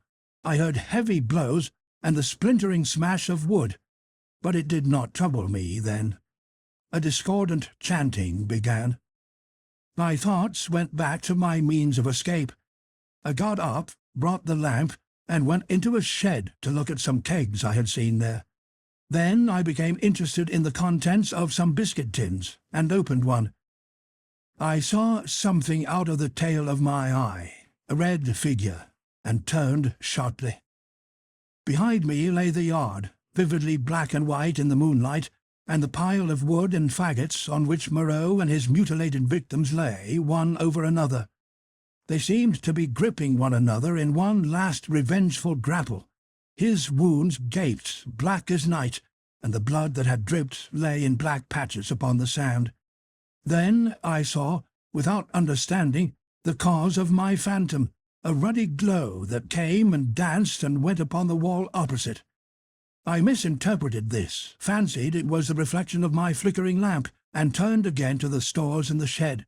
I went on rummaging among them, as well as a one-armed man could, finding this convenient thing and that, and putting them aside for tomorrow's lunch. My movements were slow, and the time passed quickly. Insensibly, the daylight crept upon me. The chanting died down, giving place to a clamour. Then it began again, and suddenly broke into a tumult. I heard cries of "More! More!" a sound like quarrelling, and a sudden wild shriek. The quality of the sounds changed so greatly that it arrested my attention. I went out into the yard and listened. Then, cutting like a knife across the confusion, came the crack of a revolver. I rushed at once through my room to the little doorway. As I did so, I heard some of the packing cases behind me go sliding down and smash together with a clatter of glass on the floor of the shed. But I did not heed these. I flung the door open and looked out. Up the beach by the boathouse a bonfire was burning, raining up sparks into the indistinctness of the dawn. Around this struggled a mass of black figures. I heard Montgomery call my name. I began to run at once towards this fire, revolver in hand. I saw the pink tongue of Montgomery's pistol leck out once, close to the ground. He was down. I shouted with all my strength and fired into the air. I heard someone cry, "The Master!" The knotted black struggle broke into scattering units. The fire leaped and sank down. The crowd of beast people fled in sudden panic before me, up the beach. In my excitement, I fired at their retreating backs as they disappeared among the bushes. Then I turned to the black heaps upon the ground. Montgomery lay on his back, with the hairy grey beast-man sprawling across his body. The brute was dead, but still gripping Montgomery's throat with its curving claws. Near by lay Emling on his face and quite still, his neck bitten open and the upper part of the smashed brandy bottle in his hand. Two other figures lay near the fire, the one motionless, the other groaning fitfully, every now and then raising its head slowly, then dropping it again. I caught hold of the grey man and pulled him off Montgomery's body. His claws drew down the torn coat reluctantly as I dragged him away. Montgomery was dark in the face and scarcely breathing. I splashed seawater on his face and pillowed his head on my rolled-up coat. Emling was dead. The wounded creature by the fire, it was a wolf brute with a bearded grey face, lay, I found, with the forepart of its body upon the still glowing timber. The wretched thing was injured so dreadfully that in mercy I blew its brains out at once. The other brute was one of the bullmen, swathed in white. He, too, was dead. The rest of the beast people had vanished from the beach. I went to Montgomery again and knelt beside him, cursing my ignorance of medicine. The fire beside me had sunk down, and only charred beams of timber glowing at the central ends and mixed with the grey ash of brushwood remained. I wondered casually where Montgomery had got his wood. Then I saw that the dawn was upon us. The sky had grown brighter, the setting moon was becoming pale and opaque in the luminous blue of the day. The sky to the eastward was rimmed with red. Suddenly I heard a thud and a hissing behind me, and looking round, sprang to my feet with a cry of horror. Against the warm dawn, great tumultuous masses of black smoke were boiling up out of the enclosure, and through their stormy darkness shot flickering threads of blood-red flame. Then the thatched roof caught. I saw the curving charge of the flames across the sloping straw. A spurt of fire jetted from the window of my room. I knew at once what had happened. I remembered the crash I had heard. When I had rushed out to Montgomery's assistance, I had overturned the lamp. The hopelessness of saving any of the contents of the enclosure stared me in the face. My mind came back to my plan of flight, and turning swiftly, I looked to see where the 2 boats lay upon the beach. They were gone. 2 axes lay upon the sands beside me. Chips and splinters were scattered broadcast, and the ashes of the bonfire were blackening and smoking under the dawn. Montgomery had burnt the boats to revenge himself upon me and prevent our return to mankind. A sudden convulsion of rage shook me. I was almost moved to batter his foolish head in, as he lay there helpless at my feet. Then suddenly his hand moved, so feebly, so pitifully, that my wrath vanished. He groaned and opened his eyes for a minute. I knelt down beside him and raised his head. He opened his eyes again, staring silently at the dawn, and then they met mine. The lids fell. "Sorry," he said presently, with an effort. He seemed trying to think. "The last," he murmured, "the last of this silly universe. What a mess!" I listened. His head fell helplessly to one side. I thought some drink might revive him, but there was neither drink nor vessel in which to bring drink at hand. He seemed suddenly heavier. My heart went cold. I bent down to his face, put my hand through the rent in his blouse.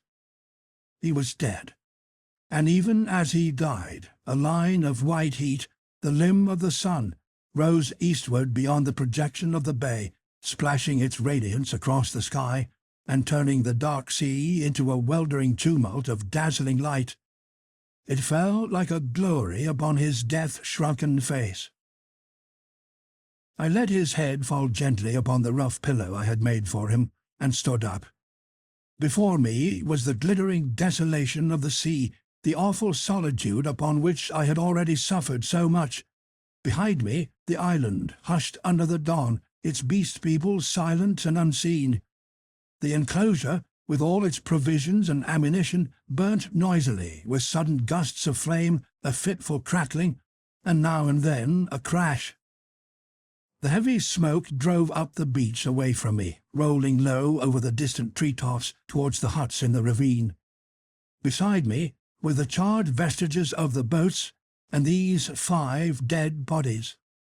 Then out of the bushes came 3 beast people, with hunched shoulders, protruding heads, misshapen hands awkwardly held, and inquisitive, unfriendly eyes, and advanced towards me with hesitating gestures. Chapter 20. Alone with the beast folk. I faced these people, facing my fate in them, single-handed now, literally single-handed, for I had a broken arm. In my pocket was a revolver with 2 empty chambers. Among the chips scattered about the beach lay the 2 axes that had been used to chop up the boats. The tide was creeping in behind me. There was nothing for it but courage. I looked squarely into the faces of the advancing monsters. They avoided my eyes, and their quivering nostrils investigated the bodies that lay beyond me on the beach. I took 6 steps, picked up the blood-stained whip that lay beneath the body of the wolf-man, and cracked it. They stopped and stared at me. "Salute," said I. "Bow down." They hesitated.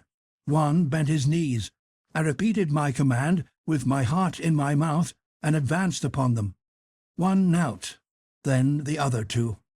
I turned and walked towards the dead bodies, keeping my face towards the 3 kneeling beastmen, very much as an actor passing up the stage faces the audience. "They broke the law," said I, putting my feet on the sayer of the law. "They have been slain. even the sayer of the law, even the other with the whip. Great is the law. Come and see. None escape, said one of them, advancing and peering. None escape, said I. Therefore, hear and do as I command. They stood up, looking questioningly at one another. Stand there, said I. I picked up the hatchets and swung them by their heads from the sling of my arm, turned Montgomery over, picked up his revolver, still loaded in 2 chambers, and bending down to rummage, found 6 cartridges in his pocket. Take him, said I, standing up again and parting with the whip. Take him and carry him out and cast him into the sea. They came forward, evidently still afraid of Montgomery, but still more afraid of my cracking red whiplash, and after some fumbling and hesitation, some whip cracking and shouting, they lifted him gingerly, carried him down to the beach, and went splashing into the dazzling welter of the sea. On, said I, on, carry him far. They went in up to their armpits and stood regarding me. Let go, said I, and the body of Montgomery vanished with a splash. Something seemed to tighten across my chest. God, said I, with a break in my voice, and they came back, hurrying and fearful, to the margin of the water, leaving long wakes of black in the silver. At the water's edge they stopped, turning and glaring into the sea, as though they presently expected Montgomery to arise therefrom and exact vengeance. Now these, said I, pointing to the other bodies. They took care not to approach the place where they had thrown Montgomery into the water, but instead carry the 4 dead beast people slantingly along the beach for perhaps 100 yards before they waded out and cast them away. As I watched them disposing of the mangled remains of Emling, I heard a light footfall behind me, and turning quickly, saw the big hyena swine perhaps 12 yards away. His head was bent down, his bright eyes were fixed upon me, his stumpy hands clenched and held close by his side. He stopped in this crouching attitude when I turned, his eyes a little averted. For a moment we stood eye to eye.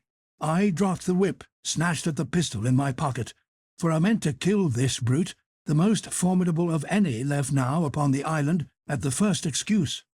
It may seem treacherous, but so I was resolved. I was far more afraid of him than of any other 2 of the beast folk. His continued life was, I knew, a threat against mine. I was perhaps 12 seconds collecting myself. Then cried I, "Salute! Bow down!" His teeth flashed upon me in a snarl. Ho, I knew that I should. Perhaps a little too spasmodically, I drew my revolver, aimed quickly, and fired. I heard him yelp, saw him run sideways and turn, knew I had missed, and clicked back the cock with my thumb for the next shot. But he was already running headlong, jumping from side to side, and I dared not risk another miss. Every now and then he looked back at me over his shoulder. He went slanting along the beach and vanished beneath the driving masses of dense smoke that were still pouring out from the burning enclosure. For some time I stood staring after him. I turned to my 3 obedient beast folk again and signalled them to drop the body they still carried. Then I went back to the place by the fire where the bodies had fallen and kicked the sand until all the brown bloodstains were absorbed and hidden. I dismissed my 3 serfs with a wave of the hand and went up the beach into the thickets. I carried my pistol in my hand, my whip thrust with the hatchets in the sling of my arm. I was anxious to be alone, to think out the position in which I was now placed. A dreadful thing that I was only beginning to realize was that over all this island there was now no safe place where I could be alone and secure to rest or sleep. I had recovered strength amazingly since my landing, but I was still inclined to be nervous and to break down under any great stress. I felt that I ought to cross the island and establish myself with the beast people, to make myself secure in their confidence, but my heart failed me. I went back to the beach, and turning eastward, past the burning enclosure, made for a point where a shallow spit of coral sand ran out towards the reef. Here I could sit down and think, my back to the sea and my face against any surprise. And there I sat, chin on knees, the sun beating down upon my head, and unspeakable dread in my mind, plotting how I could live on against the hour of my rescue, if ever rescue came. I tried to review the whole situation as calmly as I could, but it was difficult to clear the thing of emotion. I began turning over in my mind the reason for Montgomery's despair. "They will change," he said. "They are sure to change. And Moreau, what was it that Moreau had said? The stubborn beast flesh grows day by day back again." Then I came round to the hyena swine. I felt sure that if I did not kill that brute, he would kill me. The sayer of the law was dead. Worse luck. They knew now that we of the Whigs could be killed, even as they themselves were killed. Were they peering at me already out of the green masses of ferns and palms over yonder, watching until I came within their spring? Were they plotting against me? What was the hyena swine telling them? My imagination was running away with me into a morass of unsubstantial fears. My thoughts were disturbed by a crying of seabirds hurrying towards some black object that had been stranded by the waves on the beach near the enclosure. I knew what that object was, but I had not the heart to go back and drive them off. I began walking along the beach in the opposite direction, designing to come round the eastern corner of the island and so approach the ravine of the huts, without traversing the possible ambuscades of the thickets. Perhaps half a mile along the beach, I became aware of one of my 3 beast folk advancing out of the landward bushes towards me. I was now so nervous with my imaginings that I immediately drew my revolver. Even the propitiatory gestures of the creature failed to disarm me. He hesitated as I approached. "Go away!" cried I. There was something very suggestive of a dog in the cringing attitude of the creature. It retreated a little way, very like a dog being sent home, and stopped, looking at me imploringly with canine brown eyes. "Go away," said I. "Do not come near me." "May I not come near you?" it said. "No, go away," I insisted, and snapped my whip.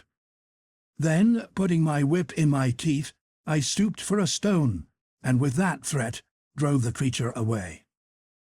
So, in solitude, I came round by the ravine of the beast people, and hiding among the weeds and reeds that separated this crevice from the sea, I watched such of them as appeared, trying to judge from their gestures and appearance how the death of Moreau and Montgomery and the destruction of the House of Pain had affected them. I know now the folly of my cowardice. Had I kept my courage up to the level of the dawn, had I not allowed it to ebb away in solitary thought, I might have grasped the vacant sceptre of Moreau and ruled over the beast people. As it was, I lost the opportunity and sank to the position of a mere leader among my fellows. Towards noon, certain of them came and squatted, basking in the hot sand. The imperious voices of hunger and thirst prevailed over my dread. I came out of the bushes, and, revolver in hand, walked down towards these seated figures. One, a wolf woman, turned her head and stared at me, and then the others. None attempted to rise and salute me. I felt too faint and weary to insist, and I let the moment pass. "I want food," said I, almost apologetically, and drawing near. "There is food in the huts," said an ox-boar man drowsily, and looking away from me. I passed them, and were down into the shadow and odours of the almost deserted ravine. In an empty hut I feasted on some specked and half-decayed fruit, and then, after I had propped some branches and sticks about the opening, and placed myself with my face towards it and my hand upon my revolver, the exhaustion of the last 30 hours claimed its own, and I fell into a light slumber, hoping that the flimsy barricades I had erected would cause sufficient noise in its removal to save me from surprise.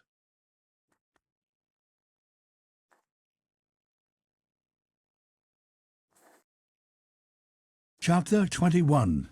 The Reversion of the Beast Folk.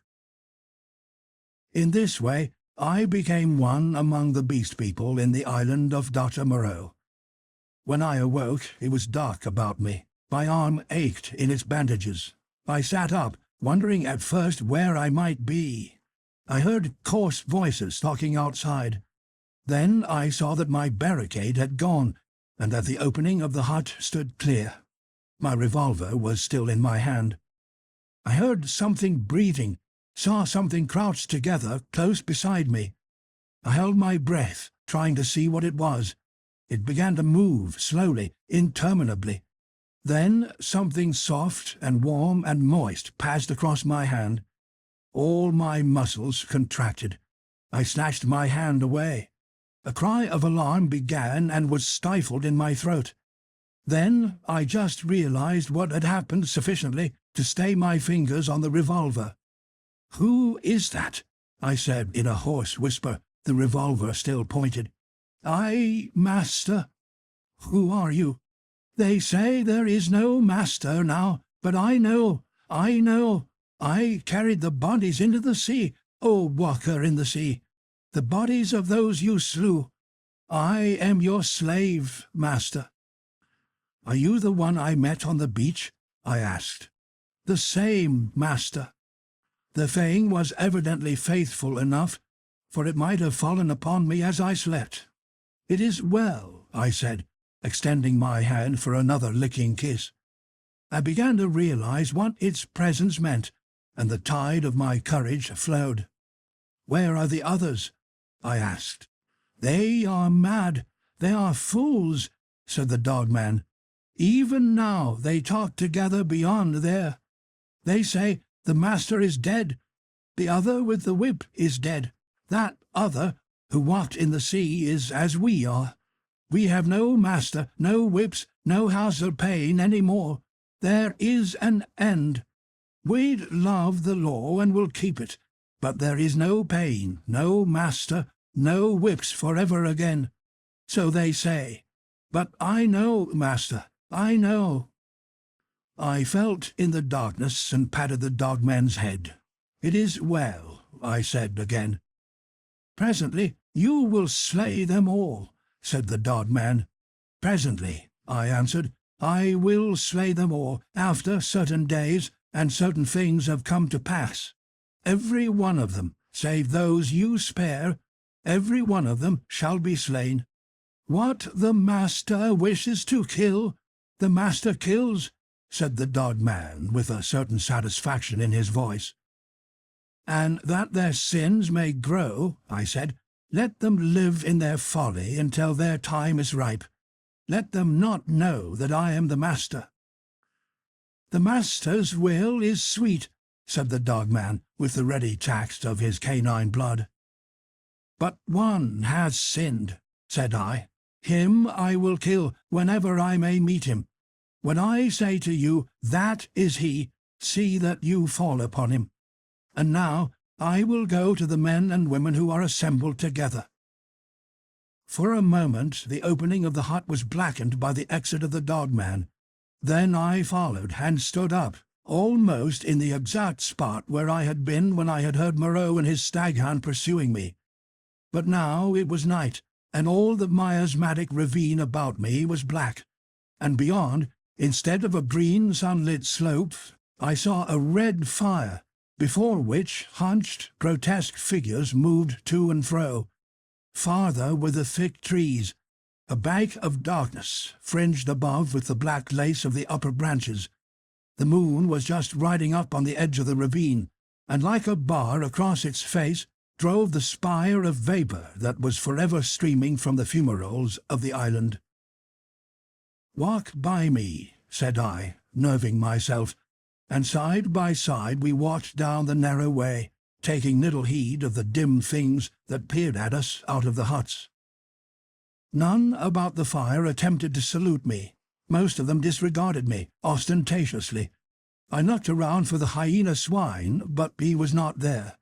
Altogether, perhaps 20 of the beast folk squatted, staring into the fire or talking to one another. "He is dead! He is dead!" "The master is dead," said the voice of the ape-man to the right of me. "The house of pain, there is no house of pain." "He is not dead," said I in a loud voice. "Even now he watches us." This startled them. 20 pairs of eyes regarded me. "The house of pain is gone," said I. "It will come again. The master you cannot see, yet even now he listens among you." "True, true," said the dog-man. They were staggered at my assurance. An animal may be ferocious and cunning enough, but it takes a real man to tell a lie. "The man with the bandaged arm speaks a strange thing," said one of the beast folk. "I tell you it is so," I said. "The master and the house of pain will come again. Woe be to him who breaks the law." They looked curiously at one another. With an affectation of indifference, I began to chop idly at the ground in front of me with my hatchet. They looked, I noticed, at the deep cuts I made in the turf. Then the satyr raised a dart. I answered him. Then one of the dappled things objected, and an animated discussion sprang up around the fire. Every moment I began to feel more convinced of my present security. I talked now without the catching in my breath, due to the intensity of my excitement, that had troubled me at first. In the course of about an hour, I had really convinced several of the beast folk of the truth of my assertions, and taught most of the others into a dubious state. I kept a sharp eye for my enemy, the hyena swine, but he never appeared. Every now and then a suspicious movement would startle me, but my confidence grew rapidly. Then, as the moon crept down from the zenith, one by one the listeners began to yawn, showing the oddest teeth in the light of the sinking fire, and first one and then another retired towards the dens in the ravine, and I, dreading the silence and darkness, but with them, knowing I was safer with several of them than with one alone. In this manner began the longer part of my sojourn upon this island of Dr. Moreau. But from that night until the end came, there was but one thing happened to tell, save a series of innumerable small unpleasant details and the fretting of an incessant uneasiness. So that I prefer to make no chronicle for that gap of time, to tell only one cardinal incident of the 10 months I spent as an intimate of these half-humanized brutes. There is much that sticks in my memory that I could write, things that I would cheerfully give my right hand to forget, but they do not help the telling of the story. In the retrospect, it is strange to remember how soon I fell in with these monsters' ways and gained my confidence again. I had my quarrels with them, of course, and could show some of their teeth marks still, but they soon gained a wholesome respect for my trick of throwing stones and for the bite of my hatchet, and my St. Bernard man's loyalty was of infinite service to me. I found their simple scale of honour was based mainly on the capacity for inflicting trenchant wounds. Indeed, I may say, without vanity, I hope, that I held something like preeminence among them. One or two, whom in a rare access of high spirits I had scarred rather badly, bore me a grudge, but it vented itself chiefly behind my back, and at a safe distance from my missiles, in grimaces. The hyena swine avoided me, and I was always on the alert for him. My inseparable dogman hated and dreaded him intensely. I really believe that was at the root of the brute's attachment to me. It was soon evident to me that the former monster had tasted blood, and gone the way of the leopard man. He formed a lair somewhere in the forest, and became solitary. Once I tried to induce the beast folk to hunt him, but I lacked the authority to make them cooperate for one end. Again and again I tried to approach his den and come upon him unaware, but always he was too acute for me, and saw or winded me, and got away. He too made every forest pathway dangerous to me and my ally with his lurking ambuscades. The dogman scarcely dared to leave my side. In the first month or so, the beast folk, compared with their latter condition, were human enough, and for one or two besides my canine friend, I even conceived a friendly tolerance. The little pig sloth creature displayed an odd affection for me, and took to following me about. The monkey man bored me, however. He assumed, on the strength of his 5 digits, that he was my equal, and was forever jabbering at me, jabbering the most errant nonsense. One thing about him entertained me a little. He had a fantastic trick of coining new words. He had an idea, I believe, that to gabble about names that meant nothing was the proper use of speech. He called it big things to distinguish it from little things, the sane, everyday interests of life. If ever I made a remark he did not understand, he would praise it very much, ask me to say it again, learn it by heart, and go off repeating it, with a word wrong here or there, to all the milder of the beast-folk. He thought nothing of what was plain and comprehensible. I invented some very curious big things for his especial use. I think now that he was the silliest creature I ever met. He had developed in the most wonderful way the distinctive silliness of man, without losing one jot of the natural folly of a monkey. This, I say, was in the earlier weeks of my solitude among these brutes. During that time they respected the usage established by the law, and behaved with general decorum. Once I found another rabbit torn to pieces by the hyena swine, I am assured, but that was all. It was about May when I first distinctly perceived a growing difference in their speech and carriage, a growing coarseness of articulation, a growing disinclination to talk. My monkey man's jabber multiplied in volume, but grew less and less comprehensible, more and more simian.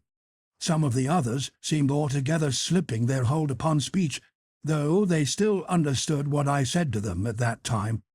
Can you imagine language, once clear-cut and exact, softening and guttering, losing shape and import, becoming mere lumps of sound again? And they walked erect with an increasing difficulty. Though they evidently felt ashamed of themselves, every now and then I would come upon one or another running on toes and fingertips, and quite unable to recover the vertical attitude. They held things more clumsily, drinking by suction, feeding by gnawing, growing commoner every day. I realized more keenly than ever what Moreau had told me about the stubborn beast flesh. They were reverting, and reverting very rapidly. Some of them, the pioneers in this, I noticed with some surprise, were all females, began to disregard the injunction of decency, deliberately for the most part. Others even attempted public outrages upon the institution of monogamy. The tradition of the law was clearly losing its force. I cannot pursue this disagreeable subject. My dogman imperceptibly slipped back to the dog again. Day by day he became dumb, quadrupedal, hairy.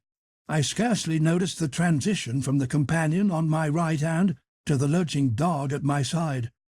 As the carelessness and disorganization increased from day to day, the lane of dwelling-places, at no time very sweet, became so loathsome that I left it, and going across the island made myself a hovel of boughs amid the black ruins of Moreau's enclosure.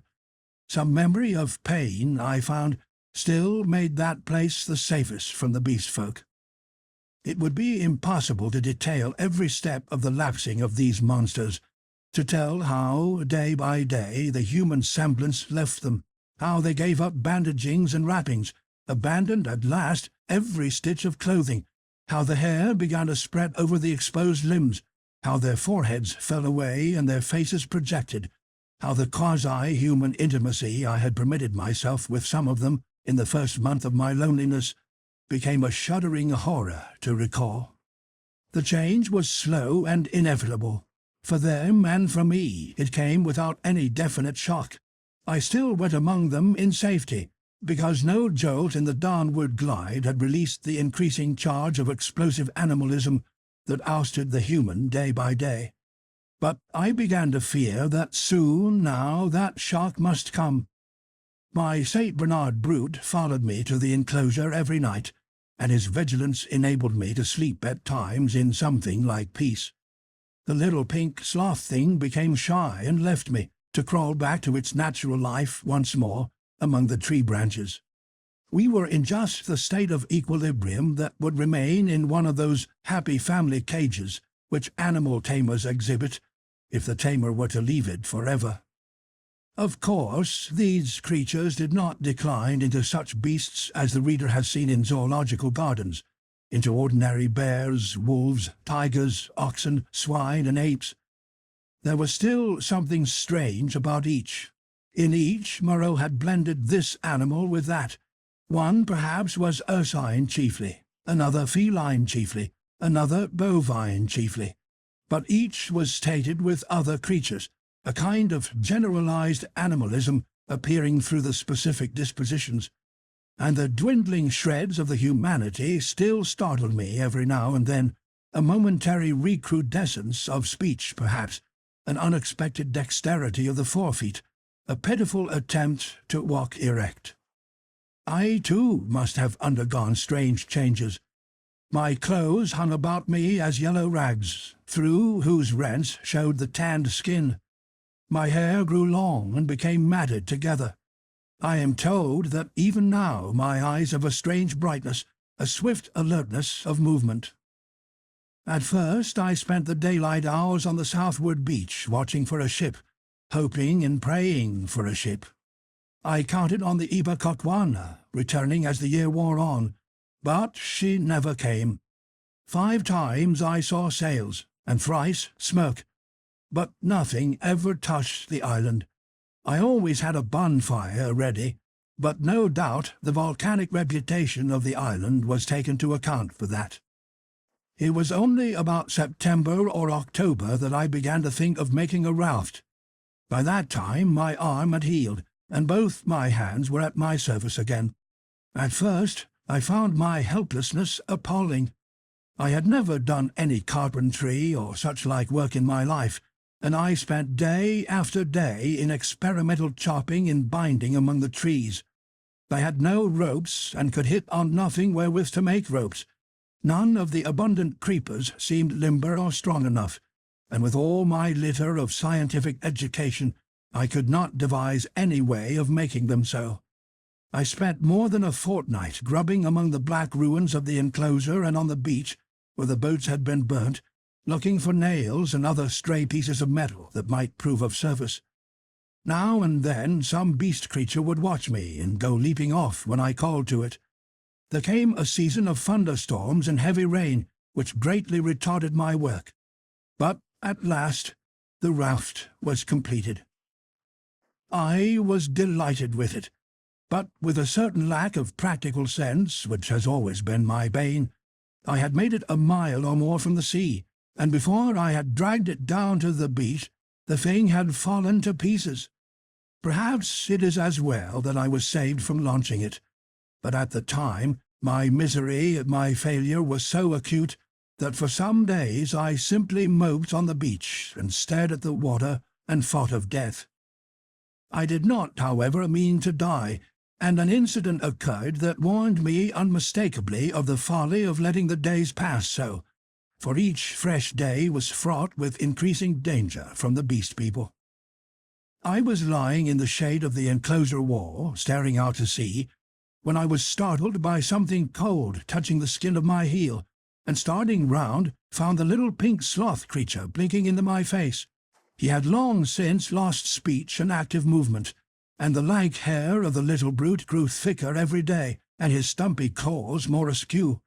He made a moaning noise when he saw he had attracted my attention, went a little way towards the bushes, and looked back at me. At first I did not understand, but presently it occurred to me that he wished me to follow him, and this I did at last, slowly, for the day was hot. When we reached the trees, he clambered into them, for he could travel better among their swinging creepers than on the ground. And suddenly, in a trampled space, I came upon a ghastly group. My St. Bernard creature lay on the ground, dead, and near his body crouched the hyena swine, gripping the quivering flesh with its misshapen claws, gnawing at it, and snarling with delight. As I approached, the monster lifted its glaring eyes to mine, its lips went trembling back from its red-stained teeth, and it growled menacingly. It was not afraid and not ashamed. The last vestige of the human taints had vanished. I advanced a step farther, stopped, and pulled out my revolver. At last I had him face to face. The brute made no sign of retreat, but its ears went back, its hair bristled, and its body crouched together. I aimed between the eyes and fired. As I did so, the thing rose straight at me in a leap, and I was knocked over like a ninepin. It clutched at me with its crippled hand and struck me in the face. Its spring carried it over me. I fell under the hind part of its body, but luckily I had hit as I meant, and it died even as it leapt. I crawled out from under its unclean weight and stood out, trembling, staring at its quivering body. That danger, at least, was over. But this, I knew, was only the first of the series of relapses that must come. I burnt both of the bodies on a pyre of brushwood, but after that I saw that unless I left the island, my death was only a question of time. The beast people by that time had, with one or two exceptions, left the ravine and made themselves lairs, according to their taste, among the thickets of the island. Few prowled by day, most of them slept, and the island might have seemed deserted to a newcomer. But at night the air was hideous with their calls and howling. I had half a mind to make a massacre of them, to build tracks, or fight them with my knife. Had I possessed sufficient cartridges, I should not have hesitated to begin the killing. There could now be scarcely a score left of the dangerous carnivores. The braver of these were already dead. After the death of this poor dog of mine, my last friend, I too adopted to some extent the practice of slumbering in the daytime in order to be on my guard at night. I rebuilt my den in the walls of the enclosure with such a narrow opening that anything attempting to enter must necessarily make a considerable noise. The creatures had lost the art of fire, too, and recovered their fear of it. I turned once more, almost passionately now, to hammering together stakes and branches to form a raft for my escape. I found 1,000 difficulties. I am an extremely unhandy man. My schooling was over before the days of Sylvid. But most of the requirements of a raft I met at last in some clumsy, circuitous way or other, and this time I took care of the strength. The only insurmountable obstacle was that I had no vessel to contain the water I should need if I floated forth upon these untravelled seas. I would have even tried pottery, but the island contained no clay. I used to go moping about the island, trying with all my might to solve this one last difficulty. Sometimes I would give way to wild outbursts of rage, and hack and splinter some unlucky tree in my intolerable vexation. But I could think of nothing. And then came a day, a wonderful day, which I spent in ecstasy. I saw a sail to the southwest, a small sail like that of a little schooner, and forthwith I lit a great pile of brushwood, and stood by it in the heat of it and the heat of the midday sun, watching it. All day I watched that sail, eating or drinking nothing, so that my head reeled, and the beasts came and glared at me and seemed to wonder and went away. It was still distant when night came and swallowed it up, and all night I toiled to keep my blaze bright and high, and the eyes of the beasts shone out of the darkness, marvelling. In the dawn the sail was nearer, and I saw it was the dirty lug-sail of a small boat. But it sailed strangely. My eyes were weary with watching, and I peered and could not believe them. 2 men were in the boat, sitting low down, one by the bows, the other at the rudder. The head was not kept to the wind. It yawed and fell away. As the day grew brighter, I began waving the last rag of my jacket to them, but they did not notice me and sat still, facing each other. I went to the lowest point of a low headland and gesticulated and shouted. There was no response. and the boat kept on her aimless course, making slowly, very slowly, for the bay. Suddenly a great white bird flew up out of the boat, and neither of the men stirred nor noticed it. It circled round, and then came sweeping overhead with its strong wings outspread. Then I started shouting, and sat down on the headland, and rested my chin in my hands, and stared. Slowly, slowly the boat drove past towards the west. I would have swum out to it, but something, a cold, vague fear, kept me back. In the afternoon the tide stranded the boat, and left it 100 yards or so to the westward of the ruins of the enclosure. The men in it were dead, had been dead so long that they fell to pieces when I tilted the boat on its side and dragged them out. One had a shock of red hair, like the captain of the Ipecacuana, and a dirty white cap lay in the bottom of the boat.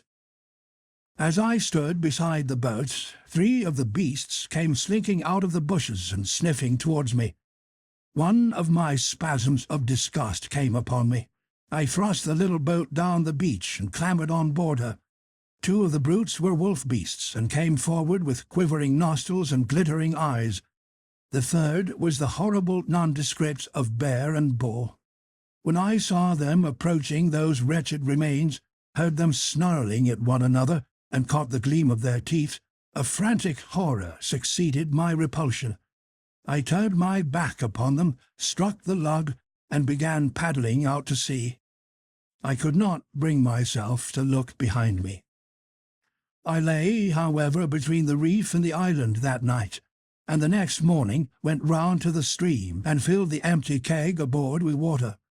Then, with such patience as I could command, I collected a quantity of fruits and waylaid and killed 2 rabbits with my last 3 cartridges. While I was doing this, I left the boat moored to an inward projection of the reef, for fear of the beast people. Chapter 22. The Man Alone. In the evening I started, and drove out to sea before a gentle wind from the southwest, slowly, steadily, and the island grew smaller and smaller, and the like spire of smoke dwindled to a finer and finer line against the hot sunset. The ocean rose up around me, hiding that low dark patch from my eyes. The daylight, the trailing glory of the sun, went streaming out of the sky, was drawn aside like some luminous curtain, and at last I looked into the blue gulf of immensity which the sunshine hides, and saw the floating hosts of the stars. The sea was silent, the sky was silent. I was alone with the night and the silence. So I drifted for 3 days, eating and drinking sparingly, and meditating upon all that had happened to me, not desiring very greatly then to see men again. One unclean rag was about me, my hair a black tangle. No doubt my discoverers thought me a madman. It is strange, but I felt no desire to return to mankind. I was only glad to be quit of the foulness of the beast people, and on the 3rd day I was picked up by a brig from Apia to San Francisco. Neither the captain nor the mate would believe my story, judging that solitude and danger had made me mad, and fearing their opinion might be that of others, I refrained from telling my adventure further, and professed to recall nothing that had happened to me between the loss of the Lady Vane and the time when I was picked up again, the space of a year. I had to act with the utmost circumspection to save myself from the suspicion of insanity. My memory of the law, of the 2 dead sailors, of the ambuscades, of the darkness, of the body in the canebrake, haunted me, and unnatural as it seems, with my return to mankind came, instead of that confidence and sympathy I had expected, a strange enhancement of the uncertainty and dread I had experienced during my stay upon the island. No one would believe me. I was almost as queer to men as I had been to the beast people. I may have caught something of the natural wildness of my companions. They say that terror is a disease, and anyhow I can witness that for several years now a restless fear has dwelt in my mind. such a restless fear as a half-tamed lion cub may feel. My trouble took the strangest form. I could not persuade myself that the men and women I met were not also another beast people, animals half-wrought into the outward image of human souls, and that they would presently begin to revert, to show first this bestial mark and then that.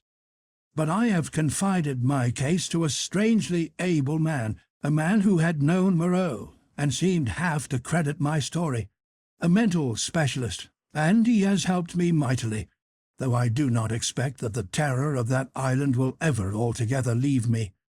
At most times it lies far in the back of my mind, a mere distant cloud, a memory, and a faint distrust. But there are times when the little cloud spreads until it obscures the whole sky. Then I look about me at my fellow men, and I go in fear. I see faces keen and bright, others dull or dangerous, others unsteady, insincere, none that have the calm authority of a reasonable soul. I feel as though the animal was surging up through them, that presently the degradation of the islanders will be played over again on a larger scale. I know this is an illusion, that these seeming men and women about me are indeed men and women forever, perfectly reasonable creatures, full of human desires and tender solicitude, emancipated from instinct and the slaves of no fantastic law, beings altogether different from the beast folk. Yet I shrink from them, from their curious glances, their inquiries and assistance, and long to be away from them and alone. For that reason I live near the broad free downland, and can escape thither when this shadow is over my soul, and very sweet is the empty downland then, under the wind-swept sky. When I lived in London, the horror was well nigh insupportable. I could not get away from men. Their voices came through windows, locked doors were flimsy safeguards. I would go out into the streets to fight with my delusion, and prowling women would mew after me. Furtive, craving men glanced jealously at me.